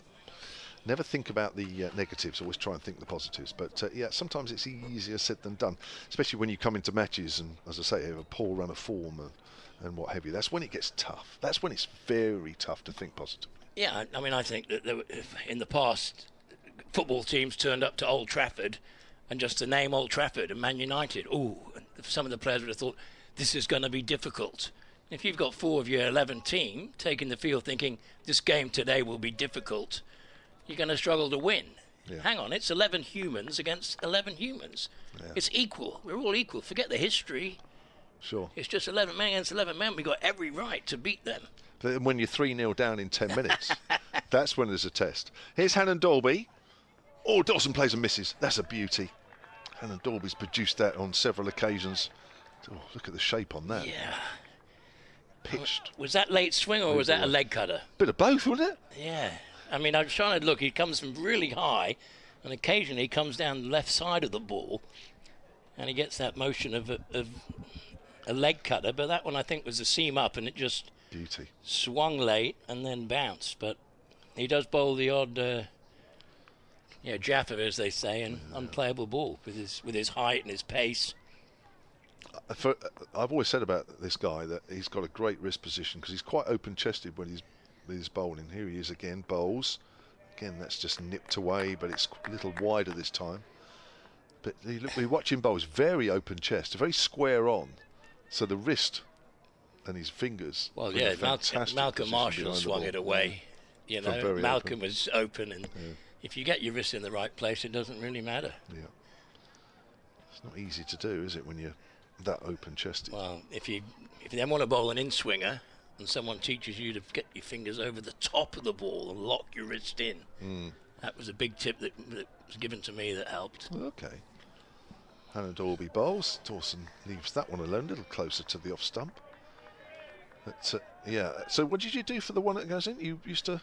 Well, the in-swing, I used to turn the seam to find leg, and then I'd have to change my action, and it didn't come out with much pace. And Bod Cottam showed me a grip of putting your fingers over the top of the ball, so you're locking your wrist in to that position. The ball's going to go shorter because your fingers aren't behind it, they're over the top. But I suddenly could bowl an in-swinger at pace, and had to work on the length, the accuracy, but it was a big tip. Hannon Dolby bowls. Dawson works that up to mid-on. No run. Score remains at 123 for 4. I'm not sure if Hannon Dolby bowls much of the wind duckers anymore. I think he just tries generally to try and shake the ball away. Yeah. I'm picturing you bowling. Just swing it back, but if you're in it, you got your fingers over that way. Yeah, no, I tried to do that. I tried all sorts of things to get the ball to go the other way, and I could never get anything to work. Yeah. There are not many Jimmy Andersons, though, are there? If only you told me that 35 years ago. Here comes Hannon Dolby. Dawson pushes forward. This is good, accurate stuff here from the tall man from the City end. 1 ball left of his 12th over. 2 for 37, those wickets for him early on this morning. Beauty that got Fletcher Middleton caught in the slips by Rob Yates for 4. And then he picked up the last wicket. Mark Stoneman caught behind for 48. That's the only wicket that's fallen since lunch. Yeah, there's lots of things. You know, it's funny, since I've been doing this commentary and, talking to 1 or 2 ex-pros that I used to play with, like yourself and that sort of thing, and they've come out with all these tips, and I thought, if only I knew that when I played. Everybody stayed silent when I played. Here comes Hannon Dolby again, worked again up to mid-on by Dawson, who this week was selected for the England T20 squads for the series coming up against the West Indies. And many people have been calling for him to be in an England squad for the last couple of seasons because he's had a couple of awesome domestic seasons, and he's not in the ODI squad, but he's in the 3 T20 series squad that's coming up shortly. 123 for 4 at the end of that over. don't know how much you've seen of Liam Dawson over the last couple of years, Dermot, but I think most people would agree, whether you support Hampshire and certainly whether you don't, there's not too many better spinners around at the moment than him. He got a five for already this season. Yes, he has. Yeah. I know there was another game we had a none for. It's hard when as a spinner you might bowl 25 overs, none for 75 on a good pitch. Yeah. Doesn't mean you bowl badly. No. No, he's one of those spinners that actually will shore up an end for you, even though the pitch is doing nothing, which is exactly what you want from him. No, he's a fine cricketer, excellent record. His last white ball international was September 2022. Since then, I think he's been player of the season twice. Last couple of years, certainly the PCA's player of the season, championship player of the season. Ed Barnard just taking his time to start this next over. 8 overs, 1 for 21 for the Warwickshire all-rounder. Brown leaves that one alone outside the off stump. His wicket was just before lunch. Tom Prest caught behind with a ball that just held its line. He's generally been just shaping the ball away from the left-handers this morning. Be interesting to see what he does with the right-handers. Predominantly bowling to the left-handers with Gubbins and Stoneman up till lunch. May just try and change the line of his attack. Maybe just try and slide away a couple from the right-hander. Have to wait and see. Comes in again and bowls. Brown's forward.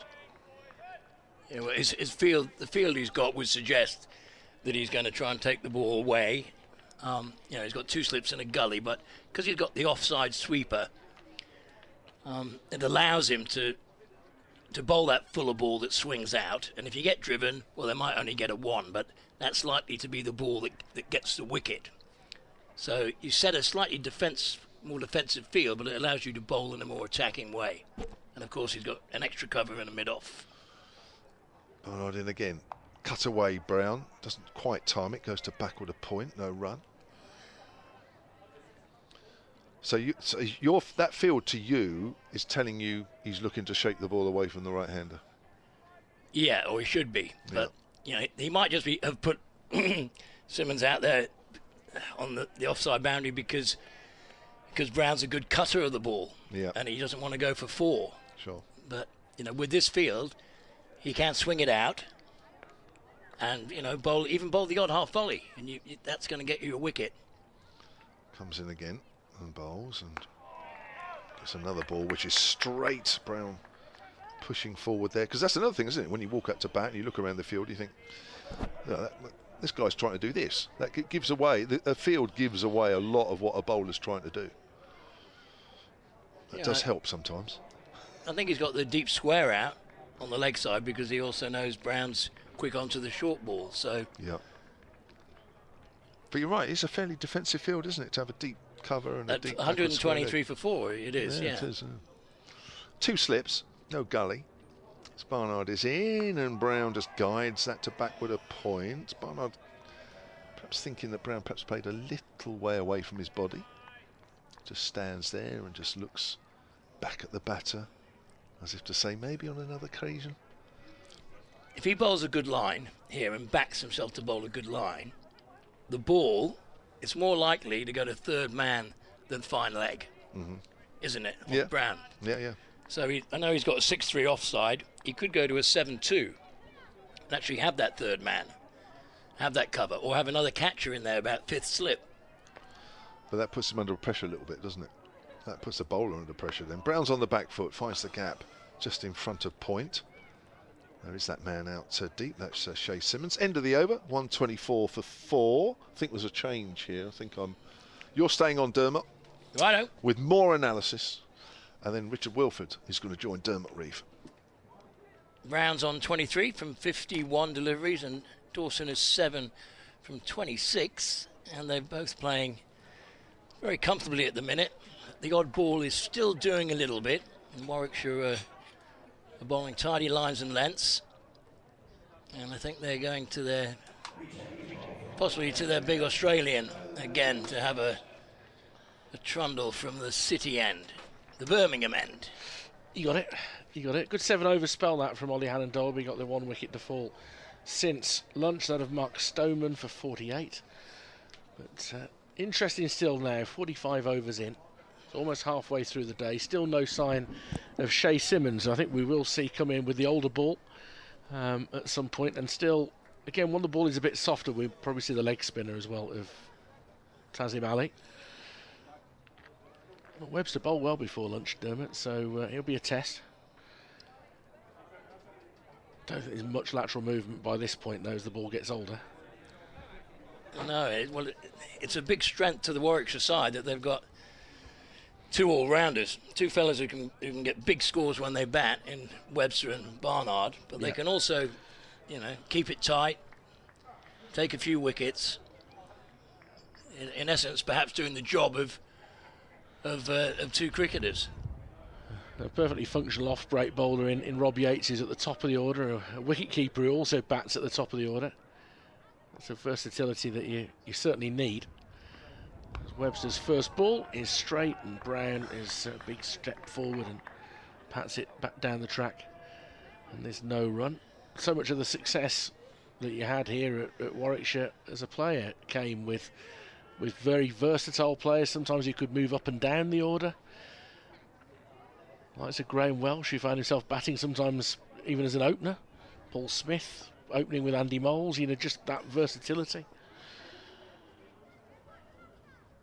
Webster once more to Brown, chopping down on this outside off stump, stopped by the right boot of Sam Hain, and no run. Yeah, it's a it's a real negative when you get players who say, I have to bat 4, I only score runs at 4, or, the game happens one ball at a time. You just got to do your best for that ball, whatever number's on the back of your shirt, whether it's number 3 or number 9 or number 10. Yeah. If you're number 10, you come in and go, right, we're going to have the biggest partnership of the innings, me and the other not out batsman. This is going to be a big outside edge down towards third. Zen Malik scampers across to his left. They'll come back for 2. Alex Davis was briefly interested in whether it might be tight for a run-up, but a top edge of the bat there from Brown on his most convincing shot. 2 more for him. 126 for 4. He's 25. That's one thing Webster does get that other guys who are 5'10" or 6 foot don't get, is with his height, being 6'5", he gets that little bit of bounce. So, just even the average normal ball on a line and length has just got slightly more steep bounce than most bowlers you face. That's certainly true of the ball that got Gubbins. As this is very full and driven through the covers for 4, and Ben Brown will help himself there. He's flashed a couple of cover drives through now. He's up to 29, 130 for 4, Webster. No matter how tall you are, if you pitch it up that far, you're going to get yourself into bother. Yeah, well, that was a gift, an absolute half volley. And Brown dispatched it to where it should have gone, and did so with ease. Webster's not fast, so you've got plenty of time to bring your bat down onto a nice half volley. But really well played by Brown, and just erring in his line and length there. He's timed the ball as well as anybody, has Ben Brown. He's also had to be tight in his defence. Watch, haven't given too many free runs away. But this is very full, and he's chopped on. Well, just as we talk him up, Ben Brown gets out. He can't quite believe it. It was another very full ball there from Bo Webster. And off the inside edge and onto the stumps. And Hampshire lose Brown for 29. They're 130 for 5. Big wicket. Really big wicket. And I think, actually, Bo Webster's... He's bowled another full ball. Another...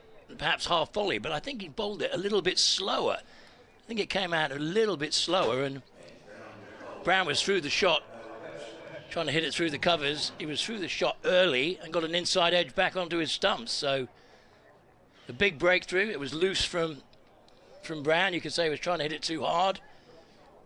It may have just been another full half volley, or it could have just been, 10 miles slower, 10 miles an hour slower from Webster, but it's done the trick, and Hampshire have slipped now to 130 for 5. Their captain's gone. He was looking good,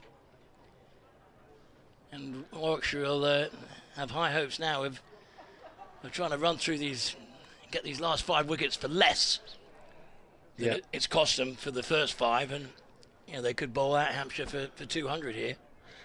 Might have been a tiny bit fuller as well. I think the length was quite hard to judge. Might have not quite a Yorker, but just somewhere beyond a half volley, that one.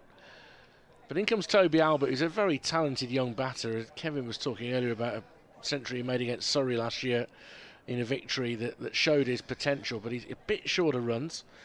Protected a bit by being number 7 in the order today. And he's just taken middle and off as a guard. Right? So, for me, I'm saying straight away, he's an LBW candidate. If he's going to bat there, right across on off stump, and the deep square has gone out for Webster, but I would be looking to get this very full, very straight. Backward point has also gone out towards the boundary as he'll come into action here, because pushing forward into the offside is Albert, and they'll come through for 2 on the arm of Malik, who hits it, throws it in very low and flat, and it bounces twice before it reaches Webster. But the end of a successful over for the big Tasmanian. 132 for 5. Hampshire having chosen to bat today on a surface that hasn't offered a lot for the bowlers, but Warwickshire have just stuck by their task, and bit by bit they're wheeling them out. Yeah, it wasn't a great first delivery to bowl to a new batsman. I always think your first ball needs to be on the stumps. If you get it full and straight, even a Yorker length, every chance the batsman's not going to pick it up too well, and you might get him bowled or LBW. But it was a wide half volley that got put away for 2. So Liam Dawson becomes senior partner, hasn't quite got going yet. Dawson has played 1 or 2 big innings in the Championship against Warwickshire over the years. Called to the England squad for white ball formats in a few weeks' time. As he leaves a ball outside off stump here that may not have been too far away. It certainly got 1 or 2 groans from the Bears fielders. Yeah, I'd be saying to the captain, bring up my deep square here. Either have another slip or have a gully. At the moment we've got 2 slips and a backward point. So there's a big gap between those 2 slips and the backward point, and a good ball could just get, off the outside edge. We just go through there for 4. Barnard short, he's pulled into the leg side. It's not going to carry as far as Ollie Hannon Dolby. It wasn't a million miles short though, it nearly worked as a tactic. Dawson jogs through for a single. He's to 8, 133 for 5.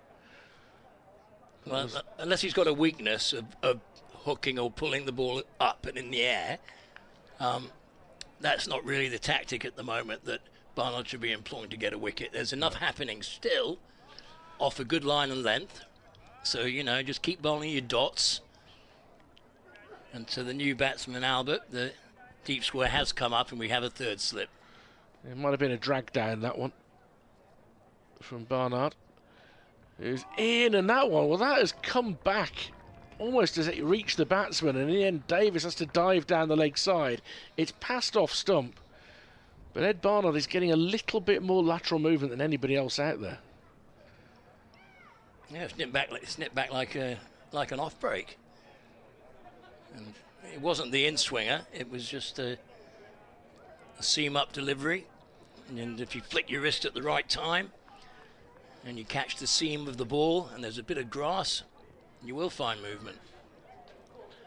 Barnard once more, and this time covering up any prospect of movement. Albert gets well forward and across, but as Dermot was saying, when you see him come forward and across like that, again, the LBW... Yeah, that was out. If he missed it, yeah, it was out, but there is a little shuffle. I know he's taken middle and off as a guard, but he hasn't really got his toes onto middle and off. The toes are still on sort of middle and leg, but then there is a little shuffle. He's on middle and off now in his stance. Yeah, he's got Barnard's interest, and he is bowling for the LBW because that's angled in, and it does wrap him on the pad, but it's going down the leg side. Tazim Ali comes in from short mid-wicket to do the fielding. And that was the in-swinger from Barnard. It did swing in. And now he's putting deep square out on the boundary, also putting his cover fielder out to deep cover.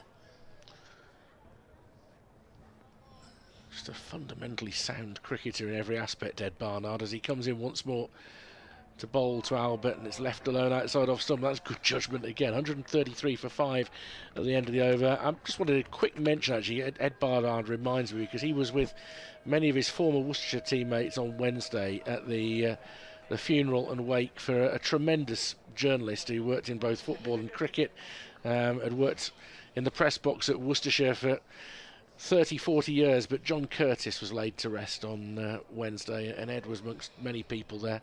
There were something like 200 in the cemetery over in Pershore for that. And Pat Murphy, BBC journalist, he gave a brilliant tribute to JC, as did Joe Tromans, who's the commercial manager at Worcestershire. It was a tremendous send-off for JC, and certainly when we go to New Road, firstly the Championship next week, and then I'll be there for the T20 Blast game, the press box won't quite be the same. Cricket's a big family, Dermot. Big family. So Webster, it's interesting, most expensive of the bowlers, 2 for 34 from his 7, not helped by the fact he's overstepped 3 times, but he's had a threat. He's got a slip and sort of a very wide slip now as he comes in to start a new over, and Dawson defends. I mean, Rob Yates, he's actually quite close to the bat where he is, the equivalent of what, 4th slip? Yeah, Warwickshire have gone slightly defensive here, and I don't think it's really that they feel that Hampshire will start attacking. I think they're just having a plan that we're going to bowl in an attacking fashion, so let's have sweepers out.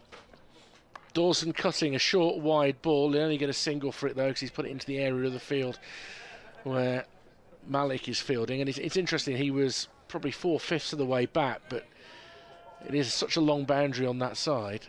He was well positioned. There's a slight unpredictability about Webster, isn't there, in terms of the length he's going to bowl, and he probably hasn't got the control of the other seamers. Well, they're really saying to Dawson, we rate you here, because they're putting the men back for Dawson, offside sweeper, leg side sweeper, but then they're bringing them up for Albert. So in a way, it's a bit like they're giving Dawson a single. Slips now are at 1st, 2nd and 4th. As forward comes Albert and defends into the offside. And there's no run. Remains a glorious day here. We haven't seen a cloud from this commentary position all day. If ever there was a time you want to be at a cricket ground. Not many sweaters out there. Alex Davis has got one on. That's for a wicketkeeper, a bit of added protection as well. So it'll take us halfway through the overs, this one from Webster, just back of a length. Nice and straight in defence there is Albert. It's even worth, Richard, bringing your fine leg up at the moment for this new batter. He's on 2, putting a man in at short leg or silly point, and you're actually putting him in there. You're not expecting he's going to necessarily get a catch there, but you're wanting the batsman to think, oh, I can't take a stride forward because there's a man there. Yeah, I don't want to get caught there, and as a result, you've got more chance of an LBW. In and fallen, driven, one bounce into the arms of Webster, who fields in his follow-through. You don't see short leg anywhere near as much as you did 20, 30 years ago. And I mean, you had the shock and awe of Alan Donald in your team. You had the consistency and the height of Tim Munton. So you would often have, I mean, more often than not, either Andy Moles or Paul Smith at short leg. Here we go again. 1 ball to go in the over. Yeah. The sweepers are gone out. Quite happy for him to get a single and keep the strike. Yeah. And that's left alone outside off stump. Nice shape about it. But which is a tribute in a way to Alex Davis's captaincy, in that he is keeping on his toes and keeping his mind going and not letting an over go. Just don't let 6 balls just pass without trying something. Well, the message I'm getting from it is we think we can get Albert out. Yep. And we want to bowl most of our deliveries at him. We rate Dawson with the bat. We don't want him to suddenly start hitting boundaries and for the score to tick along quickly. So we'll be a bit more defensive against Dawson, which is what they're doing here with the deep square going back as well as the deep fine leg. for Barnard. He's not got the offside sweeper. Kai Smith is back on as 12th man. Ollie Hannon-Dolby, I think, has gone for a shirt change. As Barnard bowls, he's full and he's driven, and it's immaculately dispatched there from Dawson. Over pitch, he's into double figures. 13 for Dawson, 138 for 5. That was a nice stroke. Yeah, really nice stroke. Just short of a half volley, but timed superbly by Dawson, and races out to the cover boundary. And I think we're going to see that offside sweeper go out there shortly, and Barnard's thinking about it now. Well, he's staying in for now. Notice the first moments of Shea Simmons stretching as well, so his time may be soon, as this is a staunch forward defensive from Dawson to a ball that was angled in towards him, and there'll be no run. 138 for 5, an aeroplane on its way around. Actually, it's coming sort of towards us, which is a slightly unusual path. You come out of Birmingham Airport, the flight line may be, flight path a bit different from normal. Barnard into Dawson, comes forward and across and defends it towards mid-on, contemplates a single because Ethan Bamber wasn't exactly hurtling himself towards the ball, but Bamber knew that would have been too tight, and he's able to gather.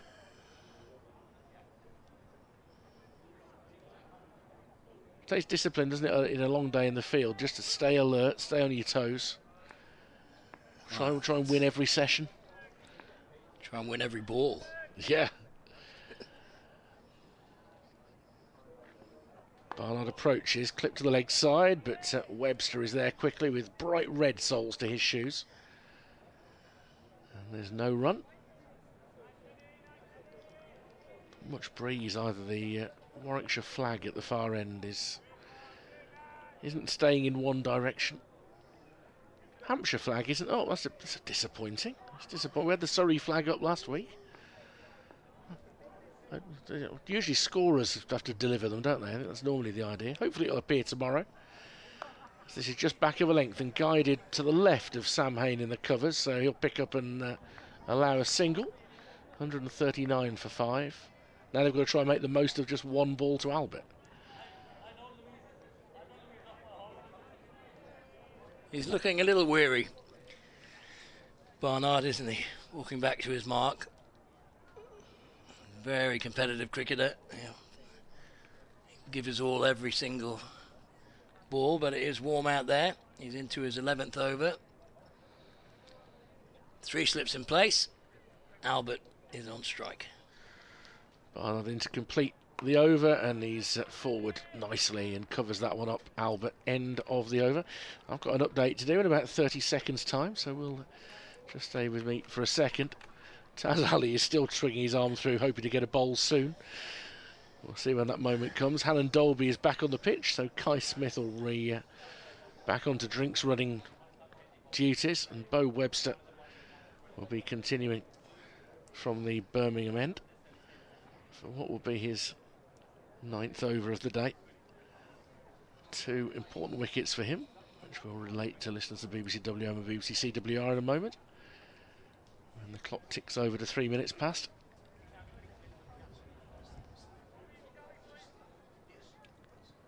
It's Richard Wilford here at Edgbaston, where Hampshire, having chosen to bat, are now 139 for 5. Only one substantial partnership. They've struggled really to get going against some disciplined bowling from the Bears. The most recent wicket, that of Ben Brown, who hit 4 immaculate boundaries. He's timing the ball very well, but on 29, he tried to repeat a cover drive that had got him 4 earlier in the over and nicked the ball onto his own stumps. A second wicket for Bo Webster, 2 as well for Ollie Hannon-Dolby. Hampshire 139 for 5. Duty's done. Uneventful opening ball to this over, but Webster comes in again to bowl to Dawson, and that's that one just back of a length, and Dawson steers into the leg side, into the sort of area where a short leg would be, Dermot. And the short mid-wicket is there in Barnard, but that's more of a catching position for an attacking shot rather than the defensive one.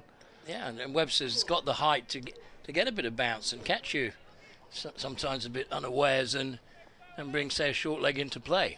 But it also does keep batsmen does make them feel not as comfortable with getting a stride in to defend. Webster approaches outside off stump, just nudging it through the vacant point area is Dawson. He goes to 15. Sam Hain does the fielding, and now Webster gets the battle that he wants, whilst Toby Albert is just 10 balls into his innings. Yeah, Webster's bowling with a 5-4 offside field to Dawson, so the good ball that he just bowled has just gone for an easy single to cover because there's no fielder there. Now with Albert on strike, they go to a 6-3 offside field without the deep square, 2 slips and a 4th slip, and a ring of 3 on the offside. Webster, tall man, in out a half of the bat, manages to guide it towards point, but Albert will know that wasn't quite what he wanted from that shot.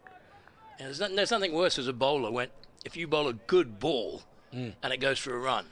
Yeah. And you think, oh, I got that exactly where I wanted it, a bit of shape on it. Yeah.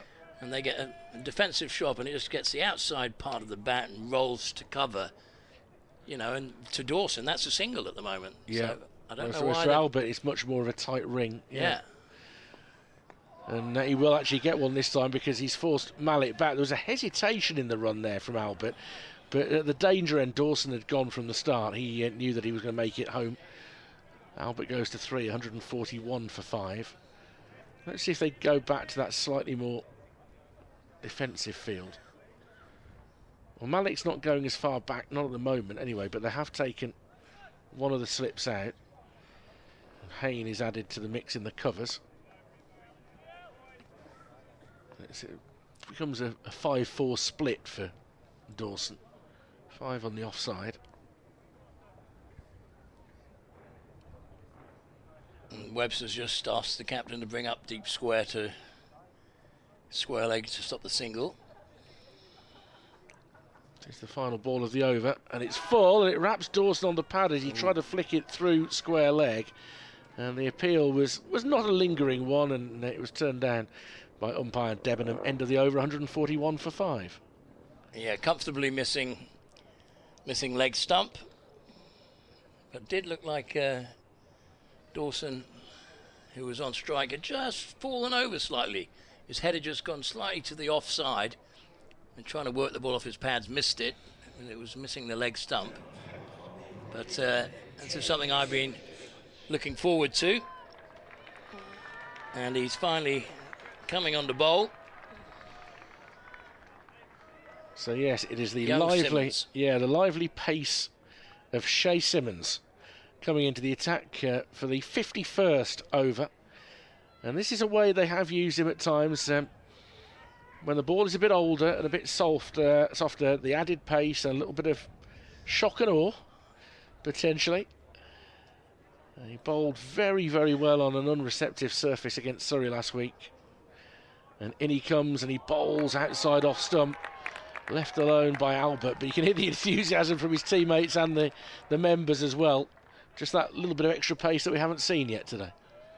Yeah, nice start, nice first ball. He's got long legs. He must be about 6'4". He looks a tall lad, doesn't he? I'll check the measurements in a moment. I think he's got a nice fluid action. That's the thing that encourages me so much about him.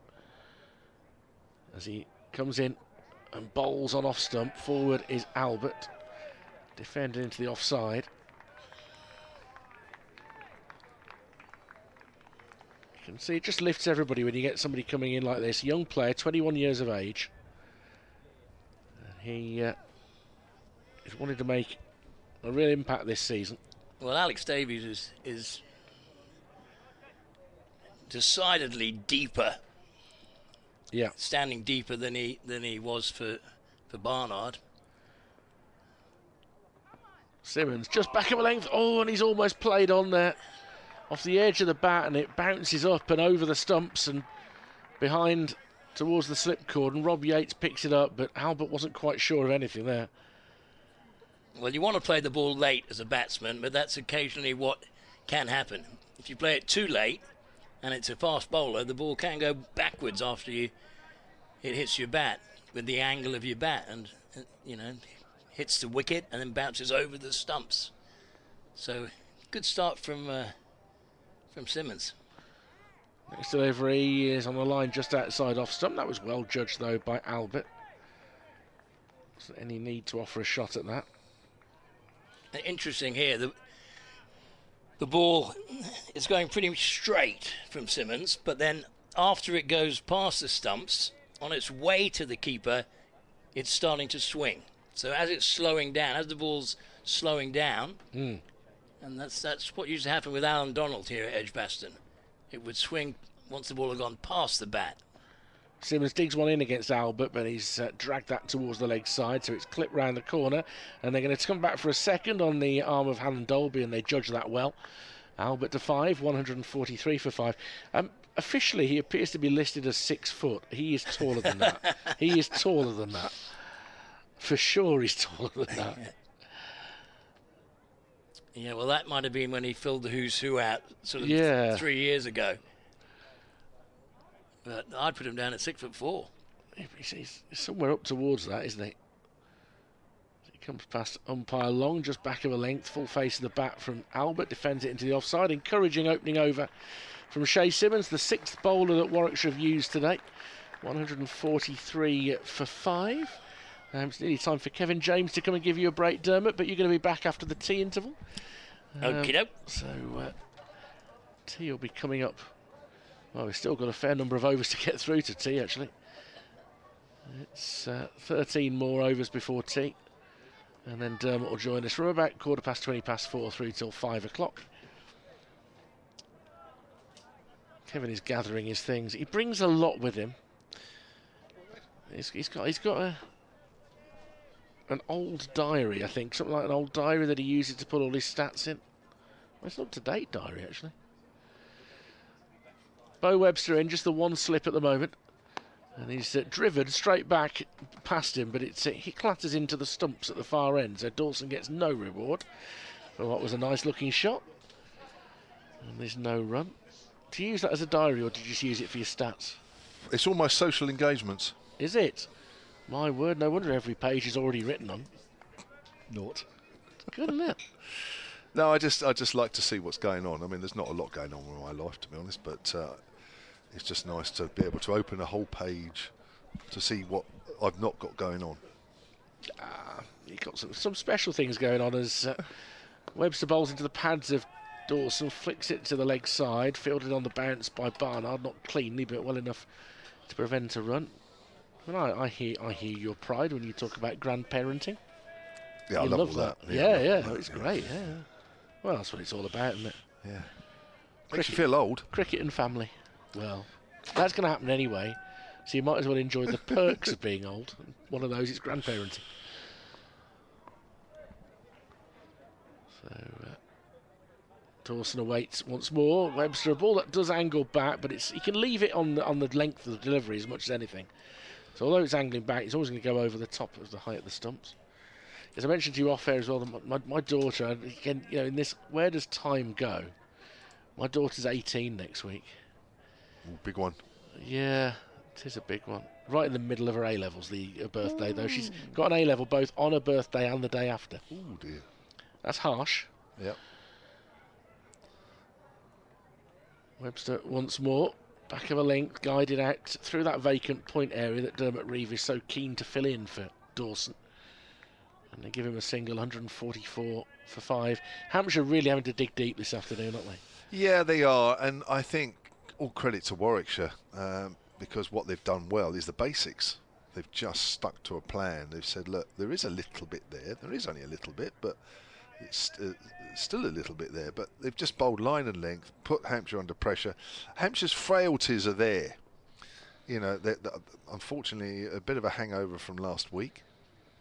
Webster in to Albert, guides it towards mid-wicket on the top of the bounce. Shay Simmons does the fielding, no run. But to me, they've looked like a team who have done a bit of soul searching this week.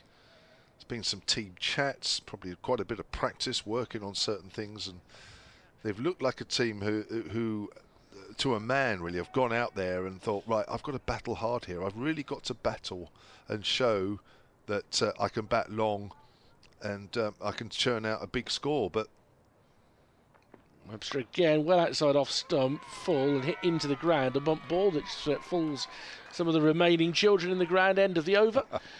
5 to Albert, 16 Dawson. Hampshire 144 for 5. Fooled me.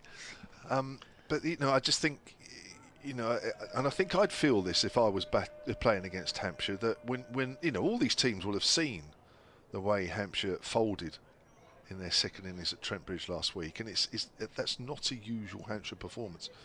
There certainly hasn't been much of those over the last few years.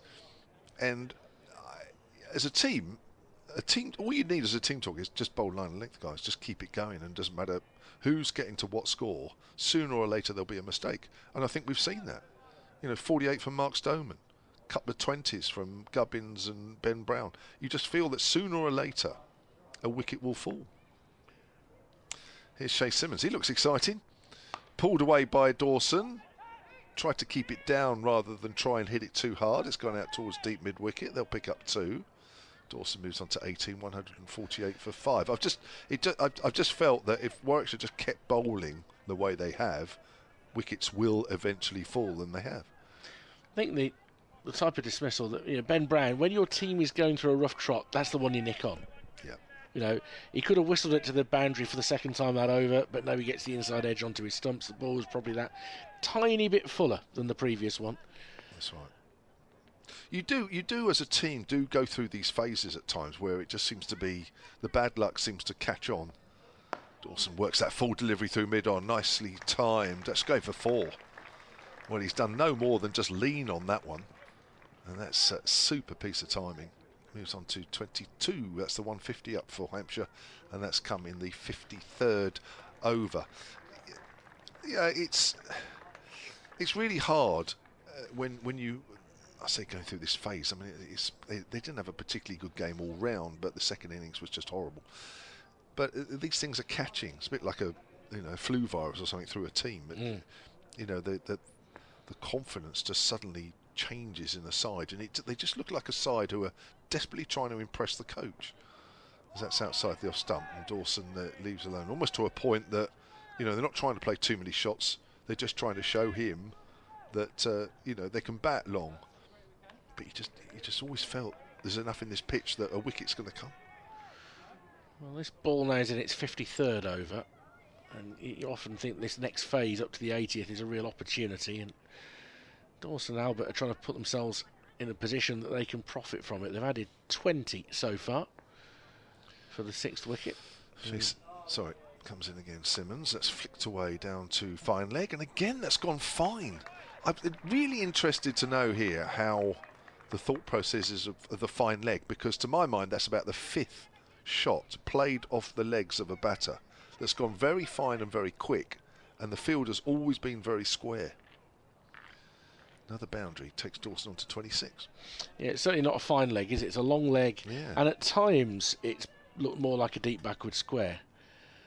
Things will happen quickly with Simmons bowling, and that there will be 4 balls. He is an inexperienced bowler, but he's also sharp, as you've seen. So he's from Barbados but got a UK passport, is that right? Yeah. Comes short, pulled away by Dawson. Along the ground, out to deep square leg. Dawson moves on to 27, 155 for 5. Yeah, look, he's got a nice action. He's easy on the eye, isn't he? Yeah. He moves in very, very smoothly, and there doesn't seem to be too much strain in the bowling stride in terms of the arm whips over pretty nicely. Made his debut against Essex last year and bowled beautifully, and then did pick up an injury, and it's always the risk with the seam bowler, isn't it? Only his 3rd game. That's a little straight. Albert's able to work that out to deep square leg. Run the first one quickly. Fielder's in quickly though. Albert moves on to 6, 156 for 5. But I think everybody's bowled really well here for Warwickshire. Bo Webb's a little taller, so just gets perhaps a little bit more out of the pitch. But Bamber, Barnard, Hannon Dalby have always just been able to just shape the ball a little, and always have been regularly asking some questions without looking dangerous. It's meant that the batters have had to be very picky about the shots that they play. They can't just hit through the line, can't just maybe sit back on the back foot and hit through the ball. You've got to actually have played your shots with a good technique. He has 5 seamers and 2 spinners to choose from in this game, Alex Davis. Zen Malik is also a spinner, but bowled an over or 2 last week. Unlikely to see him this week as Albert prepares to face Webster, and he's pushed that on towards the pads of Albert. Goes out into the leg side. Did he get some bat on it? Looks like he did. Umpire Debenham has a little look at where Bo Webster's follow through is going. 157 for 5. His footmarks may be of interest not only to Liam Dawson but also to Taz Ali, who's a right arm leg spinner. I think we will probably see before the 80th over, before the second new ball. Be surprised if we don't. Yeah, he's got a little bit of turn, didn't he, with his off spin? Yeah, well, yeah. Often if it was sort of offline, if it pitched outside leg stump, it was turning quite a bit. Dawson on 27. Guides this through point, and again Taz Ali will come in to do the fielding.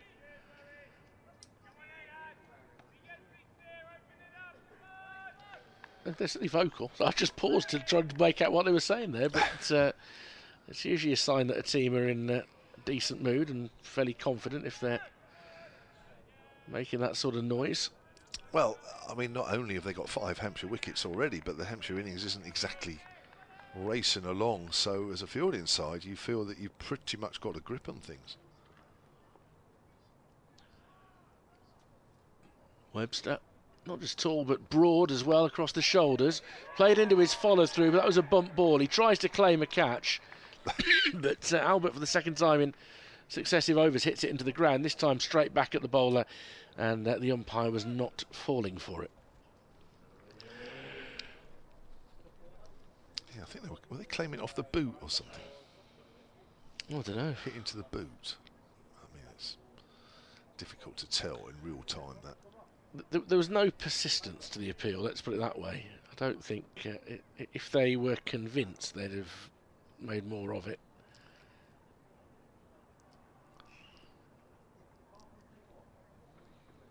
Two for 40 he's taken, Webster. The run rate has now gone up towards 3 and over. As this is Curtin, it's dropped at 4th slip.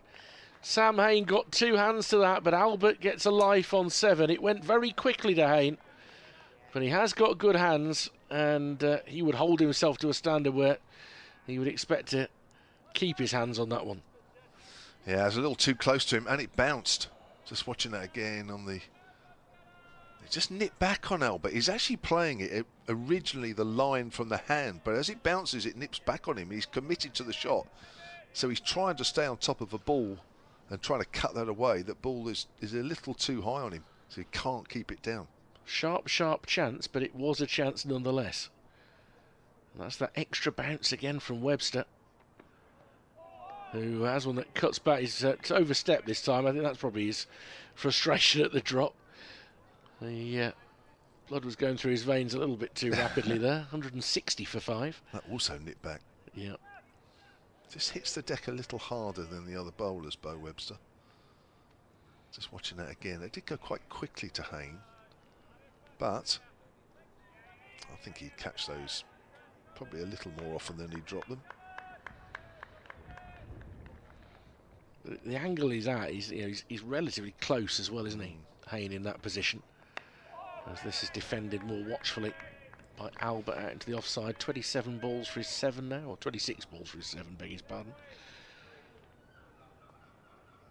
160 for 5.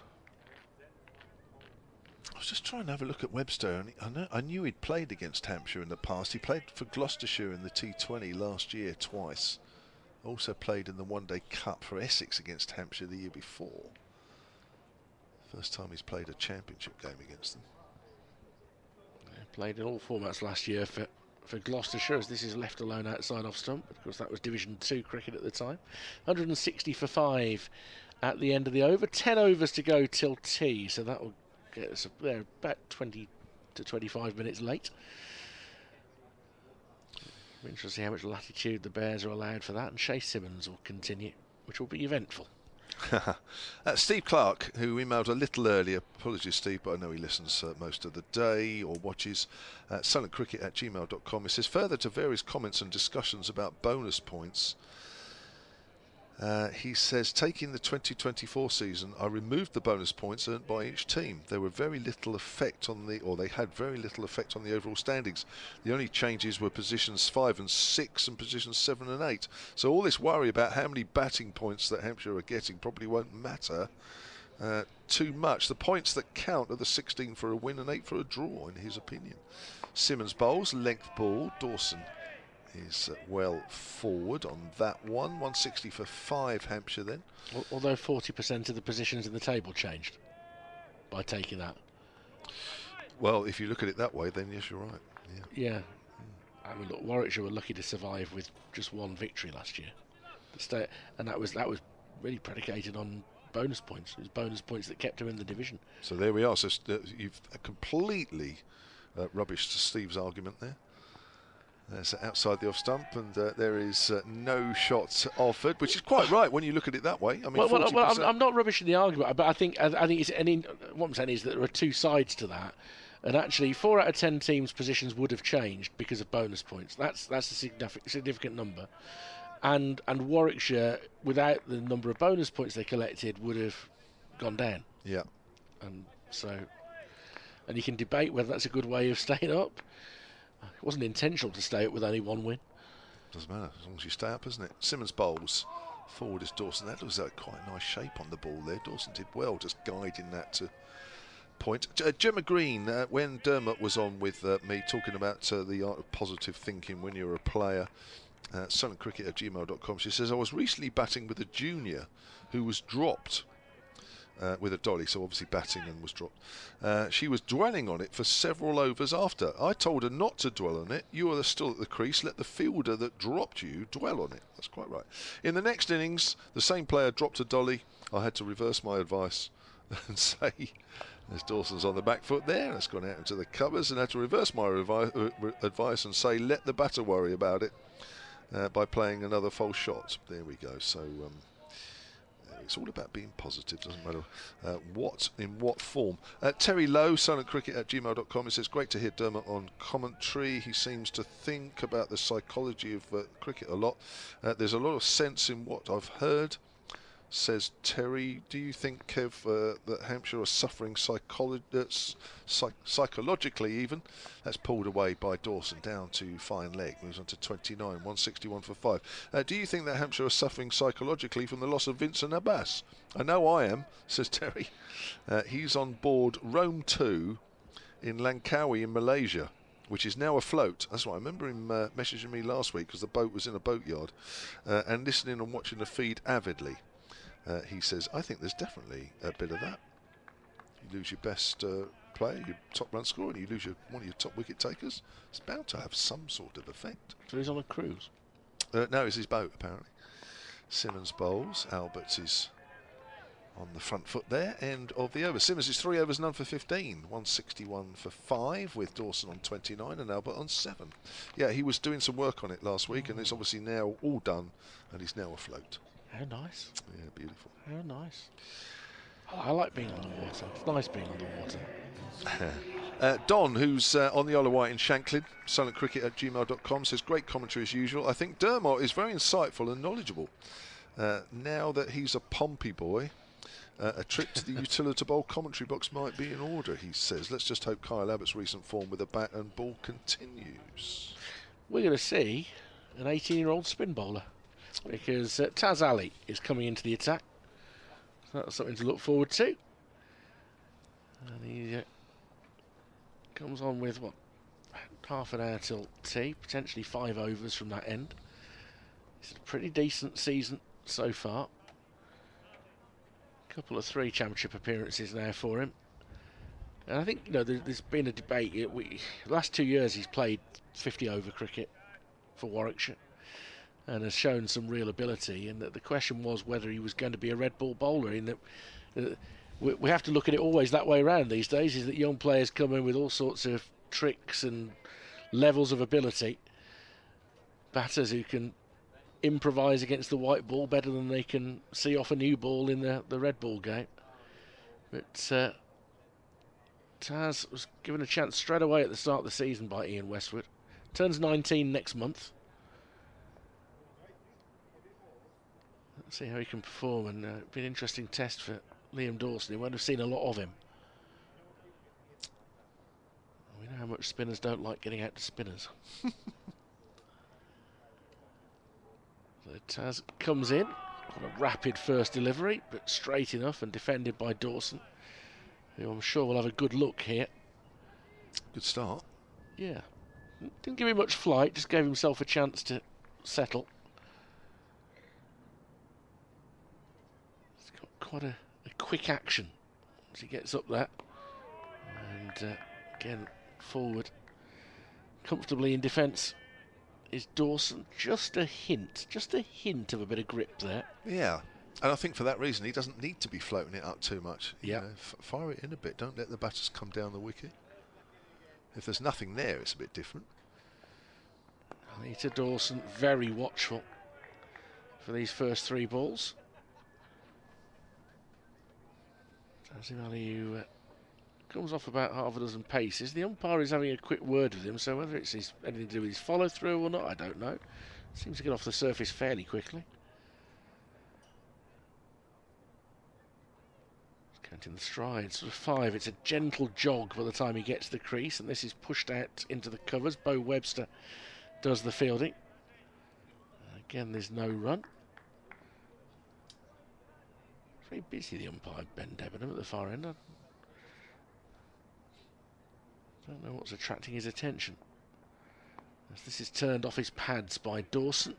Ball that was too straight, really, and comfortably flicked to Simmons, who comes in from the square leg boundary for a single. 162 for 5. Yeah, it's the first ball that hasn't been exactly where it should be. Just a little easy knock away on the leg side for Liam Dawson. Still too short. Taken a lot of wickets in his England under-19 appearances.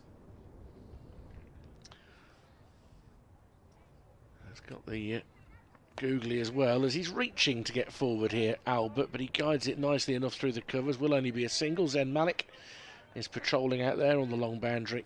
So 2 singles off the over. Hampshire 163 for 5, and this partnership between Dawson and Albert is now worth 30 in 10 overs. That's a steady start from the youngster, isn't it? 3rd first-class match, made his debut this year. Steve Clark is back straight away on the emails, sunandcricket@gmail.com. He says Warwickshire stayed up even without bonus points, as shown in the spreadsheet that he attached. I'll be honest with you, Steve, I didn't go that far down the email. I wasn't sure I had quite enough time with the action going on. Steve used to be an accountant. I don't know what he used to be, but he's a very avid emailer, especially when the games are on at the Utilita. Does he love a spreadsheet? May very well do. I might study that bit more at tea time, Steve. My wife's a lover of a spreadsheet. Oh, really? Yeah. 163 for 5. Shay Simmons, right arm fast. That's full. Albert shows the full face of the bat going back to the bowler. Stephen Eason, silentcricket@gmail.com. I mentioned about Liam Dawson being an awesome player over the last couple of years. He says, as well as being the PCA Player of the Year, Liam Dawson is one of Wisden's 5 Cricketers of the Year in the latest Wisden. That's right.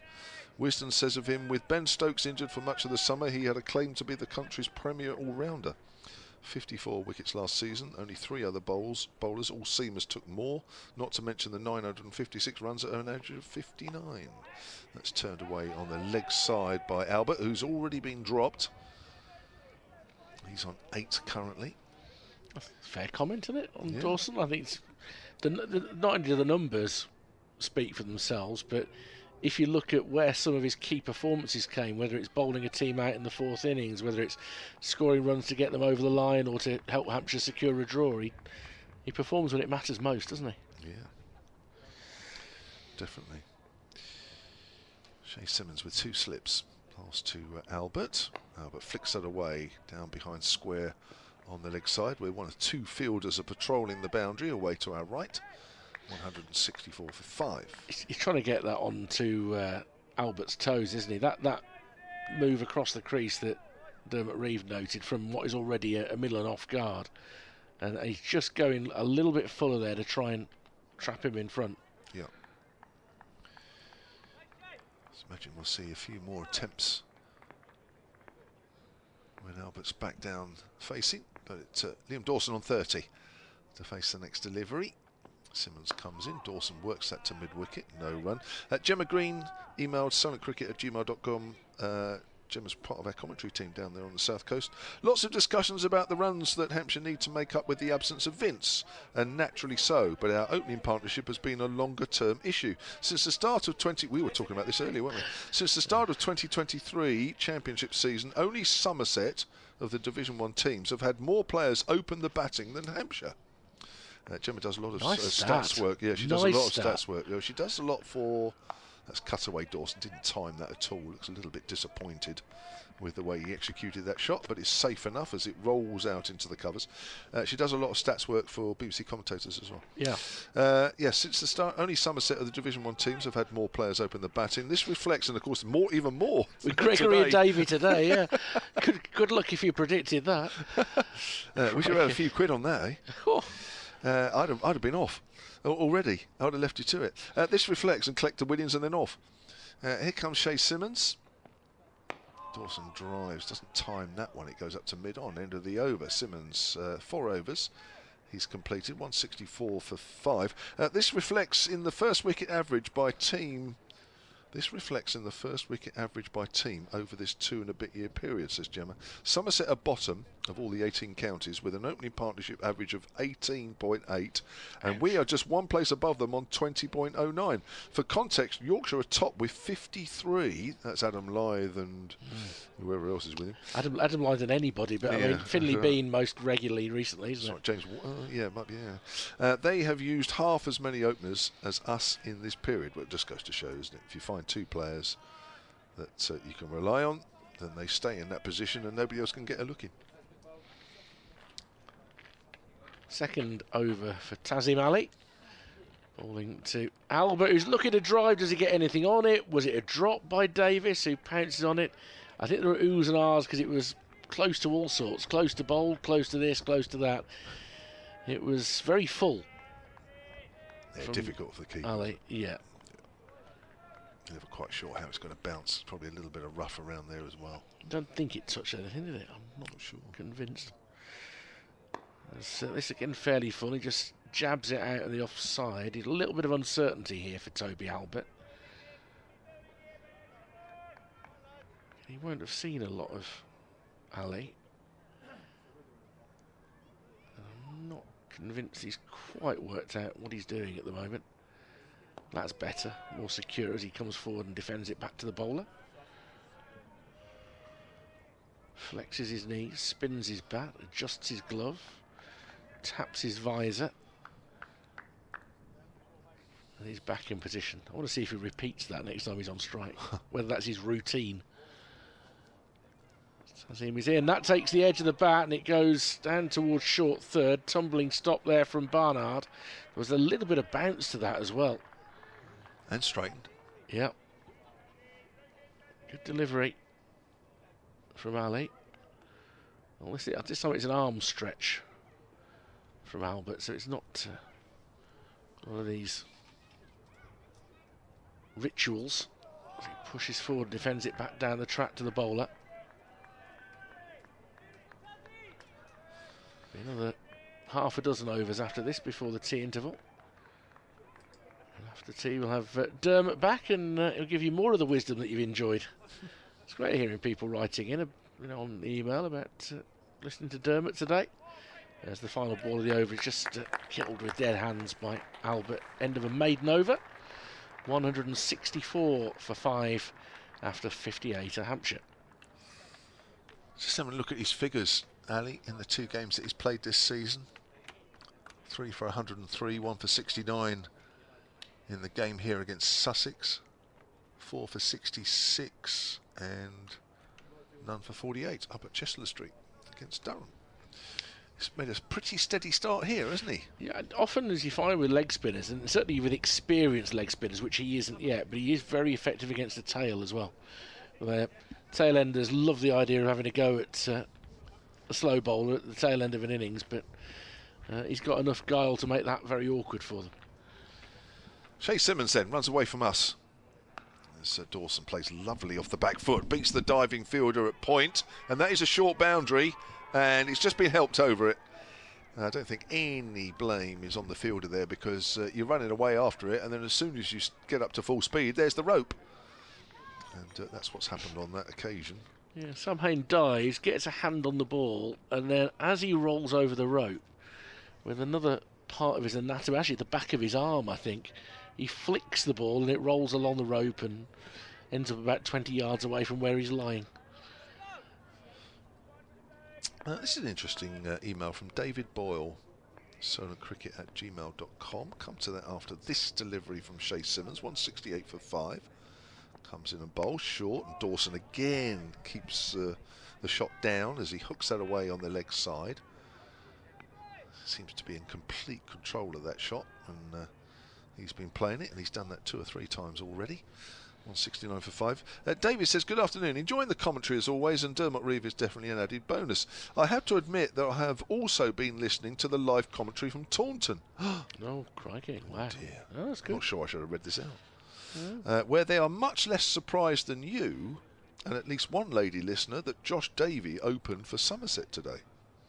Apparently Josh Davey started his career for Middlesex as an opening batter, and on first-class debut shared in an opening partnership of 192 against Oxford University with Sam Robson. Here's Simmons bowls short, and Albert goes on the ducking technique rather than tries to hook. His 28 today, when Somerset were asked to bat first, seems to have justified the decision. Fair enough. I don't follow Josh Davies' career that closely, if I'm honest. So I, like probably a few people, thought it was surprising. If you know Josh Davey, then you're probably saying, no, he's up to it. So there you go.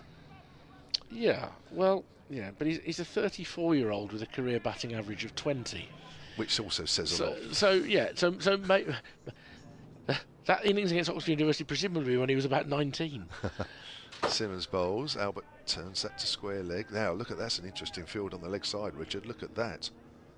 We've got a fairly well. We've got Oliver Hannon Dolby, who's not quite fine leg, a little squarer. We've got a deep square leg. We've also got a man in the middle of nowhere, who would be a deep leg gully, but very deep. Yeah. And we've got a square leg. Yeah, square leg in front of square. Yeah. To make sure, and deep square leg has to be in front of square because they can't have 3 behind. That's an interesting field to a man who hasn't actually played a hook yet. Straight mid wicket, and they're going to put a short leg in by the look of it. Yeah. Now, I don't know about you, but I get the feeling that Shay Simmons may put the ball in short here. Well, you might say that. The clues are there. We were talking about field positions and giving away what the bowler might be doing earlier. But he may just go for the double bluff.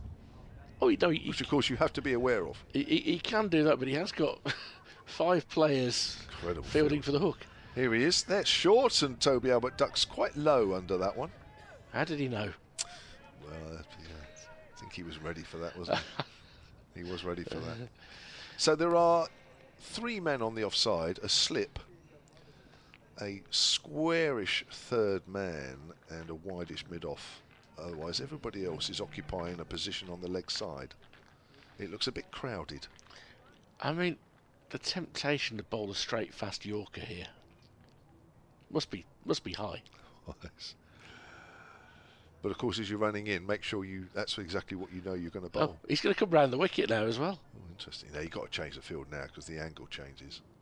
Oh, it's got a leg slip. Leg slip. Yeah, that's fair enough. The short leg's not that short.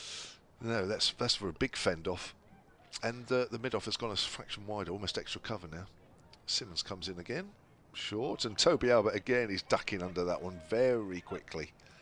He's decided that anything short of a length he's going to duck underneath. And goes through to the keeper fairly harmlessly. 169 for 5. Dawson has 35. Albert has 9. 5 over still the tea interval. The umpires are coming to have a chat with each other. It's interesting though what they'd be talking about at this point, in that they're not going to be talking about light because it's glorious. They can't. They could be talking about the field positioning, making sure that everybody was, that there weren't more than 2 behind square on the leg side. So it's not going to an illicit form of body line. Now the umpire is pointing his finger at Sam Hain, Nigel Long, and to Alex Davis. So whether there's something going on out there, with a bit of talking going on, but whatever it is, it's wound them up. Yeah. We'll see. Dawson has the strike. Taz Ali beginning a new over. Outer half of the bat, it squeezes out towards backward point, where it's fielded by Ed Barnard. Rob Yates is warming up as if he feels he's going to have a bowl in a moment. Those 2 balls round the wicket might be it for Shea Simmons for his first spell, maybe. And Ali comes into bowl to Dawson again. Very full. Pretty much Yorker length. Jabbed out onto the leg side. Picked up from the back of the hand of Rob Yates. I think of leg spinners dropping the ball short, don't you? But Ali seems to want to compensate for that. Yeah, he's kept it well up, hasn't he? And again, onto the toes of Dawson, who flicks it behind square. Simmons is in quickly. His hat doesn't quite follow him. And they come through for a single. 170 for 5. Yeah, I mean, he's definitely erred on the side of pitching it probably a fraction too full, but I don't think that's too bad. I think what it's doing is it's allowing him to bowl a few overs. It's allowing him to get a spell under his belt. You bowl it too short, it's going to go all around the park. Albert on 9, looking to drive, and again doesn't really get the middle of the bat on that by any stretch. He scampers the first, but Kai Smith, who's on the field, is quick to get to the ball and throws it in. Who's gone off this time? It's like a revolving door. Can't wait till tea. I know I was going to say it was Bo. I know Bo Webster went off at the end of his spell, but he's back out there. Could be Zen Malik. Yeah, by process of elimination. Looking to sweep here is Dawson. An appeal from Ali. They're going to come through for a single. It is going to be called a leg by, is it? It is. My initial instinct was down leg in terms of the appeal. It's going well down leg. Yeah. I think any time a batter misses a sweep, regardless of where their leg is, you tend to appeal.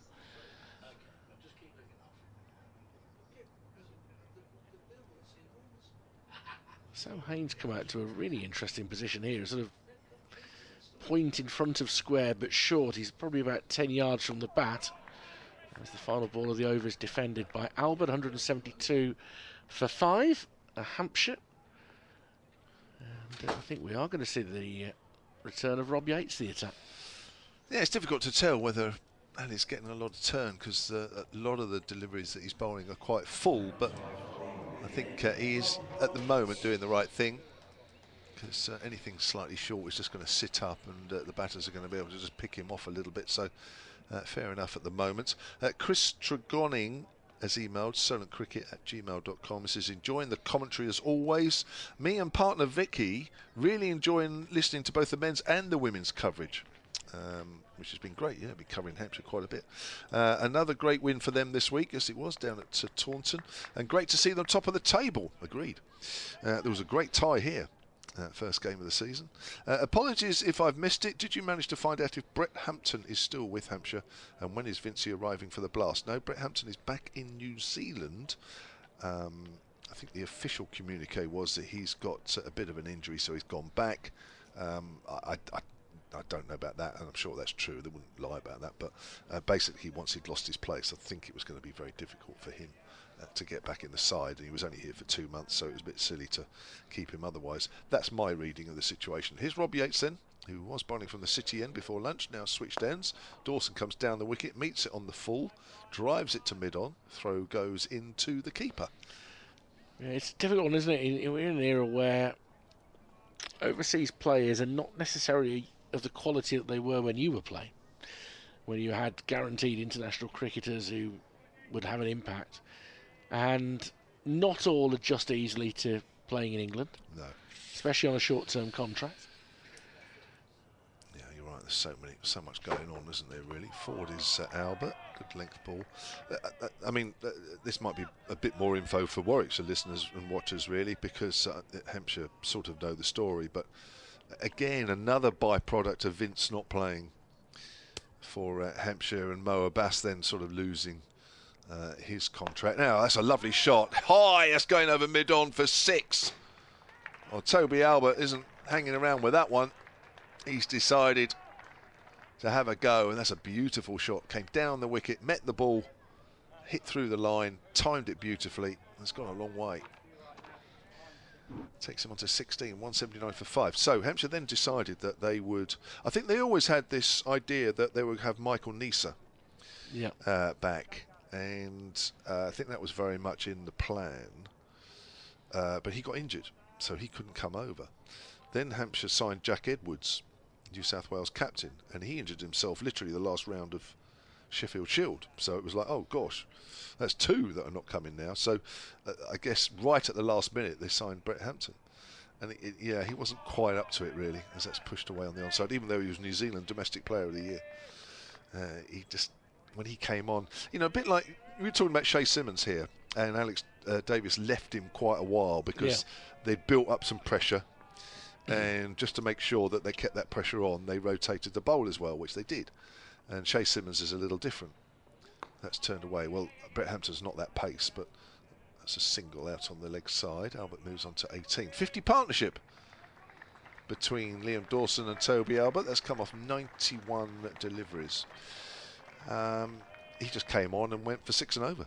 So whatever pressure you built up in the first hour and a half, he came on and it was immediately released. And you just can't keep doing that really. That's turned away into the gap between bowler and mid-wicket by Dawson. Moves on to 38, 181 for 5. So yeah, he played 3 games, I think, and that was it. It's a bit like when the Bears had Nathan McAndrew a couple of years back, and I noticed he's back playing for Sussex today, and he's a very talented bowler, McAndrew.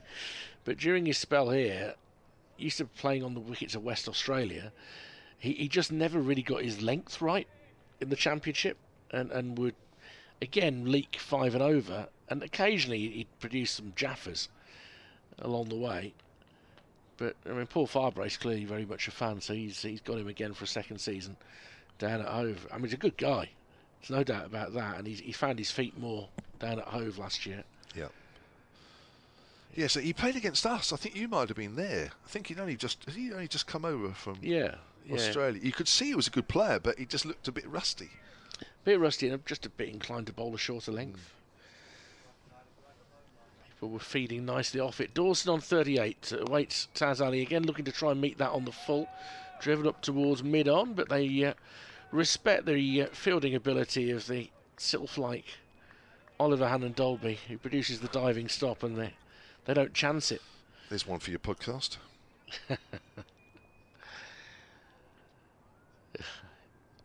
That's it again. Oh, that's turned, I think, past the edge of Dawson's bat, through the hands of Latham at slip, and that is a beauty from Taz Ali. That is. My word, that is. And they're right, that has turned. It brought Dawson forward, couldn't do much about it once it's turned off the pitch. Great delivery. You wouldn't mind seeing a few more of those if you're a Bears supporter. That's what he's got in his armoury. Albert won't want to see another one like that fizzing past, and he gets a thick outside edge down to the short backward point. Ed Barnard, who has his hands on his knees as he fields it, thinking, oof, we're close to getting something here. And leg slip is going to go into a position just in front of point now. It's kind of neither one thing nor the other, that position he's finding himself in now. Zen Malik, who the reason he was off the pitch a few overs ago was to get all the equipment on to fielding close. As this is defender, that may have been the googly. See, our TV pictures are just behind. It might just be in the angle of the delivery. Possibly the googly. 182 for 5. 2 more overs after this for the tea interval. And then we'll have Dermot back with us through till 5 o'clock. Looking forward to hearing more from him. Taz draws Albert forward in defence. No run. Well, he looks good, this alley boy. Isn't he? 4 overs, been one ball, I think, where he just drifted a little bit on leg stump. It's about the only ball you can say has been an average delivery. The others have been very good. And again, guided through square leg for a single. 183 for 5, Albert to 18. You'll have seen Farhan last week, wouldn't you, Farhan Ahmed? Yeah, not a lot of info. Okay, was it not in that game? Well, he didn't have to bowl a lot. No. It wasn't that sort of Trent Bridge wicket. It was a Trent Bridge wicket that I don't think many people will have seen before. Quite lively. Almost knocked the keepers over some of the balls from the pace bowlers that went through. Wow. On their way up, still from a length, banging into their chest. It was an amazing wicket, really. I mean, I'm not sure I'd have quite enjoyed it as a batter. Against the hard ball, it was very hard work. But as the ball got softer, it was actually, of course, nice coming on. But it was an interesting wicket. Good wicket, actually. Good wicket to watch a game of cricket on. Yeah. But maybe not since the days of Hadley and Rice. No, well, they were a little different because they looked like the rest of the outfield, didn't they? But this wasn't quite like that. But just pace and nip, and the nip went quick. 183 for 5. Rob Yates with his off spin to bowl his next over. Forward is Albert. There is a man straight on the drive under the helmet. Is that Zen Malik? Yeah, it is Malik. Yeah, it's an interesting position. Yeah. Right on the line that Liam Dawson would be running down on. Dawson's just going to step inside. And he does, just runs on the edge of the cut strip.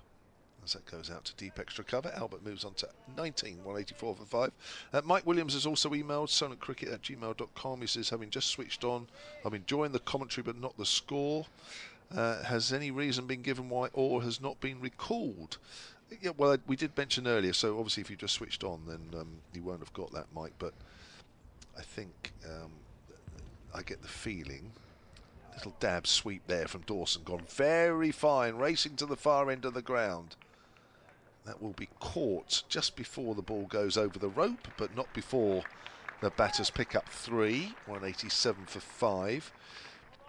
I get the. I think you can sort of safely say that with one change from the side last week, that I think it's saying that Hampshire are not panicking after one game. Hence why Ali Orr has not played in this one. But I think what it does do is with him being named in the squad, I think it puts pressure on one or two of the batters to come up with the goods sooner rather than later. I think that's a pretty obvious sign.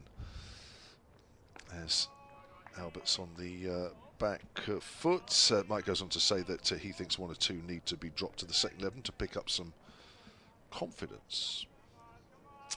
That's not something that's out of the question. Here's Yates again. Keeps a little low. Albert works that out towards mid-wicket. So 1 over after this one. Hampshire have scored a little quicker this session. 102 they've scored so far, but have lost Stoneham and Brown. Stoneman, I should say, as that's turned away into the gap square on the leg side by Toby Albert, and he moves on to 20. 188 for 5 at the end of that Rob Yates over, which leaves Tazim Ali to bowl the last one before the break. Yep, 1 over before the break. Get my report done, get a cup of coffee. It feels quite a civilised arrangement.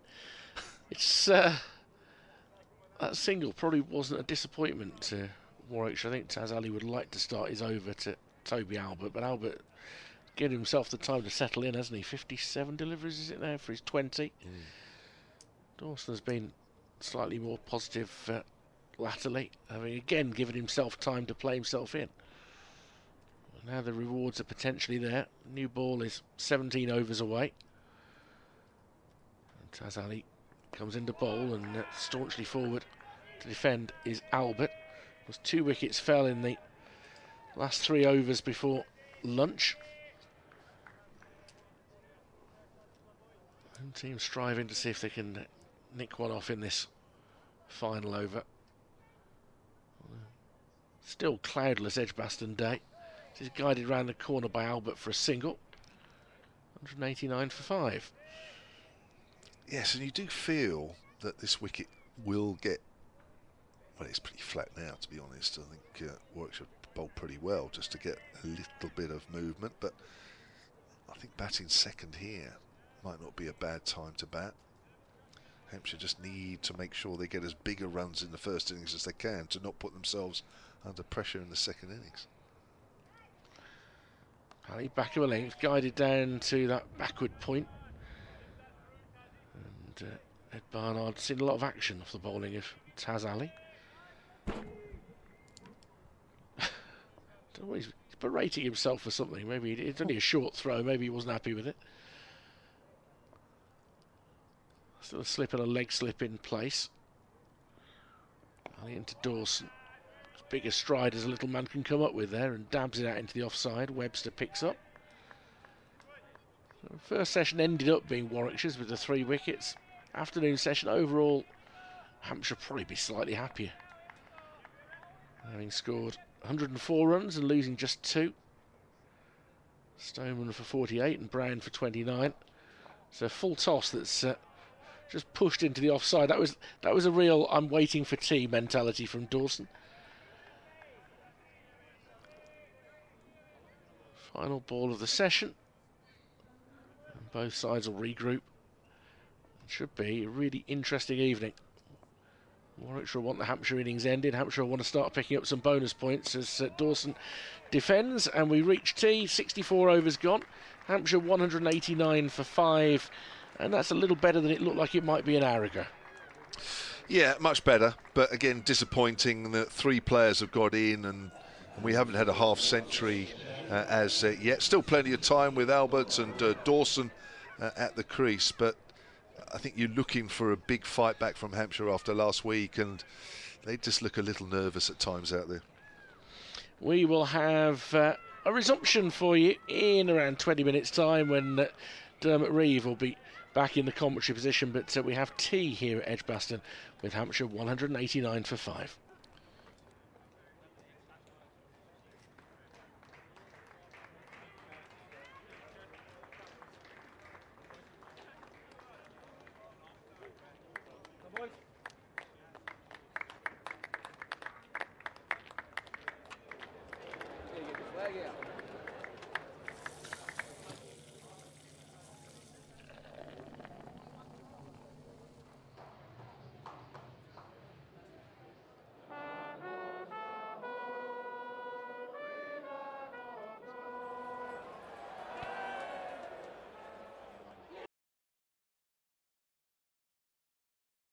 April 1882. Queen's Hotel in Coventry, Warwickshire County Cricket Club was formed. Over 140 years of wearing the bare and ragged staff, the triumph, People swarm onto the field here at Edgbaston. the ecstasy, the agony, Disappointment for Warwickshire, who can't secure the domestic double. but throughout we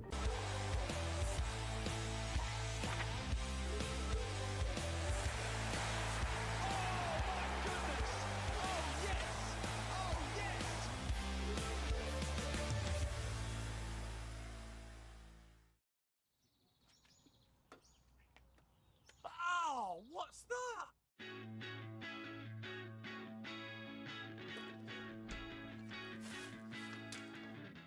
Attention all stewards. Prepare for the block.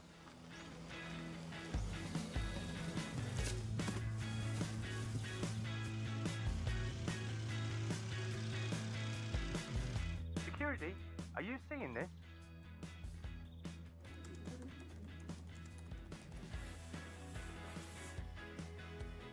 What are you doing? What do you mean? It's important.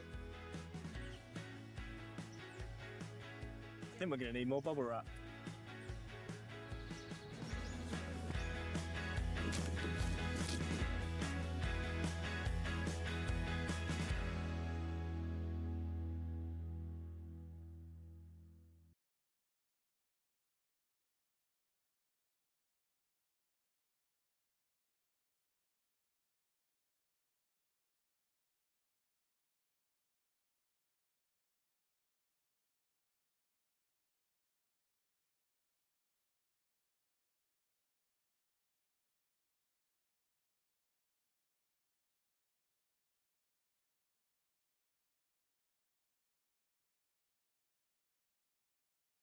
No, it's been a really good couple of weeks for the boys. Obviously a very enjoyable win last week at Headingley, and then obviously a more challenging wicket here against Surrey, but yeah, all in all a really good 2 weeks. Definitely it was worth it. There was obviously a lot of struggles and a lot of sort of questions along the way, but I think to sort of I've made my debut last week at Headingley, sort of put all those feelings to bed, and I was just sort of so happy in that moment, very proud for all the hard work that I put in and my family have put in over the years, and yeah, just very relieved that I was able to make my debut. I was unsure if I was going to play. It was dependent on Haney's injury and if he was going to be fit enough to play. So I was trying to prepare as though I would be playing, and I was going through all the pre-game routines as though I was playing. And then Davo told me sort of 10 minutes before the toss that I'd be in to play. I was just really excited against a very strong Yorkshire team who obviously had international players in their lineup. Yeah, I was just really excited to be playing. I think I just tried to keep things really simple. It was obviously doing a little bit, and they had a very good bowling attack. So for me, it was just about absorbing as much pressure as I could out there.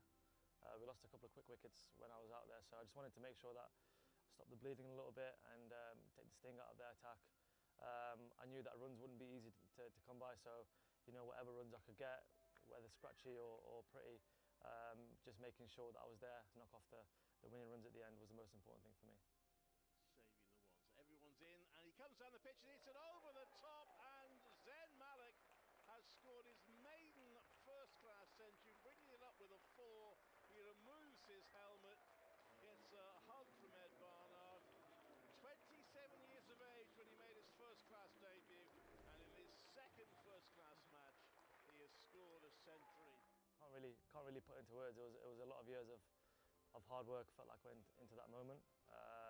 It's a lot of sacrifice. So yeah, I really enjoyed that moment. It was good to be out there with Barney, who I grew up playing with at Worcester as well. So all in all, a really enjoyable experience. You can only learn being around people like Bo Webster, Tom Latham, the quality that we've got in the dressing room, the facilities that we've got, the coaches, everything that you've got here on hand. You can only improve here. So I'm just trying to take each day as it comes, and trying to better myself every single day. And yeah, it's great to be out there in the middle as well and playing and experiencing first-class cricket. I feel like I'm sort of picking up things slowly as well. So hopefully I can just keep going from strength to strength.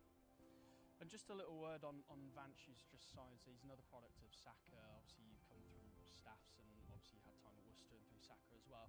I think we spoke earlier that it's the 11th person to graduate from Saka to sign at least a rookie contract. Just just a word on the initiative of Saka and how excellent it is around the country. Yeah, again, I can't really speak highly enough of it.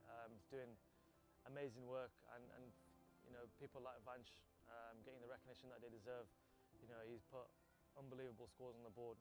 Early in the season, I think he's already scored 400. So, for him to be signed now, it's a credit to his hard work, and it's a credit to Saka and Tom Brown for giving him the platform to go out and playing against counties. So yeah, really well deserved for him. I mean, it's still very early in the season. Still a lot of cricket to be played. I just want to make sure that I'm ready for each and every game. We've got Hampshire coming up very soon, so just making sure that I'm as well prepared as I am for that. I'm not too focused on performances or outcomes. I think I just want to make sure that when the opportunity comes, I'm there to do my job. I can help the team in any way that I can. And I think hopefully from that, the performances and the results will just take care of themselves. So I don't want to put any sort of targets or goals in the season right now. Just trying to enjoy my cricket and do as best as I can for the team.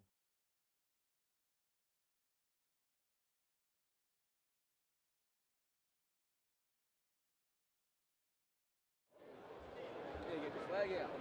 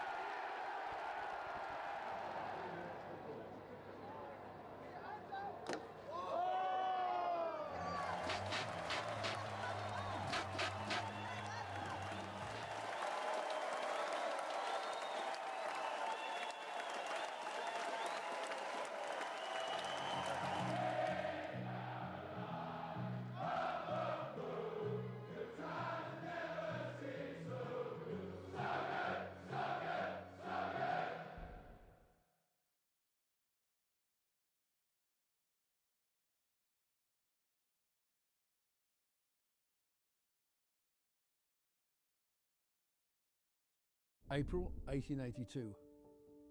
Queen's Hotel in Coventry, Warwickshire County Cricket Club was formed. Over 140 years of wearing the bare and ragged staff, the triumph, People swarm onto the field here at Edgbaston. the ecstasy, the agony, Disappointment for Warwickshire, who can't secure the domestic double. but throughout we've been together as bears. We're now ready for the next chapter. History will be made.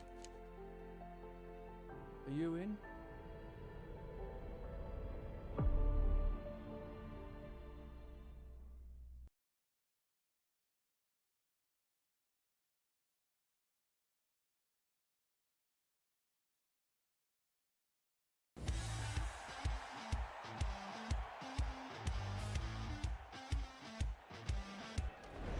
That is as good as it gets from Hassan Ali. There is simply nothing that the Bears cannot do.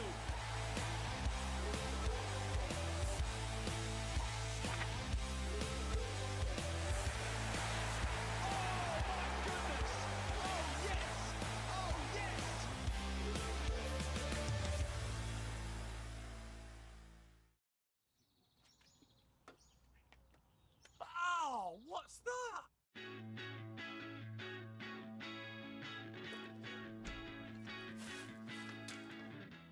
Attention all stewards.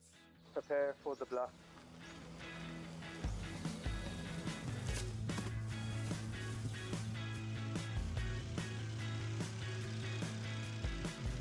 Security, are you seeing this?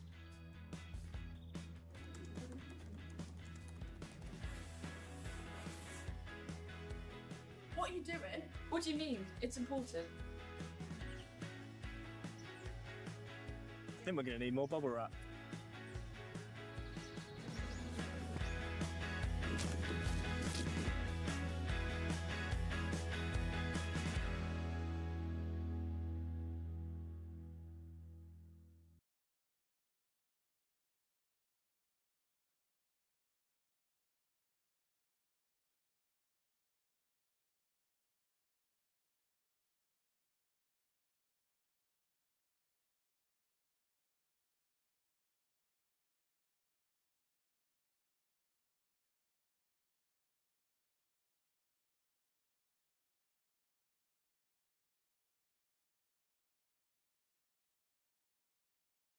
No, it's been a really good couple of weeks for the boys.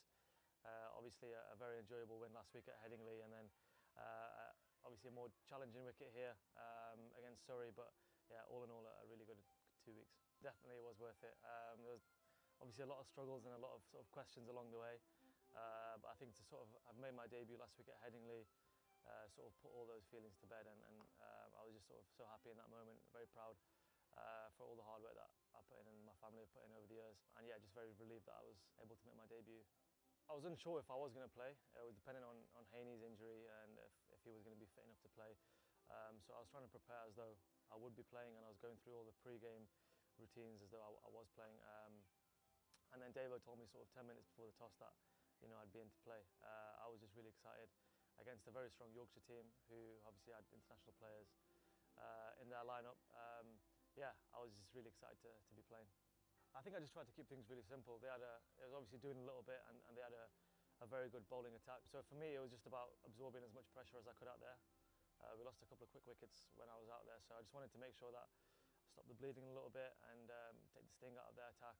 I knew that runs wouldn't be easy to come by, so whatever runs I could get, whether scratchy or pretty, just making sure that I was there to knock off the winning runs at the end was the most important thing for me. Saving the ones. Everyone's in, and he comes down the pitch and hits it over the top, and Zen Malik has scored his maiden first-class century, bringing it up with a 4. He removes his helmet, gets a hug from Ed Barnard. 27 years of age when he made his first-class debut, and in his second first-class match, he has scored a century. Can't really put into words. It was a lot of years of hard work. Felt like I went into that moment. It's a lot of sacrifice. So yeah, I really enjoyed that moment. It was good to be out there with Barney, who I grew up playing with at Worcester as well. So now all in all, a really enjoyable experience. You can only learn being around people like Bo Webster, Tom Latham, the quality that we've got in the dressing room, the facilities that we've got, the coaches, everything that you've got here on hand. You know, you can only improve here. So I'm just trying to take each day as it comes, and trying to better myself every single day. And yeah, it's great to be out there in the middle as well and playing and experiencing first-class cricket. I feel like I'm sort of, you know, picking up things slowly as well. So hopefully I can just keep going from strength to strength. And just a little word on Vanch, who's just signed. So he's another product of Saka. Obviously, you've come through staffs, and obviously you had time at Worcester and through Saka as well. I think we spoke earlier that it's the 11th person to graduate from Saka to sign at least a rookie contract. Just, you know, just a word on the initiative of Saka and how excellent it is around the country. Yeah, again, you know, I can't really speak highly enough of it. It's doing amazing work, and you know, people like Vanch getting the recognition that they deserve. You know, he's put unbelievable scores on the board, you know, early in the season. I think he's already scored 400. So, you know, for him to be signed now, it's a credit to his hard work, and it's a credit to, you know, Saka and Tom Brown for giving him the platform to go out and playing against counties. So yeah, really well deserved for him. I mean, it's still very early in the season. You know, still a lot of cricket to be played. I just want to make sure that I'm ready for each and every game. We've got Hampshire coming up very soon, so just making sure that I'm as well prepared as I am for that. You know, I'm not too focused on performances or outcomes. You know, I think I just want to make sure that when the opportunity comes, I'm there to do my job. I can help the team in any way that I can. And I think hopefully from that, you know, the performances and the results will just take care of themselves. So I don't want to put any sort of targets or goals on the season right now. Just trying to enjoy my cricket and do as best as I can for the team.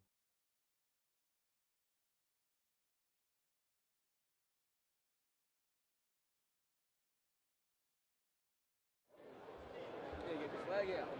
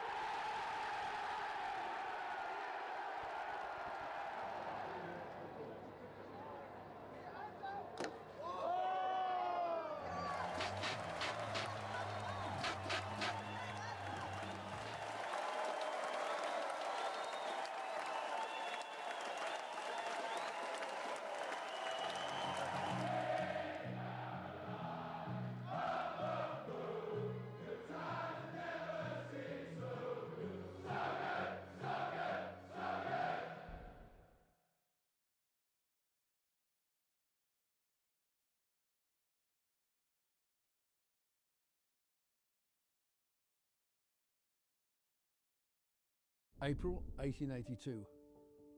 Queen's Hotel in Coventry, Warwickshire County Cricket Club was formed. Over 140 years of wearing the bare and ragged staff, the triumph, People swarm onto the field here at Edgbaston. the ecstasy, the agony, Disappointment for Warwickshire, who can't secure the domestic double. but throughout we've been together as bears. We're now ready for the next chapter. History will be made. Are you in?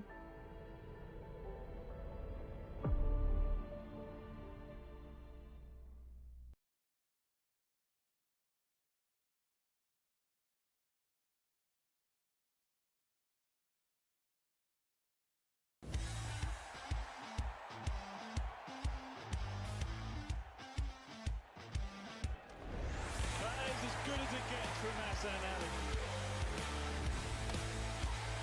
There is simply players cannot do.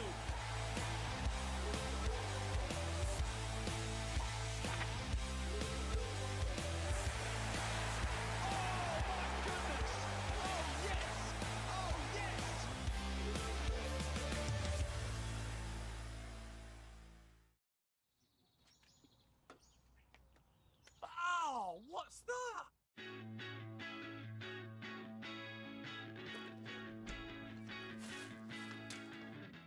Attention all stewards. Prepare for the bluff.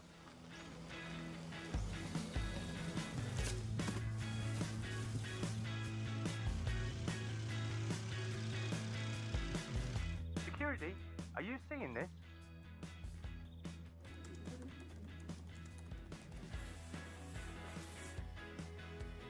What are you doing? What do you mean? It's important. I think we're going to need more bubble wrap.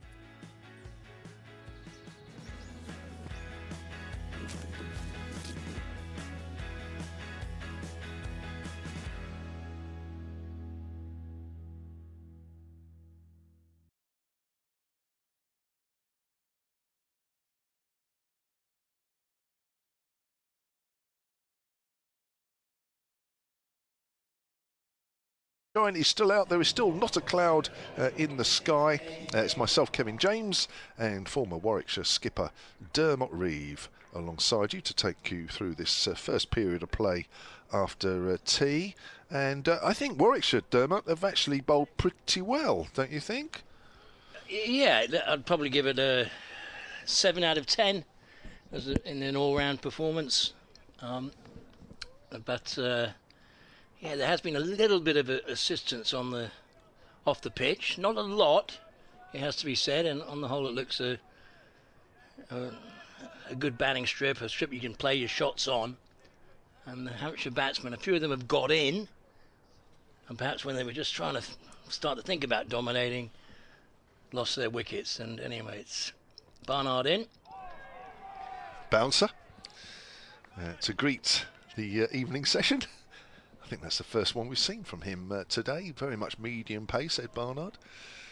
189 for 5. But you're right, that there has been a little bit of assistance for the Warwickshire bowlers. A little bit more grass on this one, as opposed to the one last week, where that inevitably was a draw against Surrey. And I think it has definitely encouraged the bowlers a little bit. Here's Barnard bowls. Forward is Albert, goes out into the covers. We've seen just the ball nip around a little bit. We've seen it just shape in the air.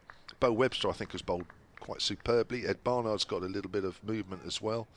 Oliver Hannon Dolby, in fact, all the seamers have just found a little bit of encouragement. 189 for 5 then. We are in the 65th over of the Hampshire first innings. It's Barnard to Toby Albert, who's been dropped. That's outside the off stump and left alone. Difficult chance to Sam Hain. It went quickly to his left in the gully area off Webster, but Albert trying to cut away. The ball just nipped back on him, got close, it bounced, couldn't keep it down. Albert was on 7 at the time. He's on 21 now. I think Hampshire perhaps been a little guilty of maybe being a little too cautious at times in view of what happened last week. He's left alone outside the off stump. I suppose it's understandable after that second innings capitulation up at Trent Bridge. It's almost like they've been so determined to try and put things right that at times you just felt that there was a wicket around the corner without them really pushing the rate along, pushing the scoreboard. Yeah, there's nothing wrong in 4-day game. I always think it's about, scoring safe runs. That's certainly what Hampshire were looking to do, and still are, as Albert is forward. Back to Barnard, but it does look a good pitch. There's something there for the batters. There's something there for the bowlers. Yeah, and a little bit of turn. So yes, there is as well. It looks a good cricket wicket. Yeah, which is what you want for a. You don't want a 4-day game over in 2 days because there's too much moisture or too much grass on a pitch. I don't think that's. You don't get that accusation too much here, do you? Really, it doesn't get too many extremes, do you? As another length ball to Albert. Very rare you get extremes here, do you? I mean, you might get a really flat pitch, but it doesn't. I mean, I don't know when you were playing, and I can't think of anything since because I've commentated here quite a few times when Hampshire have been here. I don't think of there's been a pitch here where you thought, oh my gosh, what's going on here? I think most of the time you would go, I'd rather bat here than bowl here. Yes, 100%. But you've got to do your job with the ball, and quite often that could just be, tying up one end, trying to bowl maidens, trying to keep it tight, and don't let the batsman run away with some free scoring. And then, more often than not, it's a batsman who makes a mistake, not necessarily a magical ball that gets bowled. Yeah. Well, you mentioned a little bit of turn. This man, Tamzim Ali, the 18-year-old leg spinner, he got 1 or 2 to turn. 5 overs, none for 6 with 1 maiden, and he's carrying on from the city end with his leg spin. Oh, he's trying to cut that one, and that goes over the top of the top edge. Bit of bounce and turn from that one. Yeah, really good. Really started well. It was a really good ball, that. Fizzed first through. First ball from after tee. Yeah, he bowls it quite quick. It was a touch short, but Dawson went for the cut shot, but it bounced over the top edge. It did. Another day that gets nicked. There's a leg slip and a slip in for Ali. Dawson just works that ball that straightens on him to backward a point. Barnard Fields. Dawson 41 from 77 here.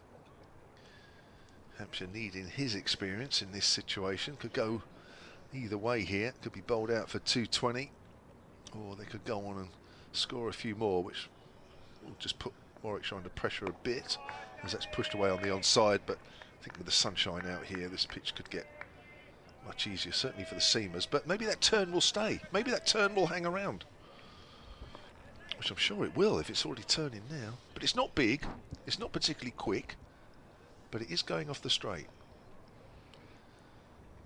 Ali just takes his time. The next one comes in again and bowls. That's short, easily cut away by Liam Dawson. He hasn't bowled too many of those deliveries that are that length. Doesn't really want to be bowling deliveries of that length. Needs to keep the batters coming forward.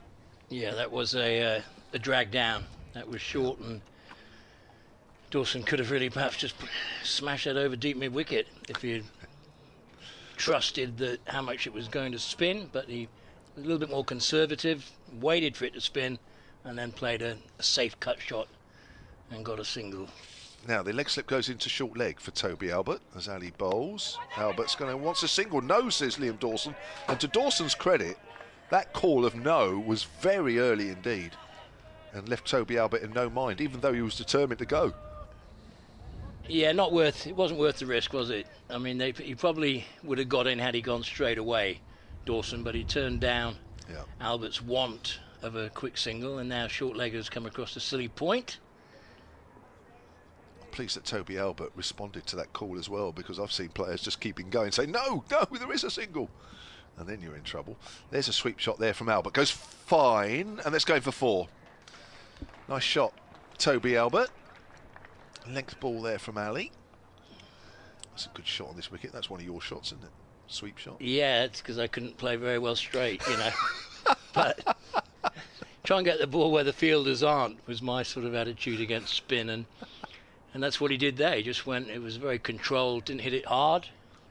Just a little gentle sweep round the corner, and it beat Simmons. It was out at deep square. So the more people play that shot, that's when you see the short leg has to come out and go to 45, stopping the 1, and suddenly there's no men round the back catching. The batting becomes quite a bit easier. That's what it's all about, isn't it? Getting those players out from yeah, close. Nice shot. I mean, he's looked quite good. He's got 25 or 67, but he looks accomplished.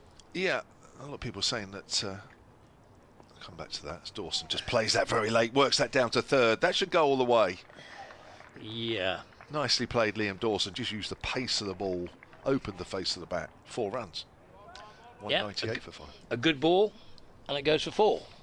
It's an absolute bugbear of mine, or as any bowler. If you bowl a good ball and it goes for a 1, it can be annoying. But with no third man and no gully, that is a huge vacant area where a good ball can just be, if you just defend it late, it's just going to go down to that area, and you know, off Ed Barnard, it's more likely to go there than fine leg if he bowls well. Comes in again. There was a wide-ish slip, about almost third slip, and that's gone to about where 4th slip would go. But again, it's played late by Dawson with an open face, and it's gone straight to ground. There hasn't been too many balls go to third man today.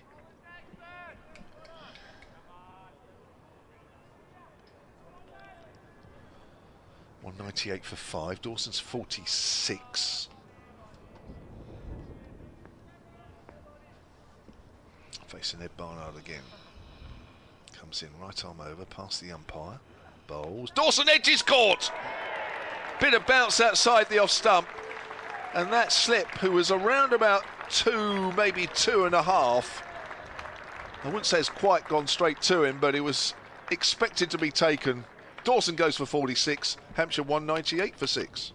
And Barnard changed his run up there. He actually came back a little bit further, ran in with a bit more purpose, actually ran in faster to the crease, which I distinctly noticed, and he probably bowled one that was a bit quicker than his normal delivery. Just watching it again on the picture feed. He's not in a great position, Liam Dawson, really, as he's leaning back a little bit, trying to find an angle. Good catch, though. Yeah, I mean, that could be one of those shots you play because there's no third man. You're thinking, oh, I can just get an easy 4 down there, I'll guide it through there, and you get an edge, and it went straight to second slip, which is a bit of fortune, I have to say, for the Warwickshire fielding side, that you just put one slip in. You know, some people would say, well, he's got to be at first or 1.5, but he was on his own at second slip, so he had room, I call it room for brilliance, either side of him. And very well pouched. Reverse cup. And Barnard has his second wicket, 2 for 32 now of 12.5 overs. Goes with the wicket of Tom Prest, which he picked up just before the lunch break. And the new batter is James Fuller. And Kevin, who was the catcher? It was, I don't know actually, I'm just trying to work that out. Oh, Yates, Rob Yates. It was Yates. Yeah. Good catch. Just seemed to be someone who had a bit more of a lock of hair. There seemed like sort of hair coming out the back of his cap. We notice these things as you get older, don't you? Yeah, well, I'm trying to pick out, trying to work out all the players with their numbers on, but it was a good catch. Well, it went quite quick. I mean, Webster's very good in there. He's got good hands, big hands, covers a lot of area, being 6'5". There is an extra slip now, more conventional 2 slips as Barnard comes into Fuller. Oh, Fuller gets one that nips back, and they're asking for a caught behind. That nipped back and it bounced and it went quickly. Great delivery first up. I'm not sure Fuller knew too much about that. That nipped back wickedly. Yeah, that was near unplayable and just went past the inside edge. Maybe just brushed the sort of trousers of the new batter, Fuller. His first ball. You don't want to get one of those too often first up. Almost did too much, that one. Barnard in again. Fuller gets wrapped on the pad, probably just going down the leg side. Oh, Barnard is still getting this ball to shape. We're in the 67th over, which is fairly unusual these days to have balls this old and still do that much. I mean, I think he's underrated as a cricketer, as an all-round cricketer, Barnard, but it just looks like here he's just got some good rhythm. He's really running in. A bit more fire. From the pavilion end. Fuller this time, and Fuller drives up to mid-on, but there's no run as quickly around is Ethan Bamber at mid-on. End of the over. Good over from Ed Barnard. 198 for 6. Liam Dawson's innings lasted 84 balls with 6 fours. And he's not quite Hampshire's top scorer because at the top of the order Mark Stoneman made 48. So the ball is still moving. There is a little bit of turn as well, which isn't making batting completely straightforward. It's well poised. It's, you know, this is where a really good side could perhaps just take it by the scruff of the neck in the field and pick up these last 4 wickets for 20 by some good accurate bowling, giving nothing away. Try and put the pressure on the Hampshire lower order. But if the likes of Abbott and who's to come in, and Albert and Fuller, if they decide, right, we're going to play some shots and be positive, we could well get up to 300. Yeah.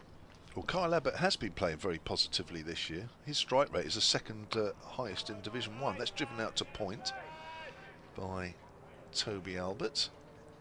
There's no run. He remains on 25. And Tazim Ali into his 7th over here. Hasn't got a wicket yet, but has got the ball to straighten and the odd one to turn a little bit with his leg breaks. It's bowled very accurately. Comes in again. It's got just the slip for Albert this time. Albert's on the back foot. It's steered to backward a point this time. Yeah, it looks quite impressive. Tansy Malley. Not easy to bowl accurately with a leg spin. Not that I would know, and I'm not sure Dermot does, but we're told it's not easy. It was too difficult to do, wasn't it? Yeah, why would you want to do that? But one or two of them that can do it, like Ali, make it look a lot easier. Make it look quite easy, actually, to bowl leg spin out there. That's turned away on the leg side. I'm going to have to disappear here for the moment because I've got to go and do something. And then Dermot Reeve is going to be joined by Richard Wilford. 198 for 6, Hampshire. Closing in on 200. Taz Ali bowling very full, driven up towards mid-off, who's in very quickly. It's Webster up there and prevents any prospect of a run. So Kevin is off to let BBC Solent listeners know what's going on at this point in the day. He's almost finished his green tea, very healthy. This ball just back of a length, he's whipped round the corner. That should be 4 to the short boundary. There's no way that's going to be caught up with. And another boundary for Albert. He's to 25, 198 becomes 202. 202 for 6. Hampshire now within 50 of a bonus point. It's a long way to go to get a bonus point these days, isn't it, when you're batting? You get to 250 before you get anything on the board. Yeah, it was a nice shot. It was a poor ball. It deserved to be put away and was just clipped. Didn't play a pull shot, Albert, just worked it off his pads onto the leg side, and it just went past the umpire for 4. Short boundary, very short on the leg side here at Edgbaston. A rare occasion that Taz Ali has dropped short. As this is chipped straight to mid-wicket, and he's gone for 29, Albert. Well, that's a horror shot. He's hit it straight into the safe hands of Rob Yates, who gets his 3rd catch of the day. Taz Ali with his 1st wicket, 202 for 7. Well, it was other than the catch, it was pretty poor cricket all round. It was a fast ball from Ali, but it was short. Albert's just turned it straight to mid-wicket off the face of the bat. I don't think it was a leading edge, and he was trying to work it square. It looked like he didn't know what to do with it. It's short. I should be hitting this. And as a result, just played a half-cock sort of pull shot, flip shot, and it went straight to mid-wicket. Simplest of catches. And nice for Ali to contribute and pick up a wicket. Well, that is a poor way to get out. A 9th championship wicket of the season for Ali. It's only his 3rd game at this level. And when you're learning your trade, bowling leg breaks, you'll take that bit of fortune, won't you? That's for sure. That was the final ball of the over, so we're into the bowling all-rounders now, with Fuller being joined by Kyle Abbott, and the scoreboard will tick along quite quickly with these two at the crease, but they'll also take more and more risks. It's just what Warwickshire needed, though. The first couple of overs, or first few overs after tea, Dermot, and gives them control of the game again.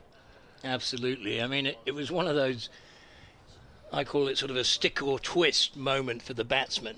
Yeah. And sometimes you can get a full toss, but they can be a dangerous ball. And you think, oh, I need to hit it because it's a full toss. That was a bit short. Well, I need to play a positive shot against it. Yeah.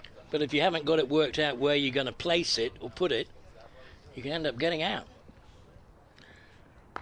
As Ed Barnard begins a new over, Fuller is well across, looking to drive, doesn't time it.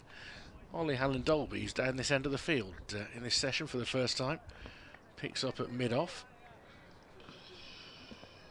202 for 7 in conditions that, it's offered a little bit for the bowlers. It's really been more about discipline than anything else, though.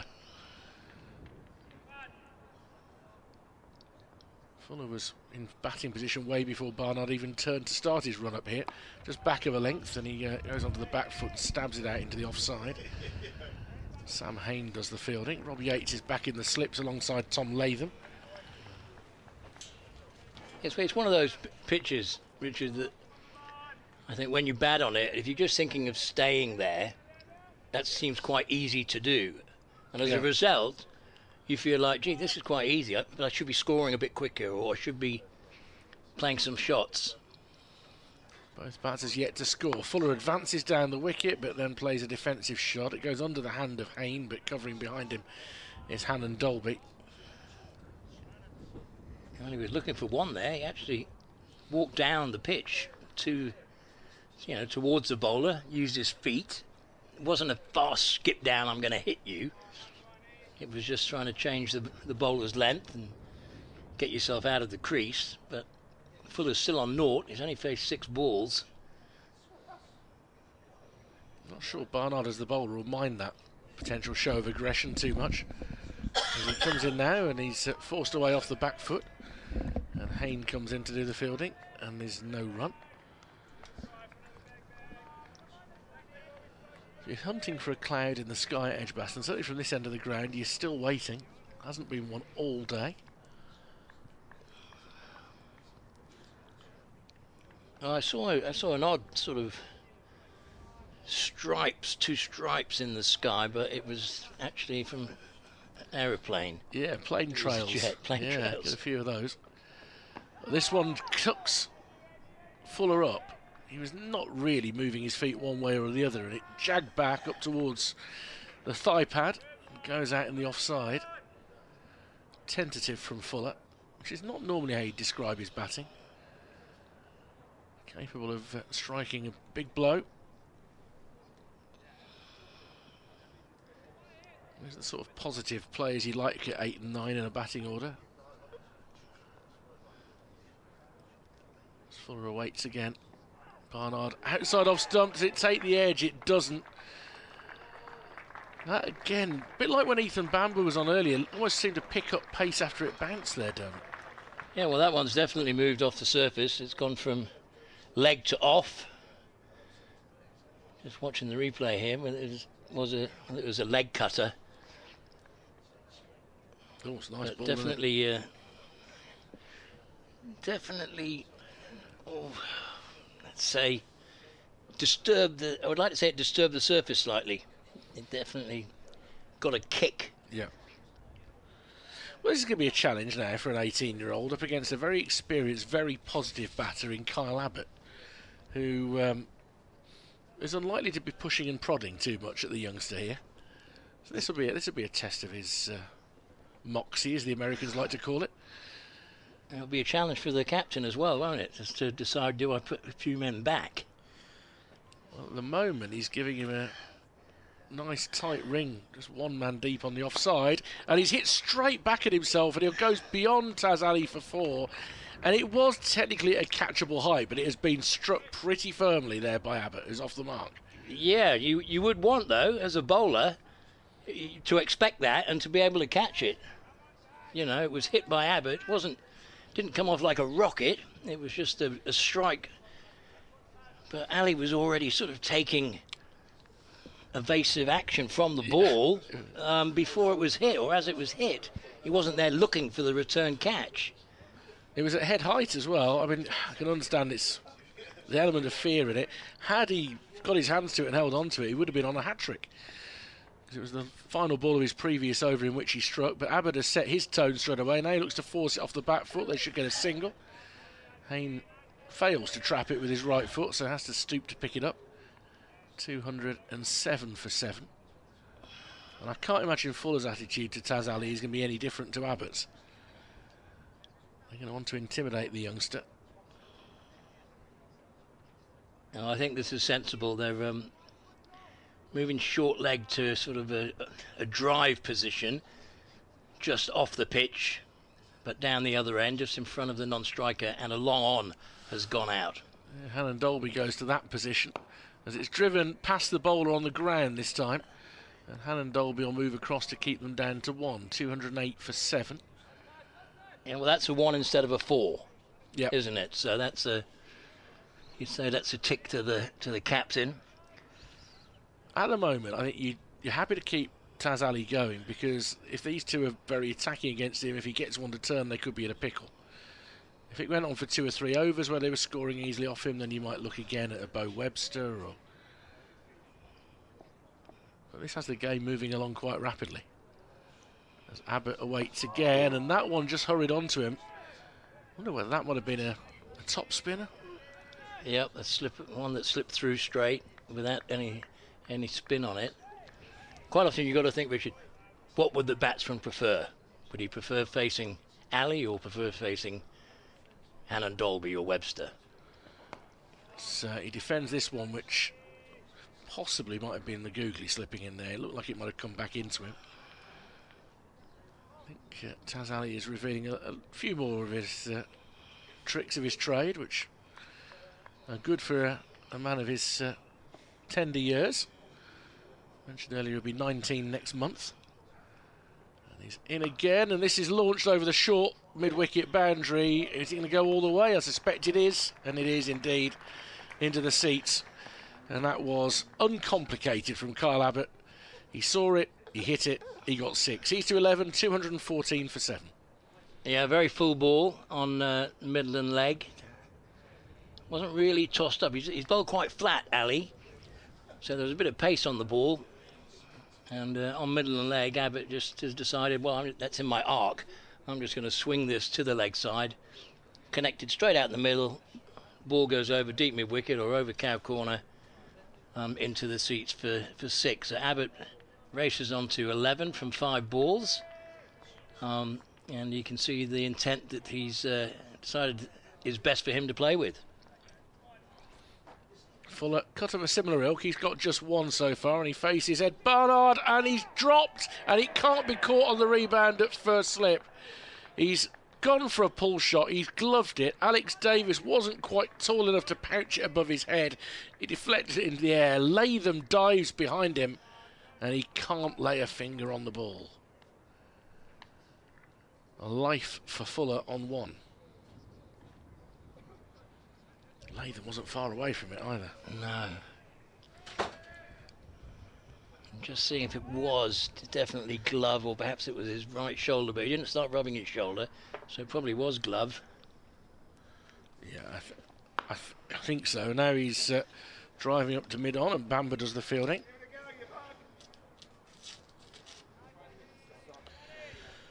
$214 for 7. Barnard 2 wickets, Webster 2 wickets, Hannon Dolby 2 wickets. Taz Ali with the other. Ethan Bamber, without any fortune, has bowled well but wicketless. Barnard approaches. Yellow soles on his boots. He comes in to Fuller, forcing shot off the back foot. He's timed that well, and he'll split Hayne and Hannon Dolby. And it goes for 4 for a sort of wide mid-off. 218 for 7, Fuller to 5. Yeah, it was one of the best shots of the day. Played with a lovely straight bat, back foot drive, but punch between extra cover and mid-off. That's not a very big gap there. Not that easy to hit, but well executed, very well placed by Fuller, his first boundary. Barnard approaches once more, and that one kept a bit low, and he's had a swing and a miss at it, and it bounces a second time before it's picked up cleanly by Davis. I don't know whether he just bowled a slightly slower ball there as well. That might explain the low bounce, but it did seem to go through at about 1/3 stump height. Actually, the lack of footwork might have contributed to that shot as well. He's not got very close to it when you see it back. He's hit inside the line of that by about 2 stumps. Fuller awaits again, threatens to advance down the wicket, and then just rocks forward and turns it off his pads square for a single to Simmons. 219 for 7. If you're Alex Davis now, Durbett, after this ball, do you give Taz Ali another over?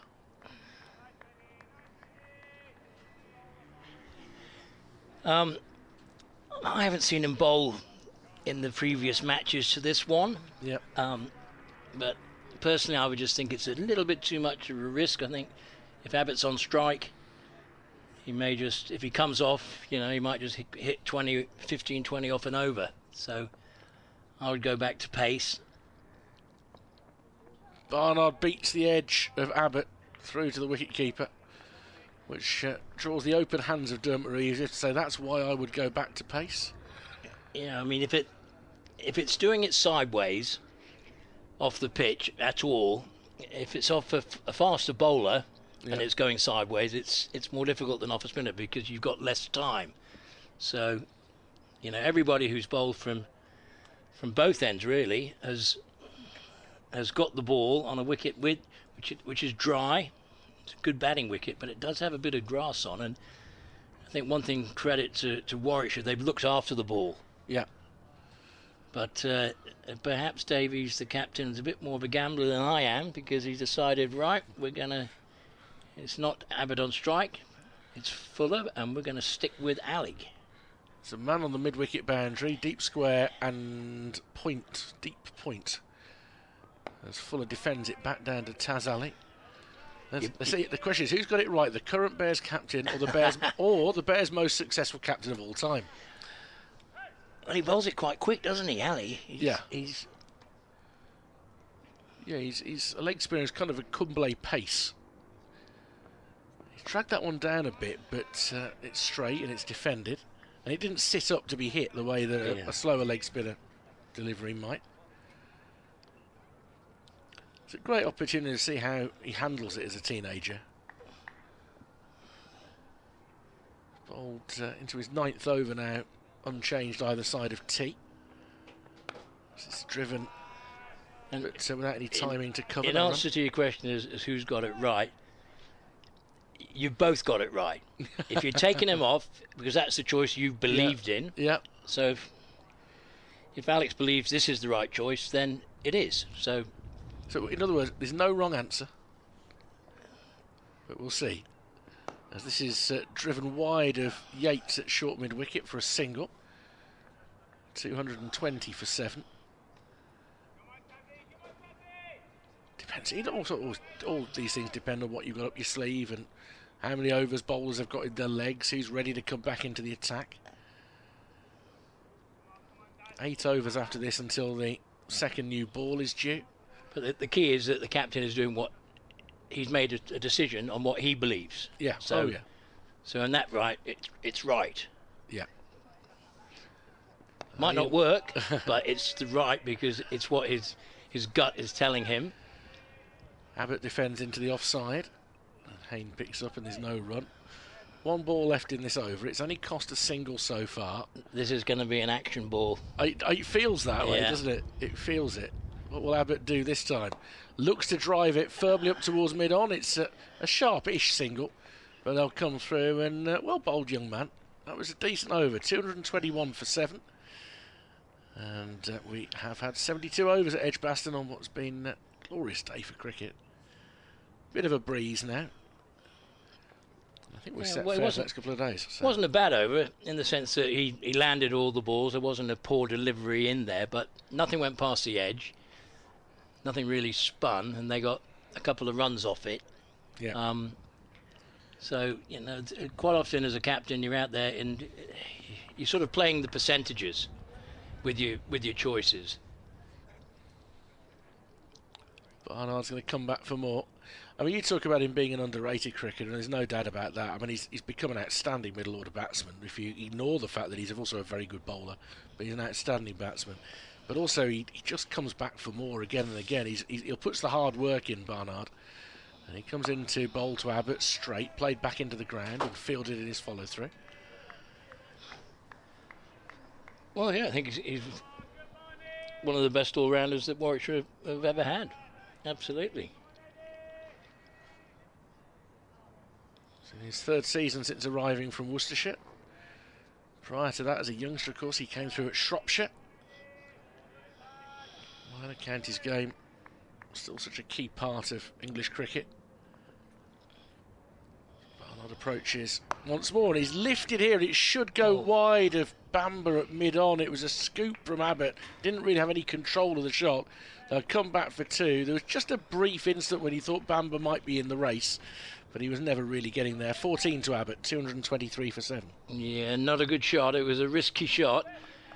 Just trying to loft it away over on the leg side, and enough of a bat on it just to beat mid-on. Had mid-on bat's been a fraction deeper, and then wider, which is where Bamber's going now, he would have been in business. Barnard approaches once more, and this is edge, and it's another take for Rob Yates, his 4th catch of the day. Safe pair of hands yet again, Yates, and Barnard gets his 3rd. Hampshire 223 for 8, Abbott has gone for 14.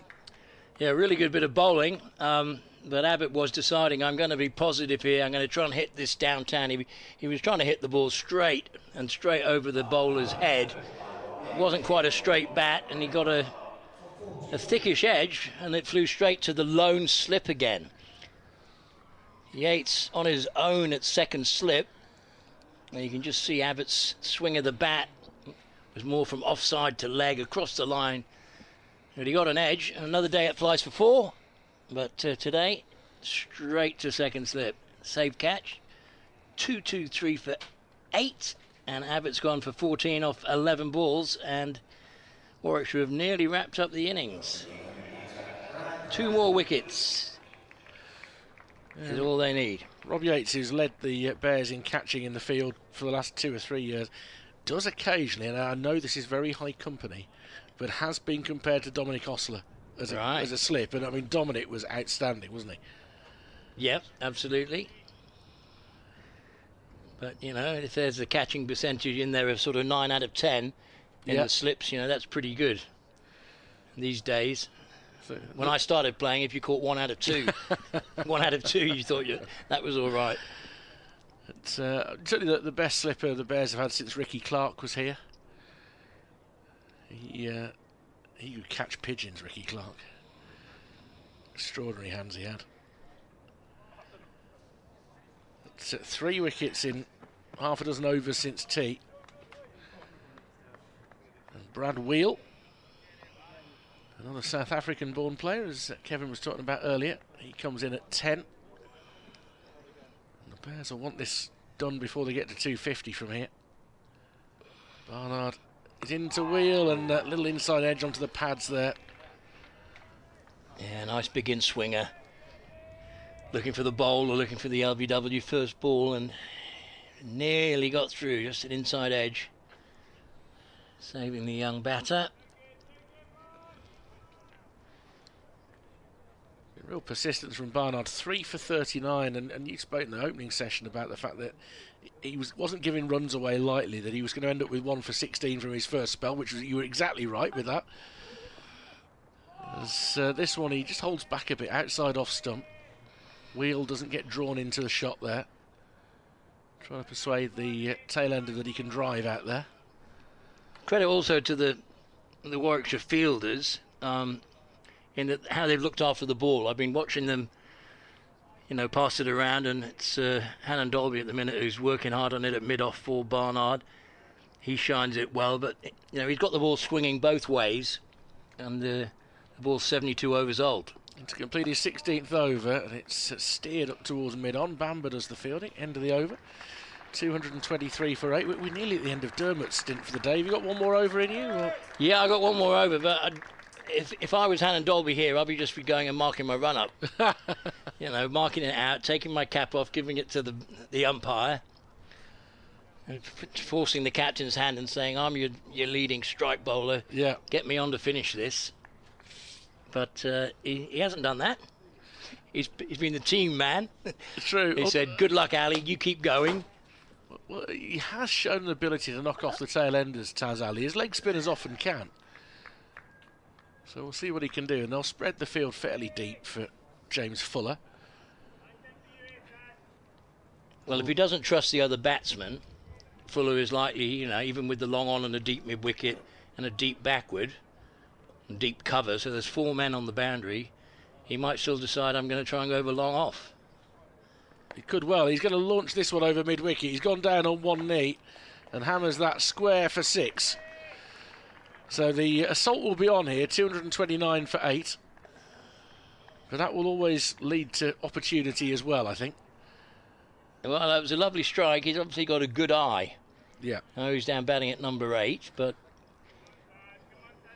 that was just floated in on middle and leg, and he just got down on one knee and swept it away for 6. He's tapping his bat outside off stump as he awaits for that, and Taz Ali has gone too straight, and it's given him the opportunity to hit through. And he's outside off stump again. He's trying to mess with Taz Ali's line here, as he bowls that one a bit quicker and a bit shorter, and it hurries on to Fuller, and he defends it out into the offside.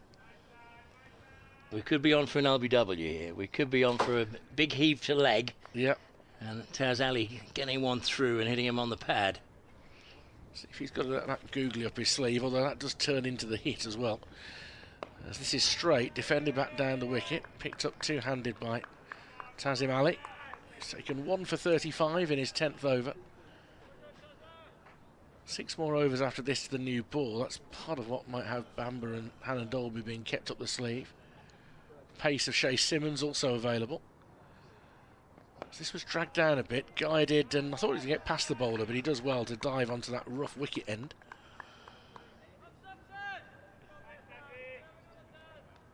Two balls left in the over. Sun still shining, shadows starting to lengthen though. Turning the floodlight away to our left. As Fuller is going to go down on one knee and belt this one into the stand again, and that's gone considerably further back. In fact, only now do you hear it hit something. How far back has that gone? Right to the back of the stand. Yeah, the top row of seats there. And the spectators have had to relay it. That's how far back it went. Second 60 over, Fuller to 19. 235 for 8. I'm just mindful that when this ticks round to 3 minutes past, I've got to do a report. So if I just talk for a moment. And Dermot is going to make his way. It's been an absolute delight to have Dermot Reeve with us throughout the course of today. Don't want him being a stranger to Edgbaston as Taz Ali awaits Fuller's position to be taken and comes in to complete the over. Back of a length, forced off the back foot. Should be at least 2. Shay Simmons, though, he's got the angle wrong there, but look at it. He's going to go for 4. So 16 off the over. Update listeners to our local radio stations.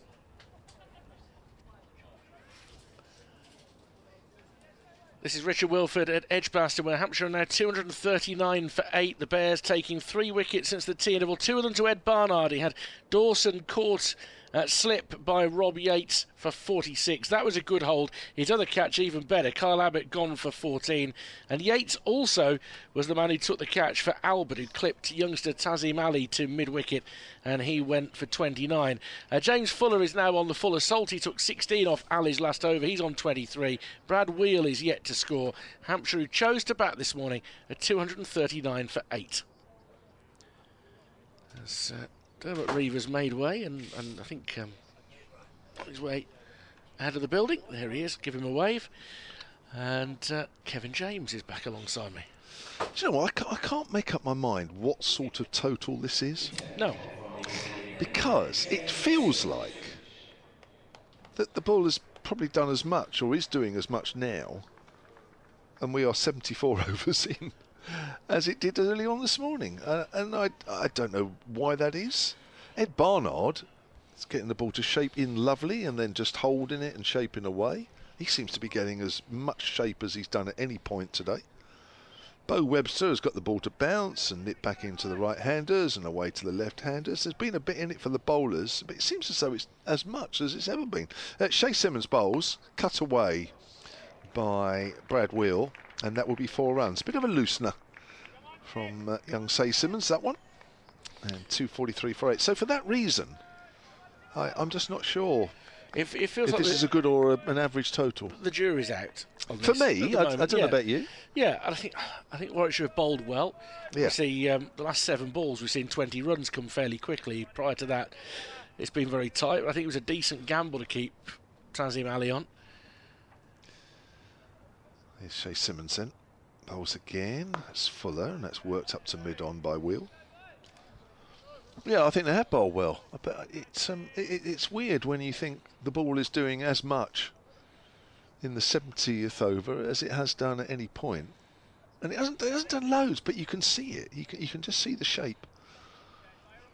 And normally by now the ball's just about coming off the pitch at any half pace, and it looks hard work. But it looks anything other than that for the bowlers. It looks as though there's still encouragement there. Simmons bowls short. That's good pace. Wheel dealt with it well, just swaying inside the line. Or outside the line. No, inside the line, of course it is. And yet, you know, you look at the batters who've gone on to bat reasonably well. Stoneman 48, Dawson 46. Dawson didn't really seem in too much bother at any point. No. And then was very frustrated to get out to a good ball from Ed Barnard. So, you know, there's been the odd good ball. I think that they've just basically nicked off when they've come. Yeah. Let's hit off the back foot out into the covers. Not timed this time by Will. Toby Albert had earned his way to 29. He'd hit a lovely straight 6 off Rob Yates. He thought he was getting going. Hits Tazim Ali for a 4. Tries to repeat it the next ball and cloths it to mid-wicket. You know, when things are going against you, that's the sort of thing that happens. Yeah, you do go through spells as an individual and as a team that the minute you make a mistake, half mistake, you're out. And it just feels as though Hampshire are in that mode at the moment. Simmons bowls, Wheel pushes off the front foot to extra cover. So yeah, I'm really I'd be interested to know what Hampshire say at the end of today about what they think the total is, because I'm just not 100% sure really.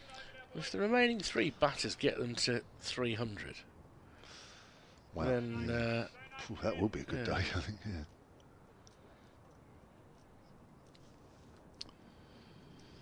Well, it's just John Turner to come after this. Simmons bowls, cuts, misses. Through to keeper Alex Davis. Simmons is 6 overs, none for 25. 243 for 8, with Fuller on 23 from just 25 deliveries, and Brad Wheel 4 from 9. Yes. Which way is he going to turn now in terms of bowling? Is Tazim Ali going to have another one, or if we? I'd be surprised. Yeah, I'd be surprised as well. Especially with Fuller facing. Or is Barnard going to just change ends here? Looks like he is. They are 5 overs away from the new ball. I think they're mindful of that. I think Bamber and Hannon Dolby will be briefed for that moment. Barnard is going to continue with quite a significant workload here. Well, he's looked as though he's going to take a wicket with every over he bowls. For me at the moment, 3 for 39 from 16, bowled terrific. As his first ball is, it's like almost like a tennis forehand. It wasn't that it was on the horizontal. It's more the fact of it's the way he's arced his hands, or he's tried to play it with a bit of curve almost. Fuller, as he turns the bat round in his hands as he's driving, and he still ends up picking up Ollie Hannon Dolby at mid-on, so there's no run. Curious looking shot, that. Barnard in again, driven with no timing, up to Hannon Dolby once more. Yes, he's a very strong man, is James Fuller, and he can hit the ball a long way. Very powerful. And yeah, sometimes a little unorthodox, but if he bats for half an hour here, could be a different looking scoreboard. Barnard approaches, just wants to always come down the wicket, and then Barnard has adjusted well, and all he can do in the end is dink it down into the leg side, and it's picked up by Zen Malik, who's close in there. Yeah, he looks like he doesn't want to get tied down here, James Fuller. Mind you, he looks like that most of the time.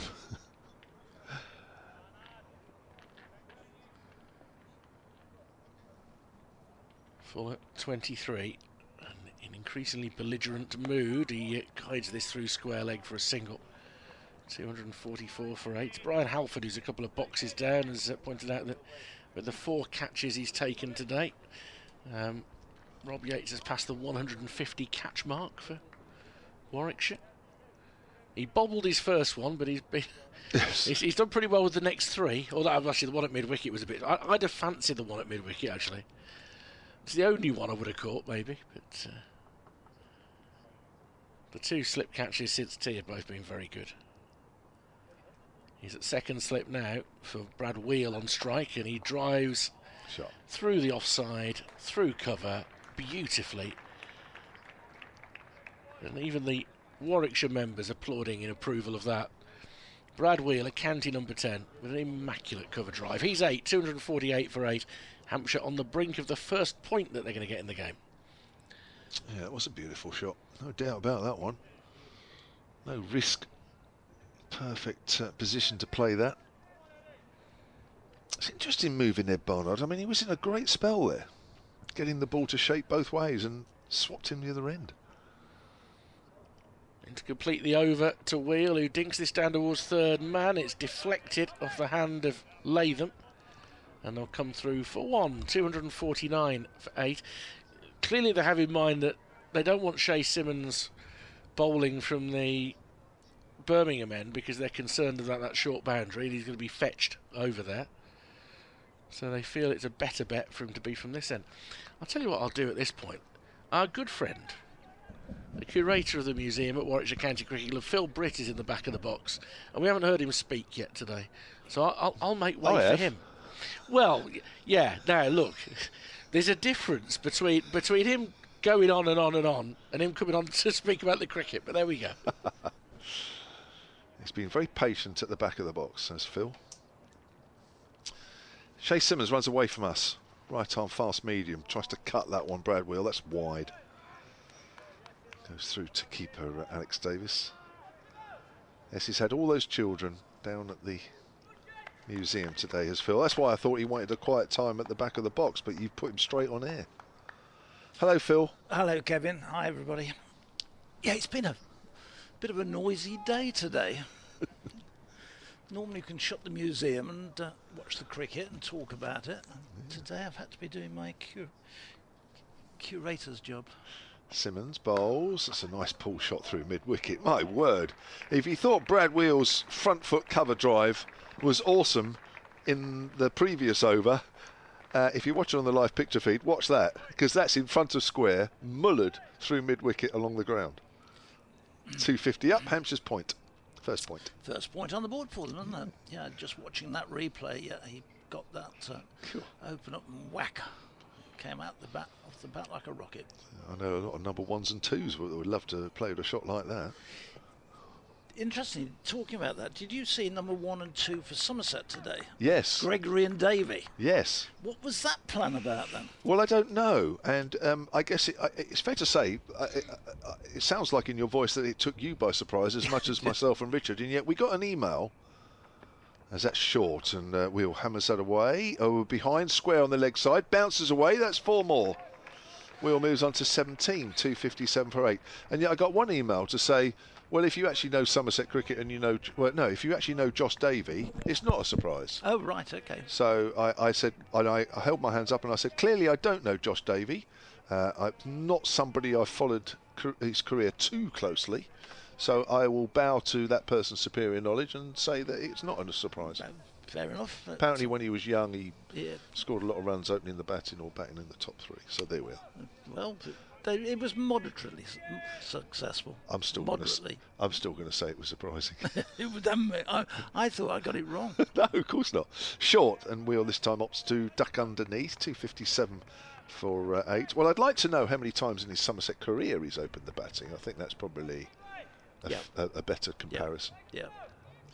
I'm willing to bet it's once. Sticking my neck out. Yeah, there was a bit almost like they threw the batting order up in the air, and whichever way it came down, they went out with it. That's right. I'd like to know for what reason as well, actually, how all those reasons come. I might actually listen to the post-match interview there tonight. Wouldn't normally. Wheel off the back foot, works that behind square on the offside, and that's racing away for 4 more.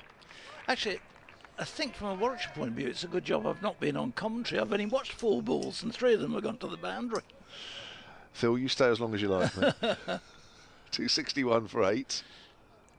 Simmons coming to the end of his 7th over, has conceded 37. This over's been fairly expensive. So anyway, you've had a good day, because you were telling me that lots of children asked you lots of questions today. Yeah, they were very good. They were mostly youngsters who were playing cricket, but girls and boys, which was good. Simmons length ball, edged, and it didn't carry, or did it? Alex Davies is suggesting that it did, but Brad Wheel is just walking around the crease, so it didn't carry. It may not have even hit the outside edge either. 261 for 8. Yeah, they were good. They were mostly, I think, youngsters who'd been invited along by the foundation and were ones who were either in school teams or in club teams. But yeah, they asked some really good, and were interested. Didn't sort of go in. Quite often, you get youngsters come in, look around the museum, and go. No ice creams. What can I buy? But no, these were there. They were looking at it, and I actually spent quite a bit of time talking to them about different things.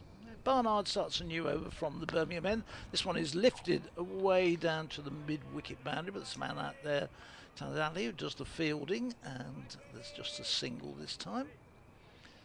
Beautiful evening, isn't it? It's lovely. It really is.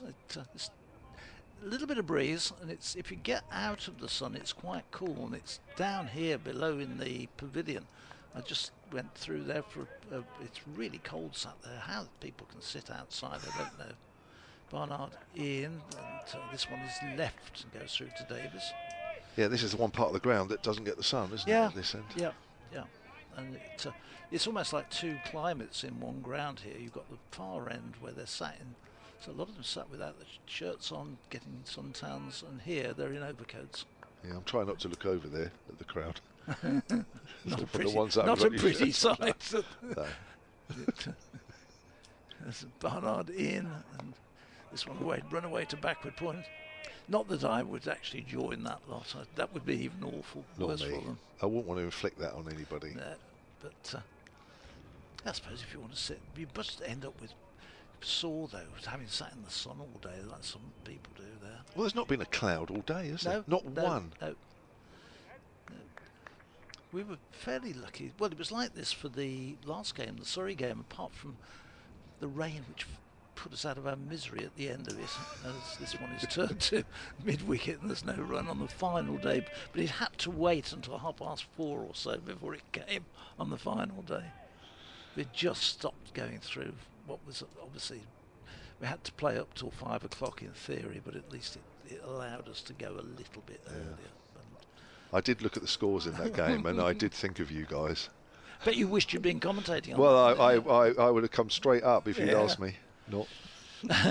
Barnard in and bowls, and this one is punched away nicely into the offside by Wheel, who moves on to 22. And so how is the old museum going then, Phil? Yeah, it's very good. We've had a few new things in there. We've consolidated it during the winter. Sorry if you're listening and you've heard all this before, but we had to move a load because where our stores were, it's been knocked down as soon as the season finishes. So during last winter, we had to clear 4 rooms of where we hold all our stores. This next one is pushed back by Fuller, back up to mid-on, and Dolby ended the over. 263 for 8. So we've shifted lots of stuff, restored it and restocked it, and we're ready really. Now we've got everything consolidated in one room behind the museum, which is the first time that's happened, because normally we had to walk from where section 9 is, which is up at the Birmingham end of the ground. It's not much point saying where section 9 is to people listening. The far end of the ground, the Birmingham end of the ground, and our stores is virtually, as we look down, at about 8 o'clock on a clock. Well, that's a bit of a trek. Yeah, so I had a group of volunteers during the winter, all in their 70s, all lifting boxes and boxes of books, and I mean, just shift it, but they did a fantastic job, and it was all completed. Right, so Tazim Ali is switching ends with his leg spin. He's coming on at a commentary end, the pavilion end. 10 overs, 1 for 45. Figures just ruined a fraction towards the end with James Fuller's positivity. And he's going to be bowling to Brad Wheel. 79th over this is now, so 2 overs until the second new ball is due. Wheel's wrapped on the pad, trying to work that away on the next side. So the whole of that section, around 10 o'clock as we look, the whole of that stand. Yeah, from 8 o'clock I would say, and right through. Oh, right, yeah, right from the stand, from the corner of the big stand here on our left, which, if you know the ground, it's the 2-tier stand. So that's all coming out. Yeah. All going to be knocked down? All going to be knocked down, and the hotel's going in there. Oh, right. So, yes, very posh. Yeah. Better stay on site. Well, I mean, all I'm going to say is catch up. Yeah, I know. Catch up with the rest of us. Yes, I know. I remember one match when we were down at the ground. It was absolutely tipping down, and there was nothing better than opening the curtains of your bedroom, looking over the top of the sight screen, and thinking, it's raining, I'll go back to bed. Haven't you got to think about getting to your car? And the last time I commentated down at the ground, I never went on the ground itself. Did you not? No. Fuller works that up to mid-on, deep mid-on for a single, 265 for 8. We stayed in the hotel commentating off the balcony, Yep. and all we did, I can't remember who I was commentating with from Warwickshire, but all we did was went from the commentary box to the area of refreshment at the end of the afternoon. Yes. Yeah. And then back to the hotel room. Lovely, lovely. Ali Bowles, Wheel is getting a good big stride in there. Goes out towards extra cover. So a hotel all along that side. That's going to be quite a big one, isn't it? It's going to be Stan's and hotel, and then those rooms, I gather, will be able to be used for the big matches as hospitality suites, that sort of thing. Ali Bowles, Wheel is on the back foot. Plays that back to the bowler. And Dave Allen's still not been able to get his museum at the ground? Well, no, and I don't think. Well, he personally won't be in that situ because he's kind of retired now. Oh, has he? Yeah, he's sort of like a. Well, I called him the former honorary archivist, and he hasn't actually corrected me.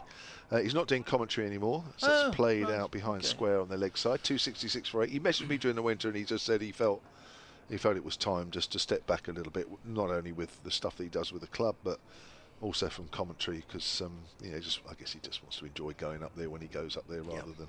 So, but he still he still emails from time to time when something comes up and I can't answer, which is usually most of them, and he comes up with something, and so it's great. We still get input from him, but it's just not directly anymore. Good.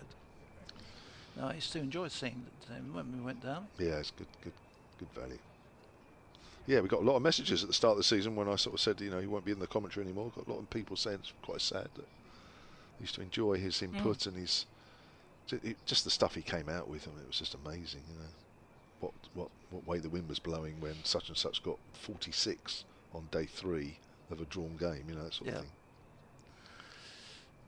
Barnard starts a new over from the Birmingham end, and Bradwell leaves it through harmlessly outside the off stump.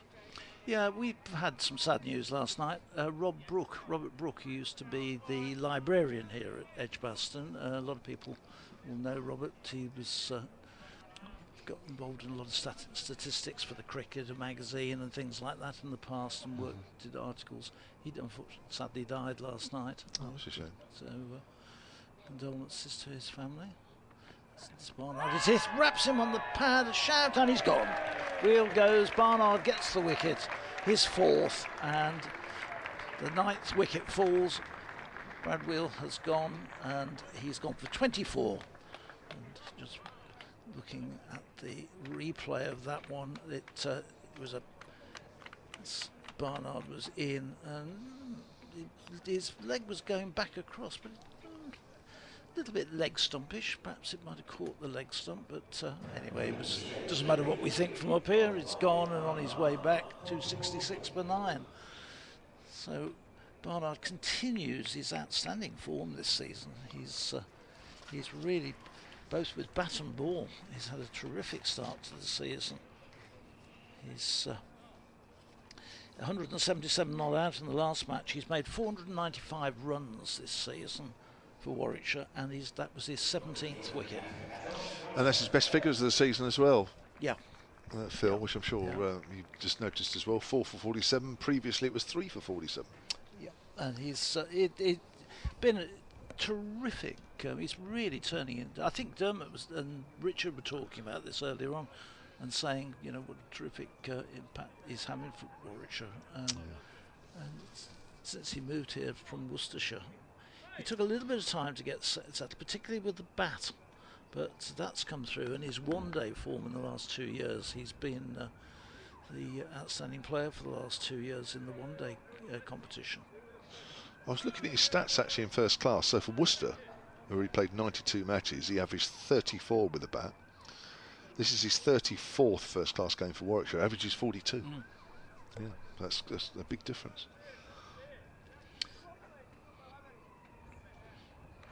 He's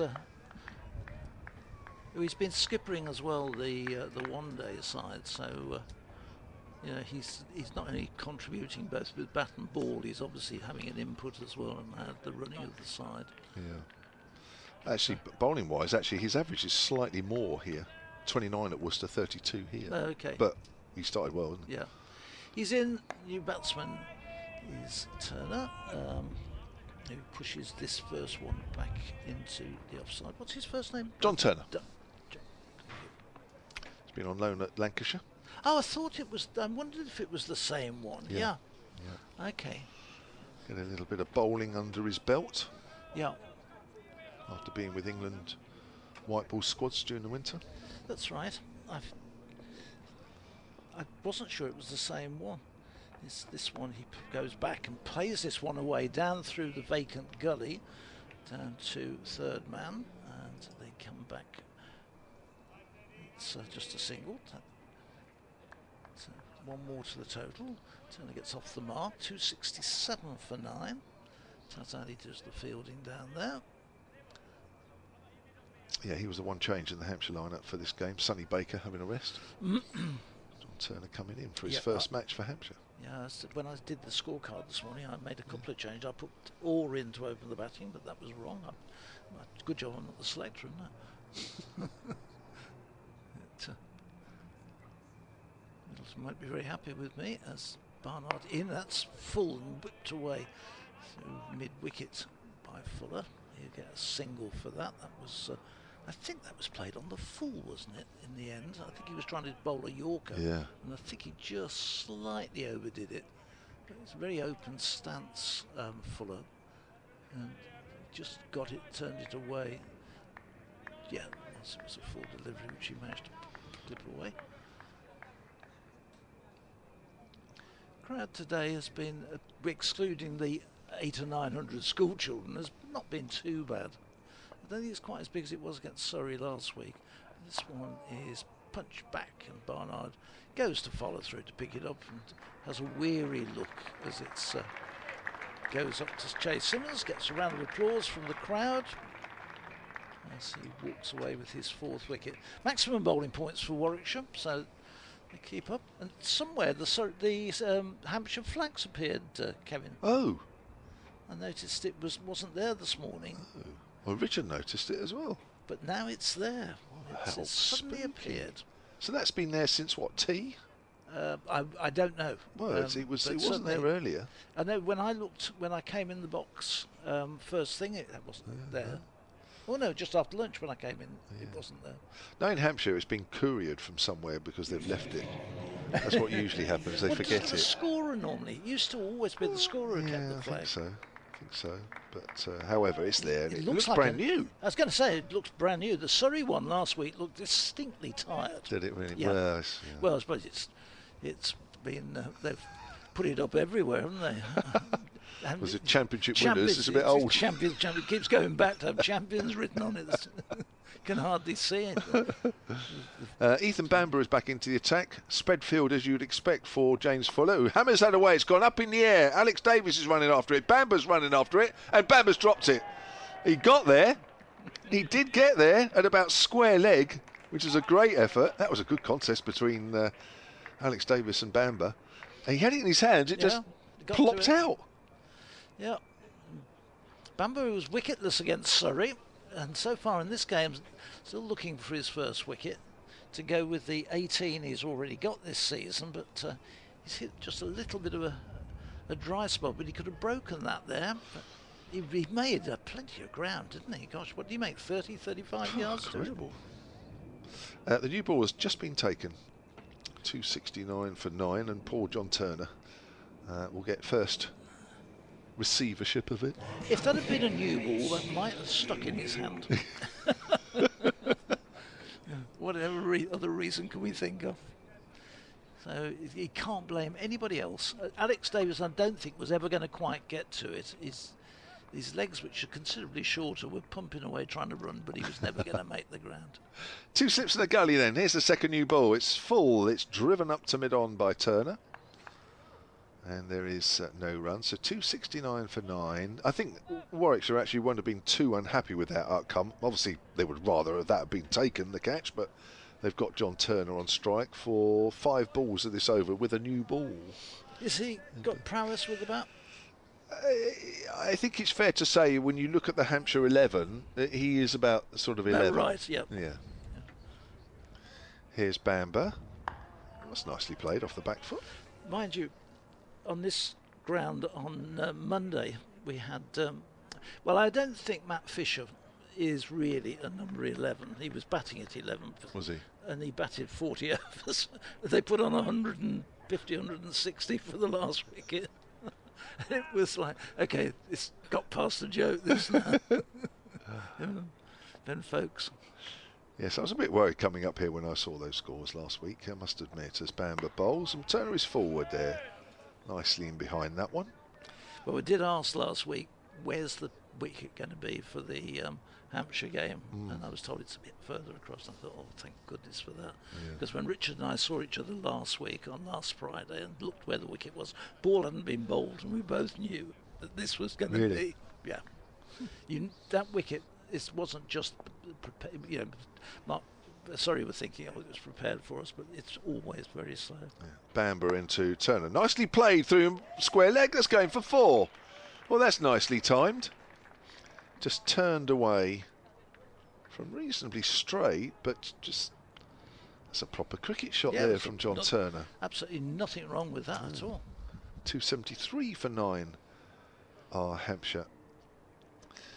Well, yeah, they are inching up towards 300. It'd be nice to think they might get somewhere near there. I'm still unsure as to what sort of total this is. I mean, I suppose if they get to around 300, it might be a better score than maybe I think. But I think the pitch has still got to offer a bit for the seamers for it to be a really competitive score. That's worked up towards mid-on. I think I just worry that, you know, with the sun on it, drying out, and it might get a little slower and lower.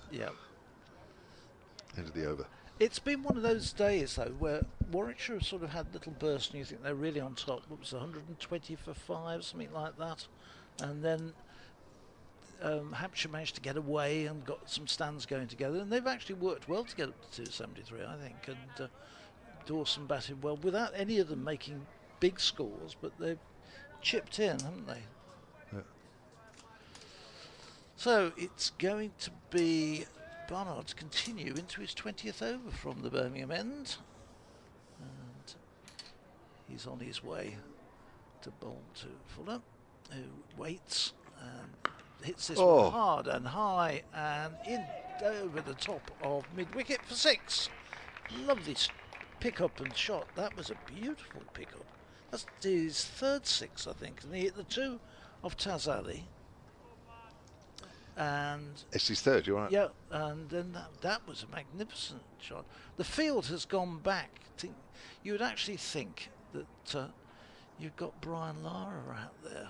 In fact, he's not a left-hander, but every fielder other than Alec Davis is virtually on the boundary. I mean, that boundary's not big enough for somebody like Fuller.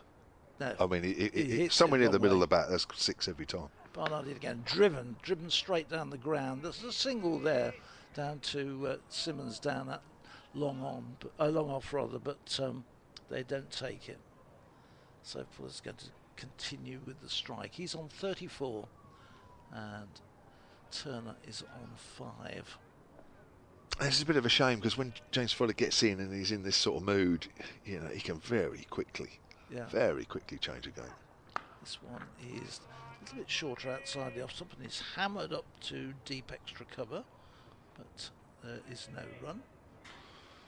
Enters the fielding out there. So we've got on the leg side, we've got 1, 2, 3, 4, 5 men on the leg side boundary. And we've got 3 men, 4 men, there's just one down below us I've just seen, who are all on the, sort of not quite on the boundary on the offside.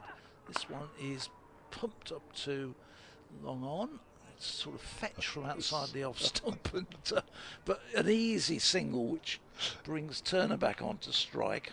280 for 9. There's no way Barnard wanted to be hit on the leg side, and that was thrown so far wide.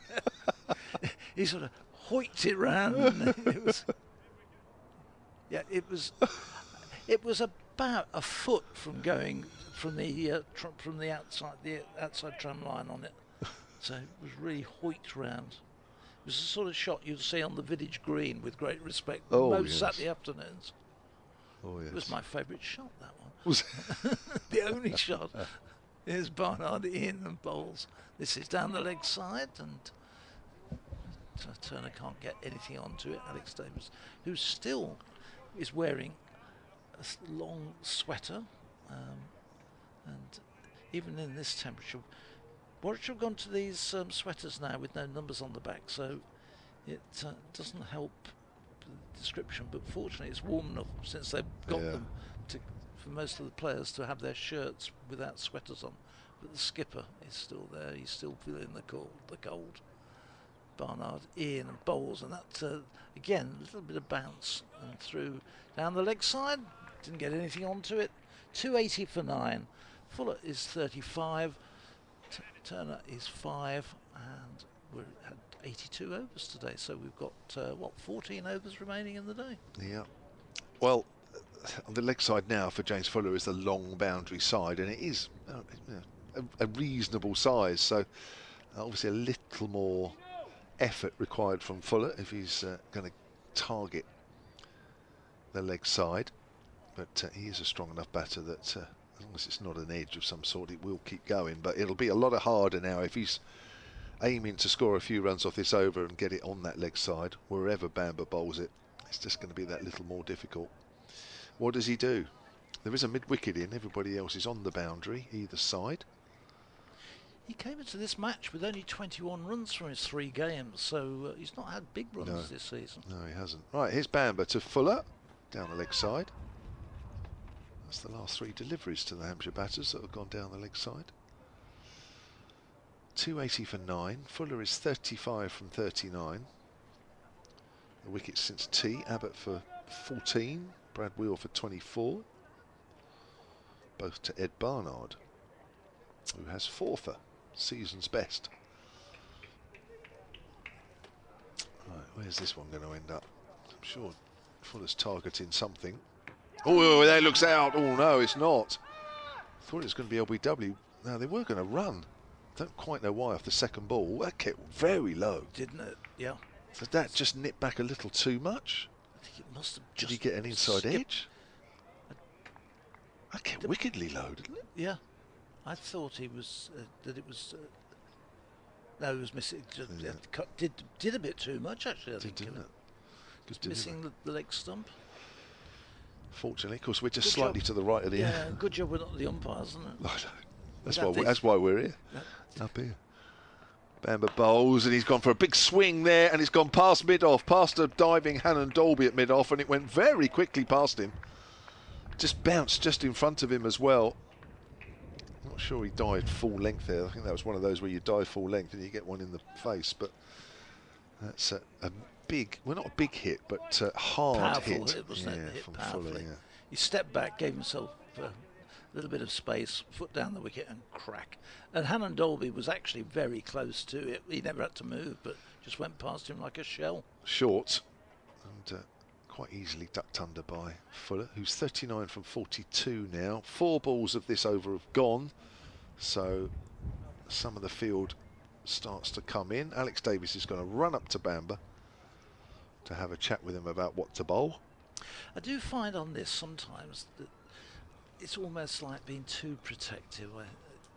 You know, these are in fairness, you've got number 11 at the wicket, and what's Fuller coming in about number 9, isn't he? 8 or 9, and he's giving respect like they really are, numbers 3 and 4.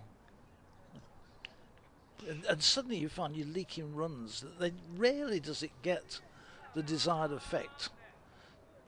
Eventually one of them puts it up in the air, and you take a sort of the wicket keeper runs under a towering catch or something. But Yeah, there's challenges for both the batters and the fielding side, isn't it? To try and get it right and try and get as many balls at the number 11 as possible. And the challenge, of course, for the batters is to protect the number 11 as much as possible, but with fields that vary between being attacking or deep. Wide outside the off stump. That looks like that was discussed between both keeper and bowler. Now Fuller will be looking for at least a single here.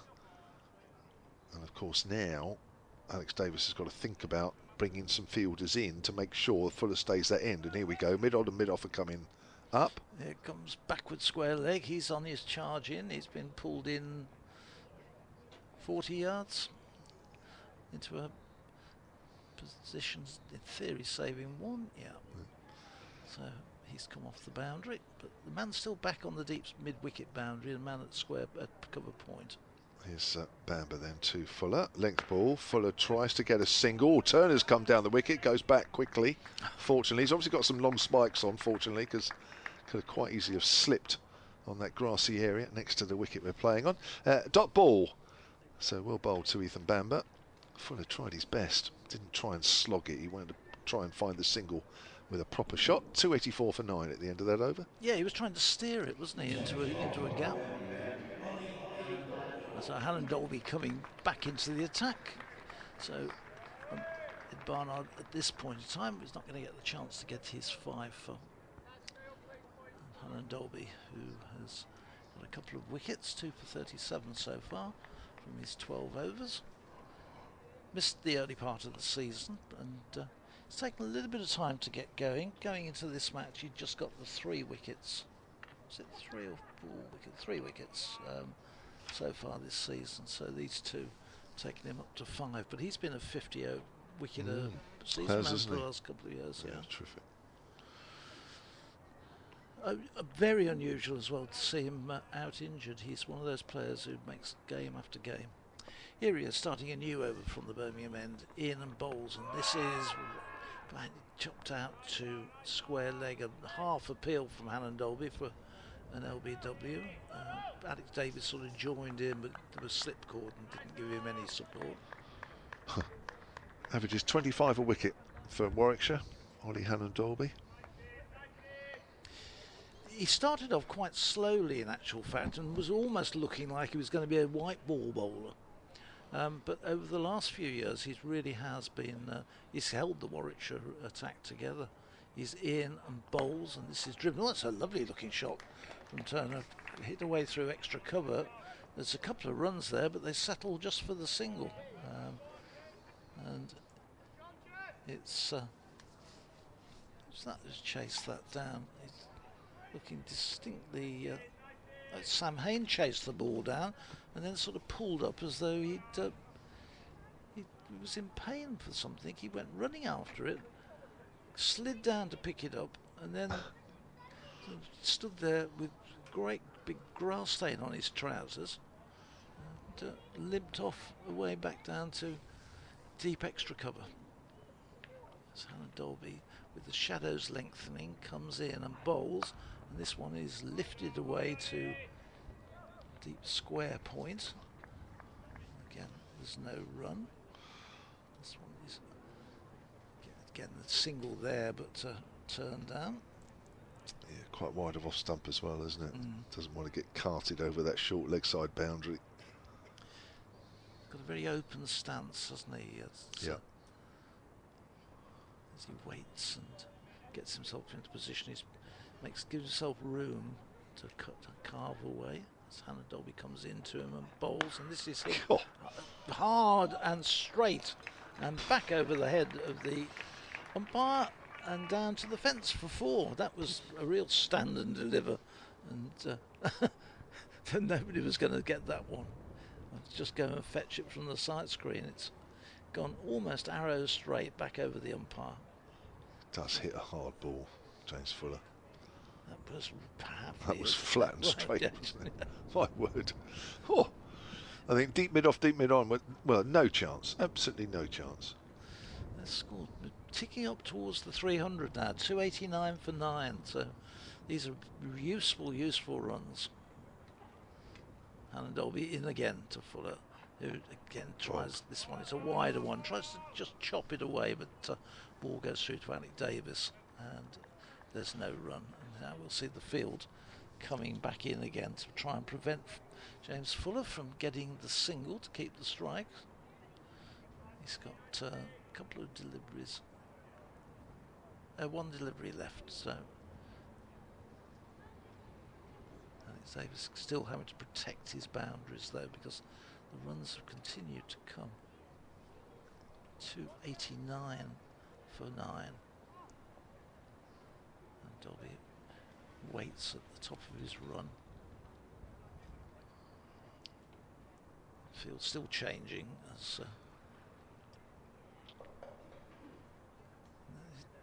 bringing Latham back into a sort of slip position. These two have added 23 already for this last wicket as in comes Alan Dolby. This is crashed away. Full-blooded drive through extra cover, and it's just go and fetch it. Again, a magnificent shot and a no ball to go. Was that a no ball to go with it? No, it's not. No, I thought it might. I saw the arm go out. But anyway, end of another over. 293. That's gone up to. Gosh, he hits the ball hard. He does. Yes, he's when he's playing T20 cricket, the game's never over until he's walking back in the hutch with the bat in his hand. I can tell you. I've seen him do it several times. And yeah, this is a bit of a dilemma. They're close to 300 now. This could be in territory now, which actually is not a bad total, assuming the wicket stays roughly from what we've seen so far today, because that has helped the seamers. Well, they were 202 for 7, so by that, to go to 202 for 7, 293 for 9, I think they've done really well. Yeah, they have. Here's Bamber, bowls, and Turner plays and misses. They've just got to, from a Hampshire point of view here, just get through this over, or try and get Fuller on strike. Try and get Fuller on strike as much as possible before the innings closes, that's for sure. 47 from 48, James Fuller at the non-striker's end. Yeah, he's within a couple of runs being the top scorer in the innings. Stoneman's 48, still the top scorer. That's right. Second top scorer so far. Wide of off stump. Turner doesn't have to play at that one. But you're also not going to get him out with that one, are you? No. You know, fine bowling there to James Fuller, but I think you really do need to be on aiming at the stumps with and trying to dismiss Turner. Yeah, you've got to give yourself a chance. Yeah. Turner, make every ball count here. Still only the third over, I think it is, with a new ball. Fourth over, maybe. Turner's forward. They're going to get a single. That's a great outcome. They might get more. They don't go for any more. It could have almost been 4 because it's such a short boundary side, but just take the single, get Fuller back on strike, and then let's see what happens. Well, that was a nicely timed defensive push, no more than that. And it's absolutely raced across this outfield. The outfield baked. It's hardly had any rain on it of any real description for weeks. We've had bits of showers, but nothing which is going to substantially, other than the watering which the ground staff do. True. Well, John Turner's playing his 9th first-class game today, and he's equalled his highest score with the bat. Well done to him. Here's Bamber then. Fuller plays and misses, giving himself some room outside the off stump. That can't have missed the stumps by very much. Again, he was just looking, wasn't it? It opened up and trying to run it away and through the offside. That ball wasn't able to get his hit through it, but so he was looking to just sort of run it away. But yeah, just watch the replay on that, and might even have gone over the top of the stumps. See all 3 there, I think, Phil. Yeah, he'd stepped opened up, and I think that went over the top. Judging by the reaction, Bamber as well, who's hit one of those periods you get where you get no luck at all when you're bowling, it's almost like you go through a spell of it, and then something will happen, and it'll all change again. He's bowled quite consistently today. Not a lot of luck. Fuller drives. Extra cover just being brought up to stop the single, and that's exactly where that ball has just ended up. Is that a subfielder on there? No, that's Taz Ali, I think. Oh, is it? Oh yeah, sorry. Yeah. So 294 for 9. Hampshire might just eke out another batting bonus point before the innings ends. We've still got, after this ball, we've got 11 overs left in the day. Bamber's in again, bowls. It's hammered away, high over mid-wicket. That'll be 3 bounces for 4, and that's Fuller's half-century. Well, terrific knock, and it's yeah, beautifully played. That's come off 51 deliveries. Yep. Runnable. 3 sixes amongst that. James Fuller at his best. Only his 12th first-class half-century, and he's playing his 99th match. I shall make way for Richard to come back in here and join you, Kevin, and see you through till stumps when Fuller will probably be on to his 100. It's been all too brief, Phil. Any more school? There won't be school children tomorrow, will there? Because it's Saturday. So you're all right. You've got an easy day tomorrow, Phil. Hannah Dolby to continue from the city end, the Birmingham end, which we can see in the distance over the trees. Tops of the tall buildings there. Looks like 1 or 2 are trying to outdo each other now, being the tallest. A few cranes still building as Hannah Dolby bowls, and Turner's wrapped on the pad. That looks a little high, but they will be able to come through for a leg bye, which brings James Fuller back on strike with the short boundary on his leg side. So this will be a test once more for Hannah Dolby. Welcome back, Mr. Wilford. Hello. I thought the final wicket might have gone before I returned, but no, and Fuller making the most of being put down when he'd scored 1. Yes. So, tough catch above Alex Davis, parried it in the air, Latham dived behind him to try and grab hold of it, missed it. And 50 more runs later, he made them pay. Certainly has. It's Hannah Dolby. Everybody out apart from mid-wicket, wide outside off stump, predictably. And Fuller will take the single because that gives Hampshire another batting bonus point. 300 for 9 in the 86th over. And I think it's one of those where normally they wouldn't have run because that was only the second ball of that over.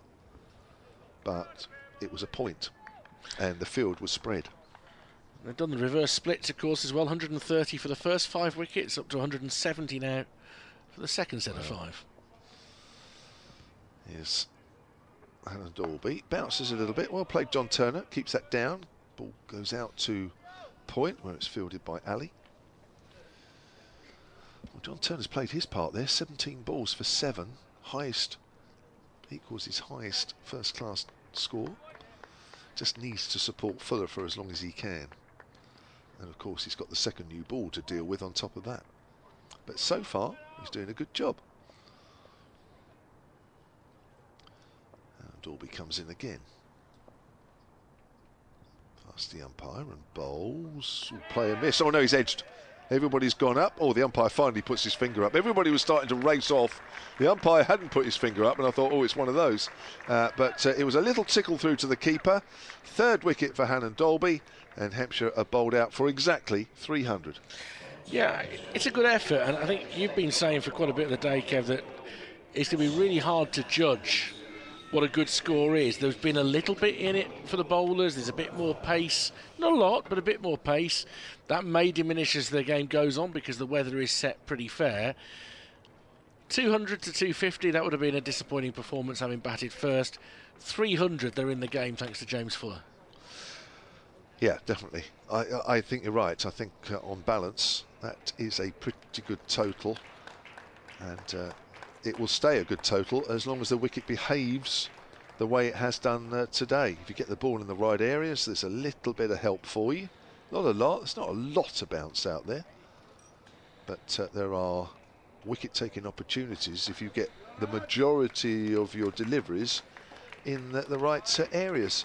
So 300 exactly for Hampshire. Top scorers in that innings, well, James Fuller's not out, 52 was the top scorer. A couple of 40s in there, 48 from Mark Stoneman, 46 from Liam Dawson. Oliver Hannah Dolby finishing with 3 wickets, but Ed Barnard with the season's best 4 for 56. And behind the wicket, Alex Davis took 4 catches, I think that is. I'm just quickly counting up. Yeah, 4 catches. 4 for Davis and 4 for Yates as well. So 10-minute break between the innings, and then by my reckoning it'll be 8 overs that we will have, and that's a spell you'd rather have bowling than batting, I would fancy.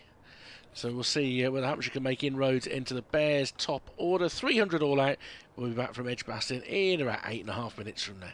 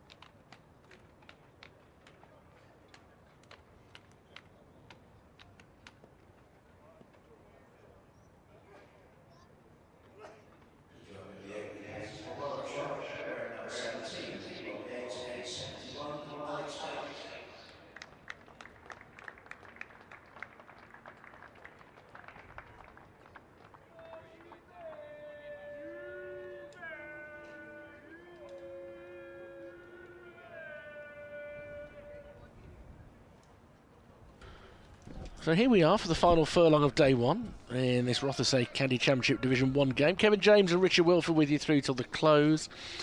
I think it's going to be 8 overs. Sometimes they surprise you and they eke out an extra one from somewhere. But that's what I'm imagining. I've got to do an update for listeners to BBC Radio WM and BBC CWR in just a moment. It's certainly been an entertaining day's cricket so far. That bit we can guarantee. Rob Yates and Alex Davis have marched to the crease. And as you might well imagine, Kyle Abbott is getting ready to deliver the first ball. Just been a little bit in the air all day, only a little bit at times, and Ed Barnard probably got the best amount of movement. Bo Webster's extra height caused 1 or 2 difficulties. And it is 8 overs that are left in the day. So Abbott comes in to bowl the first ball, and Yates trying to cut it.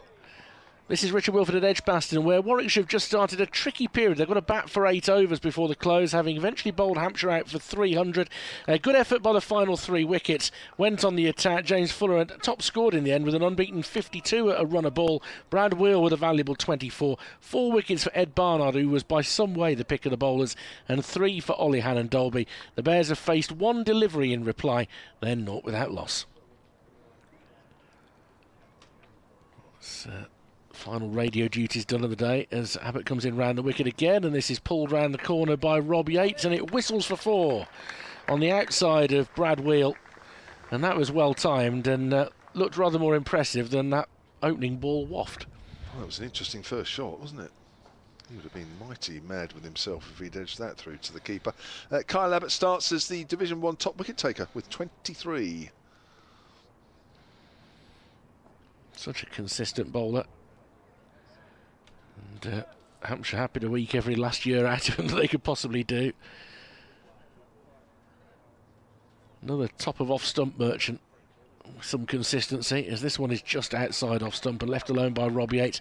4 slips, and they're quite compact as a line. They're quite tight. It's a steep but tight line is what I would describe it as. Yeah. There's not much between them, is there? No. Look at that. It looks quite windy when you look at them there. The way their jumpers were. Yeah, and the back of the trouser flapping. legs. Yeah, that was quite windy there. It was just a gust of wind. When I was sat listening to you and Phil, I was being distracted by the noise of the breeze up here, actually. As this says inside edge and pad behind square leg for Yates, who was trying to push forward. He'll scramble a single. 5 without loss. So I would say the wind has got up, and particularly at our height. You could hear it whistling off the roof just above us.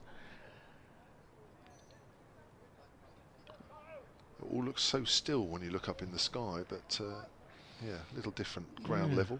Not much movement in the trees of Calthorpe Park, but a little hint of it. I never knew that was called Calthorpe Park. All the years I've been coming, that's the first time I've heard that mentioned. Well, the Calthorpe estate is quite wide. In fact, probably even up around the university, a lot of that is owned by Calthorpe Estates. Very leafy around there. Yeah. Once more. In comes Abbott, and Davis's first ball, he's edged it, and it's fallen just short of first slip by the look of it. I think it was 1 hop before it reached Tom Prest. It was up at the top of the bat and onto the gloves, and Alex Davis looks like he might need some treatment here. Painful. Oh, no, he wants a replacement glove. So, in fact, he might decide that he wants to have a good look at his thumb long enough to get that glove out there. There is 1 ball left in the opening over, but that's got up on Davis more than he expected. And when you consider he's been behind the stumps keeping wicket all day, oh yeah, that has bounced more than you'd expect for the length that it was on. Yeah, wicked delivery, that one. Going to get a bit of a break here while we wait for some treatment. Dave Allen has come back. This is for Phil, actually. I might have missed this a little earlier. Dave says, I have retired from all my official roles, but I am still the director of Hampshire Cricket Heritage. Phil's at the back so he can hear all this. And mostly what I'm doing is writing. I've just finished the first draft of a booklet about 2 of our all-rounders from way back. That's Kennedy and Newman. Might I add my sadness at the news about Robert Brooke? whose work has been invaluable to people like me for years. Okay, Alex Davis has got a new glove and a bit of attention. I'm told that the line has gone a little bit wobbly, so it'll only take me a second to switch it off and on, which we're going to do.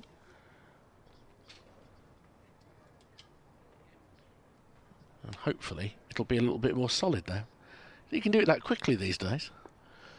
I hope it is. If you're listening and you've got a problem, let us know, as this is onto the hip of Alex Davis. He's able to divert it down towards long leg for a single. 6 without loss, Warwickshire at the end of their first over, chasing Hampshire's first innings score of 300. That'll be their initial job.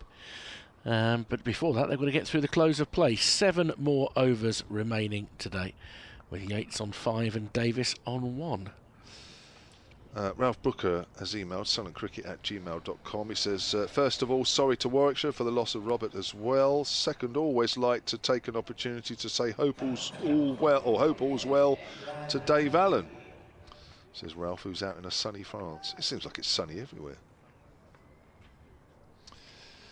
So it's going to be Brad Wheel from the pavilion end. It's not going to be as sunny tomorrow. It's still really quite warm, it not? But we are expecting some cloud cover tomorrow. And then a sunny day on Sunday. Brad Wheel to Alex Davis then. 6 without loss, replying to that Hampshire all-out total of 300. Oh, it's a low full toss, which Davis works up to mid-on. Fielded by Abbott. What sort of season is Alex Davis having this year then, Richard? He's not really quite got started yet. Quite modest. I think he's averaging in the 20s at the moment, from what I recall. 27, yeah. Yeah. Top score of 66. Yeah. He likes to be positive. This is not an ideal situation for Alex. 8 overs in the evening. Wheel in. Tries to take the bat away, but it actually hits the face of the bat and it's running down towards third. Or fairly square of third, and that's going to be 4 runs. Not quite sure he meant that. Now, as good as Alex is behind the wicket on both sides, particularly with that low centre of gravity, that would go down as unintentional. Good delivery from Brad Wheel, and it's just offered to go away. He's played it with low hands. It's a curious one. It's a curious one. I don't think he was trying to play it.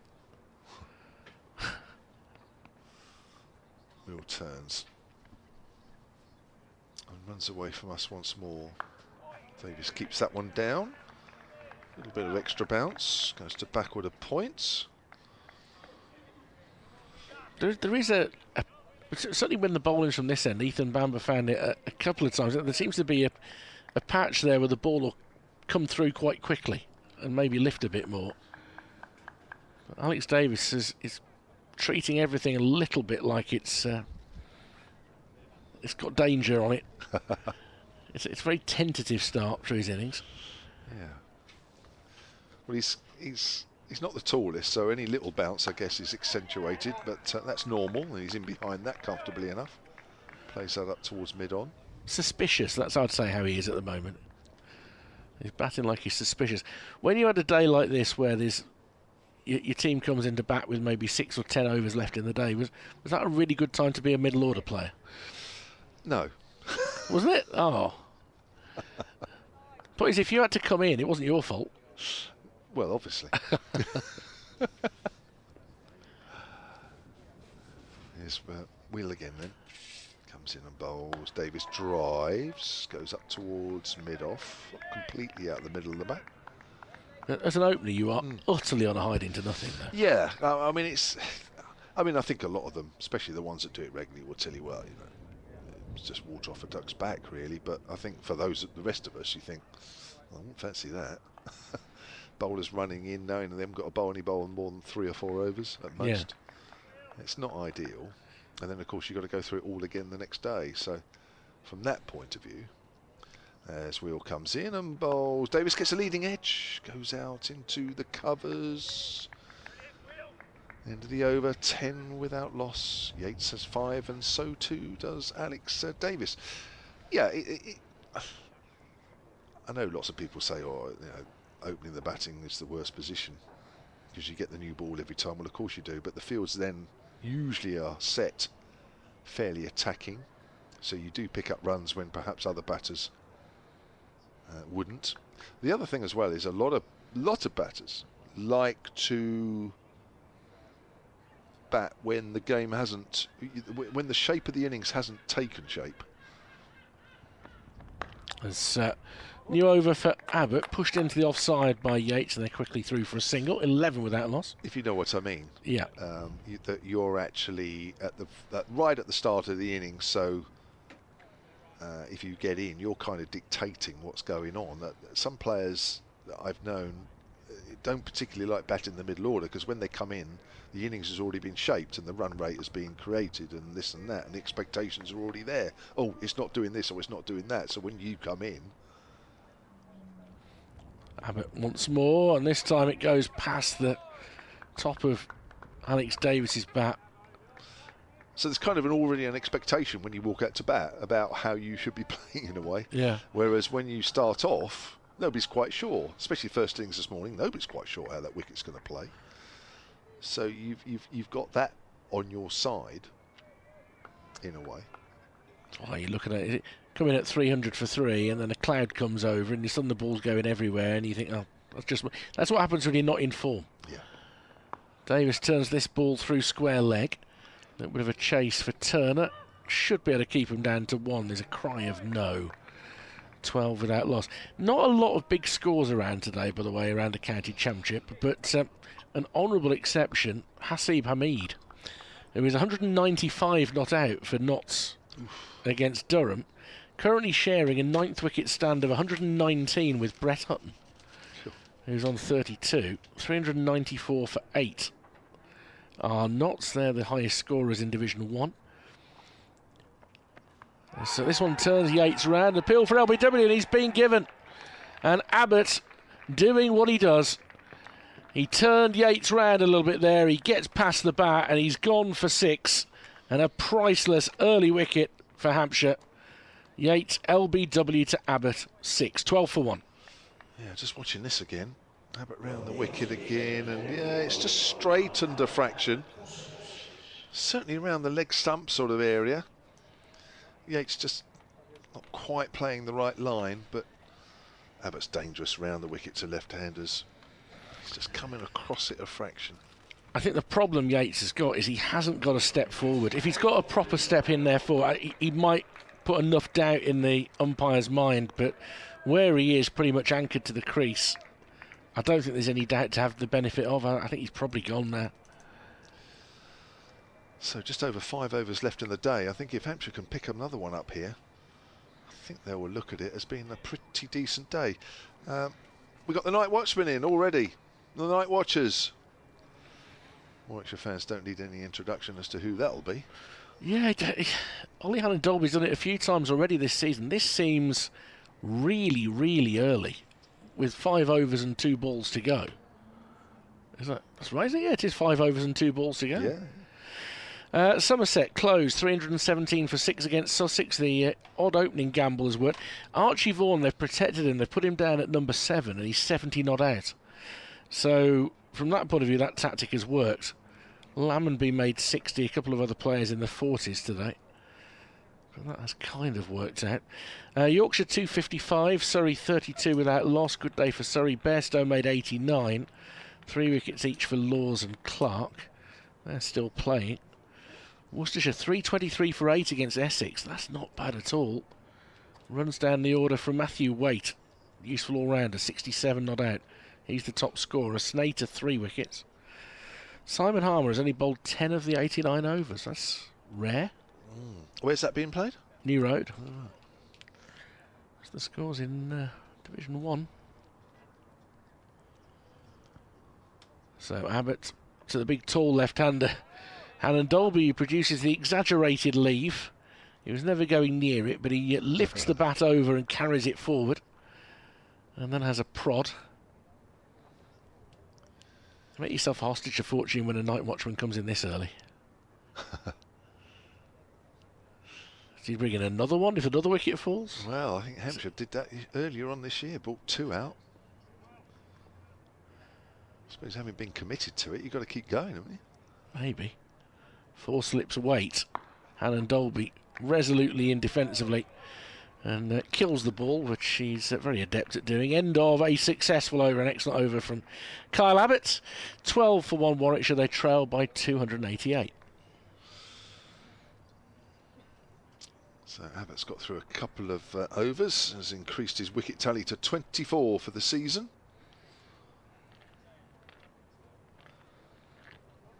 How old is he now? He's 37. Wow. Got a good engine in him, hasn't he? Great engine. 108th first class game for Hampshire. 446 wickets now at 19 apiece for Hampshire. That's brilliant, isn't it? Averages 20 in his career, and of course that includes the test matches that he played. 11 of them. Yeah, terrific. I mean, what great service. And when you think, you know, if you add what Mo Abbas did over the last 4 seasons, and he was averaging about the same, I mean, yeah, amazing opening attack. Length ball to Alex Davis. Think about a single. Hannah Dalby is a third of the way down. Obviously looking to protect his captain, but they couldn't get a single.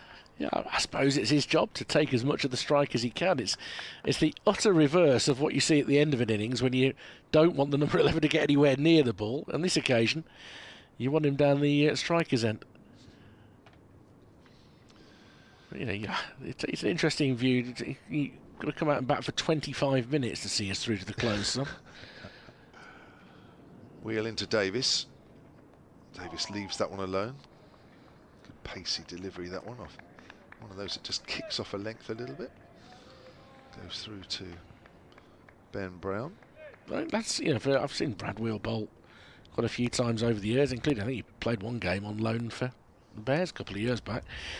That looks as sharp as anything I've seen from him. That sort of delivery there. That's gone through very quickly, hasn't it, to Ben Brown? Yeah, I've always said about him, he's once he plays regularly, gets into a good rhythm and ball goes through nicely, and he's playing every game at the moment, which I think does suit him. Comes in and bowls. Davis works that through mid-wicket. Lovely shot. Don't bother running for that one, either the batter or the fielders. Nicely played into the gap. Beautiful piece of timing. See, Mel Farrell was here last week, and she won't have it that the commentator's curse exists in any way, shape or form. But then you've got to believe that it's a coincidence that you and I waxed lyrical for a minute and a half about Brad Wheel. Yes. And then he gets clipped with immaculate timing through a straight mid-wicket for 4. Well, that's just coincidence, isn't it? But it's a lot of them. There is. It's a lot of them. I like to believe in that little bit of magic. Do you? Yeah. There's Brad Wheel. Goes to Davis. Pushes that behind square on the offside. He does get away from the strike. And Hannah Dalby will face, presumably, the last 2 balls of this over. And the point is, she was saying, well, you just try and do it all the time. No, you can't be trying to do it. You can't be trying to cause the commentator's curse, because that undoes the magic. I agree. No, I don't think you should work at it. No. No. It's just destined to happen. Yeah. It's got me thinking now what to say. No, that's the thing. You mustn't think. You mustn't think. And most of us are really capable of not thinking. Wheels around the wicket to Hannah Dalby. He works that length ball back up to mid-on. He's just going to be a brick wall here, isn't he, Hannah Dalby? Be the best brick wall that he can be. It's going to be a study in applied shotlessness. Well, I presume if he's a very, very good night watchers, which of course I know he's done it quite a lot, he should now be looking for a single. If he was a top-notch top night watchers. It's quite the ask. Yeah. Here's Wheel, bowls, and Hannah Dalby just plays that back to the bowler with a lovely forward defensive end of the over. 17 for 1, 4 overs to do on day 1. This season, I believe he's averaging something like 12 per 100 balls with the bat. And if he was still in tomorrow morning, if he's not out overnight, he can conceivably accelerate up to anywhere between 18 and 20 runs per 100 balls. Wow. But beyond that, there was the incident a couple of years ago when he hit successive sixes, but I'm not entirely sure that wasn't a cheese fever dream. I'll let you know. I know I was here and it did happen. Short boundary? Not particularly. Not particularly. He found concrete with both shots. As new over starts, that's over pitch by Abbott, driven wide of mid-on, who dives and fumbles but does the job of making sure there won't be more than one. 12 to Davis, 18 for 1, and Hannon Dolby is back on strike to try and see out the next 5 balls of Kyle Abbott's over. You might as well have a couple of close infielders here, because he's not going to threaten to knock your block off with anything, Hannon Dolby. What he is brave. Yeah. So he will get in line. Which is exactly what you want from your night watchman. Abbott round the wicket to the left-hander, and that's a beauty. That Hannon Dolby kind of follows, but you'd file that. The cliche is probably not quite good enough to get a nick on a ball like that, but it's started on or around off stump, pretty much held its line and gone through sort of just above pad height, and they're long pads. Yeah. It was, he has played inside the line, looking at it again. A little bit of movement off the seam for Abbott. Might go a bit straighter with this one. And it goes past the edge of Hannon Dolby's bat again, and he just stares down at his crease and has a little bit of a scuff of it with his left boot. And rehearses the shot that he would have liked to have played, which is really similar to the one that he actually did. Well, the good thing about Hannon Dolby is he doesn't follow the ball too much, does he? So from that respect, he's good. He's playing a line to cover off stump, isn't he? Yeah, that's right. Have it in again. It's a bit straighter, and he hits it accidentally there. He's trying to withdraw his bat from it and ends up tickling it out towards point. Hannon Dolby. 2 balls left in the over. Alex Davis is coming down to do a bit of gardening and I think to offer some advice and encouragement. The War of the Roses is temporarily on hold between the two of them. An adopted Lancashire and an adopted Yorkshireman. He's doing the Joss Butler wiggle of the shoulders as Abbott comes in as well, and that's too far outside off stump. And once the ball is safely with the wicket-keeper, Hannon Dolby tries what would have been a magnificent cover drive. It's funny how everybody feels they need to adopt this little wiggle of the shoulders, which I presume is meant to relax you as you're waiting for the ball to come or something. I don't know, but a significant percentage of batsmen are now copying. I seem to start with Joss Butler, that little wiggle. I've never noticed that before. He stands tall now. There you go, the shoulders go. Oh, yeah. Then a little squat. And Abbott bowls that straighter, and it just rolls past the outside edge, as it were, and through once more to the wicket-keeper. He survives those 5 deliveries. There are 3 more overs left in reply to Hampshire's 300. Warwickshire at 18 for 1. Yeah, he does put pressure on you to bowl arrow straight. He's not chasing any. When he does the shoulder wiggle, the head kind of goes as well, which isn't really the point. So 3 overs to do here. Had they invented the trigger movement when you were batting? What, the... Because people talk about it now and have done probably the last 10 or 15 years, but... What is a trigger movement then? Well, exactly. A lot of batsmen have a certain trigger. He did, though. What's that? It's what they do just before the bowler bowls, isn't it? So sometimes it's quite a quirky position they stand in, but they're bolt straight by the time it comes. Wheel tracks Davis, who gets wrapped on the top of the leg there. He's down on his knees, throws the ball back to the bowler. I presume it was at the top of the leg.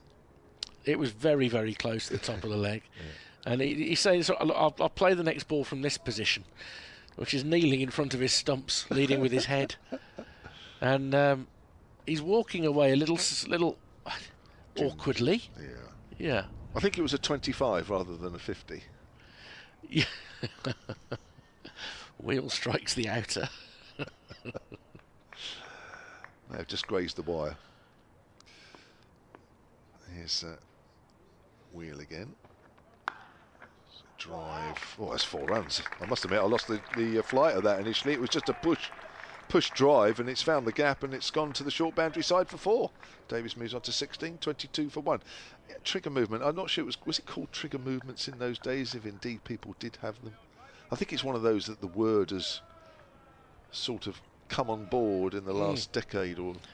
and a half or so. It's just the modern cricket cliche type Yeah. thing. So, what I would say is when you see, I mean, you've probably seen a bit of Tom Latham when he's been on the county circuit before, but I mean, watched him at some length last week. He's bolt still. Is really, he? yeah. Yeah, I'm not sure I have seen too much of him. He's trying to waft that away down the leg side. He could be caught at third, and he's gone. Well, he's trying to waft that away over mid-wicket. He's got a huge top edge, and the ball's carried down to third man. And Alex Davis is out. What an incredible shot. And that's a bonus wicket. Length ball. Whoa. It's only because he's tried to put power in the shot. It's carried all the way down to the far end of the ground. Yeah, he likes this short arm pull to a ball that isn't much short of a length. It's, it's probably a tiny bit back of a full length delivery, but not much. And he's tried to launch it over mid-wicket on the long side. And even then, I think perhaps he wasn't expecting the ball to carry. But it's gone down to third man. He's done well to make quite a bit of ground and then get two hands under the ball. I must admit, I'm not quite sure. It's so far away, I'm not quite sure who caught it. Wow. Well, at this time of night, you could arguably say that that's not a great dismissal. I think you can definitely argue that. That's the top two gone. Night Watchman now gets joined by the international overseas player. And, well, that will frustrate the Warwickshire members as well. I'm not sure that Davis is a consistent enough opener. He did make quite a lot of runs last year, but a lot of that was in the early part of the season. Yeah. And with now that he's got the gloves back on as well, I just wonder whether he might be better off in the middle order. But well, that may be to come. John Turner has gone back to that position, so I presume it was him that took the catch. That was a really good catch because that just died a little bit as he came in off the rope. And I'm going to say something now which does really age me. Go on. Tom Latham. I played under-19 cricket with his dad for Canterbury in New Zealand in the under-19 domestic tournament there. Isn't that really worrying? His dad, I played under-19s for Canterbury down on the South Island there. I believe it was Fletcher Middleton who was down on the third was man it Fletcher boundary at the Middleton, time, because of course it's now for Turner, it's fine leg. Okay, apologies for getting that wrong. Brad Wheel then to the left-hander Latham. That's wide of off stump. He won't mind that as a useful little sighter. 184 here last week. I've got to keep saying Tom Latham and not Rod. Tom. Just making sure my brain is arrowed into Tom Latham. Well, Hampshire in this evening session, they got themselves right back into the game. It didn't look that way when they lost 3 quick wickets after tea, but since then, a flurry of runs at the end. It's wrapped on the pad, half shouts going down the leg side, be a leg by. 23 for 2. And now these 2 wickets, and look, Warwickshire bat reasonably deep. But it could be interesting to see who's going to step up and make the big score. Nobody quite made the big score for Hampshire, and yet they get to 300, which tells you that plenty have got to start. Yeah, I can't wait to find out what both these sides think of this pitch. Wheel around the wicket, last ball of this over. Bowls to Hannon Dolby, who was going to duck, and then he held his bat there, and it hits the bat, and it goes harmlessly away down to the gully area. End of the over, 23 for 2. Both the batters that are out there have yet to get off the mark. So a couple of overs left in the day. Hasib Hamid ended up 206 not out and carrying his bat for Notts against Durham in a total of 407. Bryden Carse on his return to cricket, 3 for 64. Took the last couple of wickets. Mohammed Abbas, the last man out. Do you know what? I think that's the second time this year Hamid has carried his bat. Against you guys he carried his bat, didn't he? He's in great nick. He's another one of these players at the moment who, because of the current era of England cricket, probably isn't going to get back in for a while. And yet, if he keeps on making the volume of runs, you can't entirely ignore what he's up to. No. And I think that the same is true with Dom Sibley. Dom Sibley's making a lot of runs for Surrey, but played very well against us. You know, right now it's not on vogue to be that batter. in another era, he's probably another 20 tests into his career. Latham yet to score, faces Abbott for the first time. That looks to offer the seam away a little bit. 11 balls now left in the day.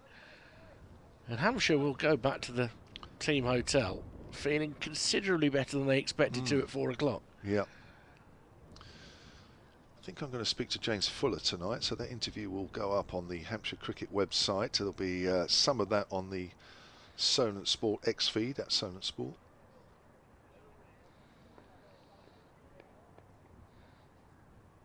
Abbott striding in, driven by Latham. That's very neatly worked through the offside with the short boundary, and that's not a chase that's going to be won by Stoneman. And Latham is off the mark with the boundary. He's on 427 for 2. Nice shot. Very unfussy. If you look on the replay, you see how he's very, very still before playing that shot. And all he's done is, it's one of those shots where he's just leant on the ball, really. He was captain of New Zealand when they beat India in that series during the winter, wasn't he? I believe so. Yeah. He waits Abbott again. That one's just back of a length, and he lifts his bat over the ball and allows it to pass through to Ben Brown. Hampshire, with the wickets they've taken, have been able to keep 4 slips in place. Backward point, mid-off. Short leg. Helmet being worn. Okay, who by now? Is it Albert who's there? I can't quite tell the number. No, Albert's the short leg. Slip. Fletcher Middleton. Oh, it's Middleton who's there. That's it. And then there's a wide mid-on and a long leg. Abbott in towards Latham. Has a dabble. Has a dabble outside off stump. Doesn't get anything on it, but doesn't want to be offering out there.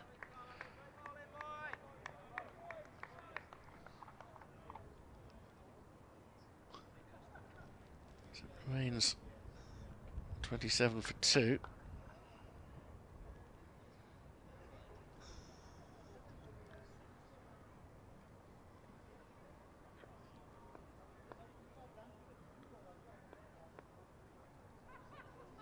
Quite a few people have stayed. For the last knockings, that's too far outside off stump. Latham's quite relieved to watch that one go by. Really want to make him play this final ball. Yeah, but just looked up at the skies with that last delivery. He knew he just didn't quite get it right. Yeah, tough out there for the batters. This little session, so it's proved. I mean, it's 2 wickets, but it's not the night watchman, which is good. There's 2 big wickets for Hampshire. Yeah, you knock over both openers. That was your target in the 8 overs, wasn't it? First and foremost.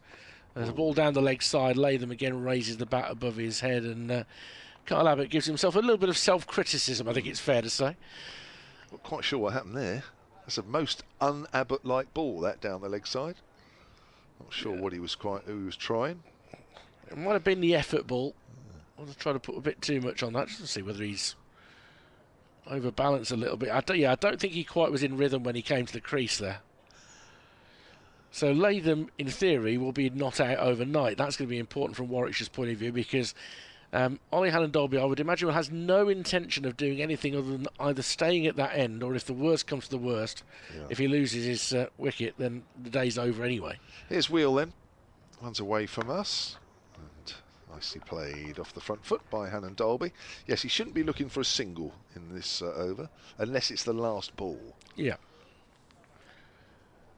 Which means he will face the first ball tomorrow morning, which is absolutely fine. But up until then, he shouldn't really be looking. If there's a 2, that's fine. If there's a boundary, that's fine. But it shouldn't be 1 or 3.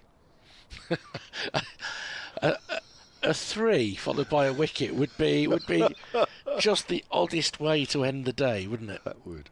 That would sum up what a weird game cricket is. Yeah. I think if it was a 3, he'd keep running and just don't bother coming back. Short outside the off stump. That's good carry. But Hallen-Dolby doesn't have to play at that. It's a poor line from Wheel, in that the likelihood that Hannon Dolby is going to get anything on a short ball that's that far outside off stump. Yeah, I don't see him fetching it from outside off and hooking it over mid-wicket. Not that tonight. Is definitely not a, no, not tonight. Not no. tonight. No, that's definitely not a way for the night watchman to be out. That would be it would be funny, but not good cricket. That's for sure. Right, here's Wheel. 4 balls left of the day's play. Left that one. That's good carry, but it's of a length and a line that Hannah Dolby can leave alone. I think of the seamers we've seen today, only Shay Simmons has come anywhere near the pace that Brad Wheel's showing. Yeah, to the naked eye. Yeah, I agree. No, that's impressive carry. There's no doubt about that.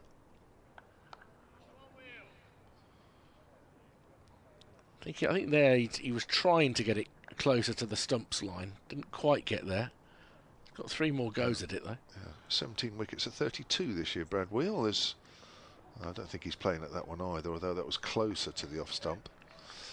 So 2 balls left in the day at just after 25 to 7. Still glorious. Claim the extra half hour. Claim it today. Just wonder if this game's going to go 4 days. I suppose it does depend on once the heavy roller gets to work on the pitch. That might slow things up. The sun as well. Yeah. Green tinge has diminished as the day has gone on the edges of the surface. Short.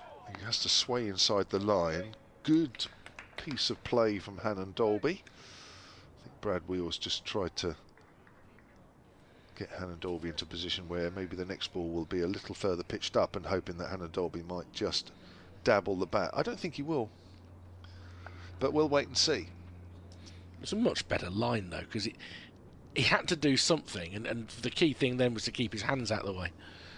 Yeah. But that's much better line for a short ball like that. It is.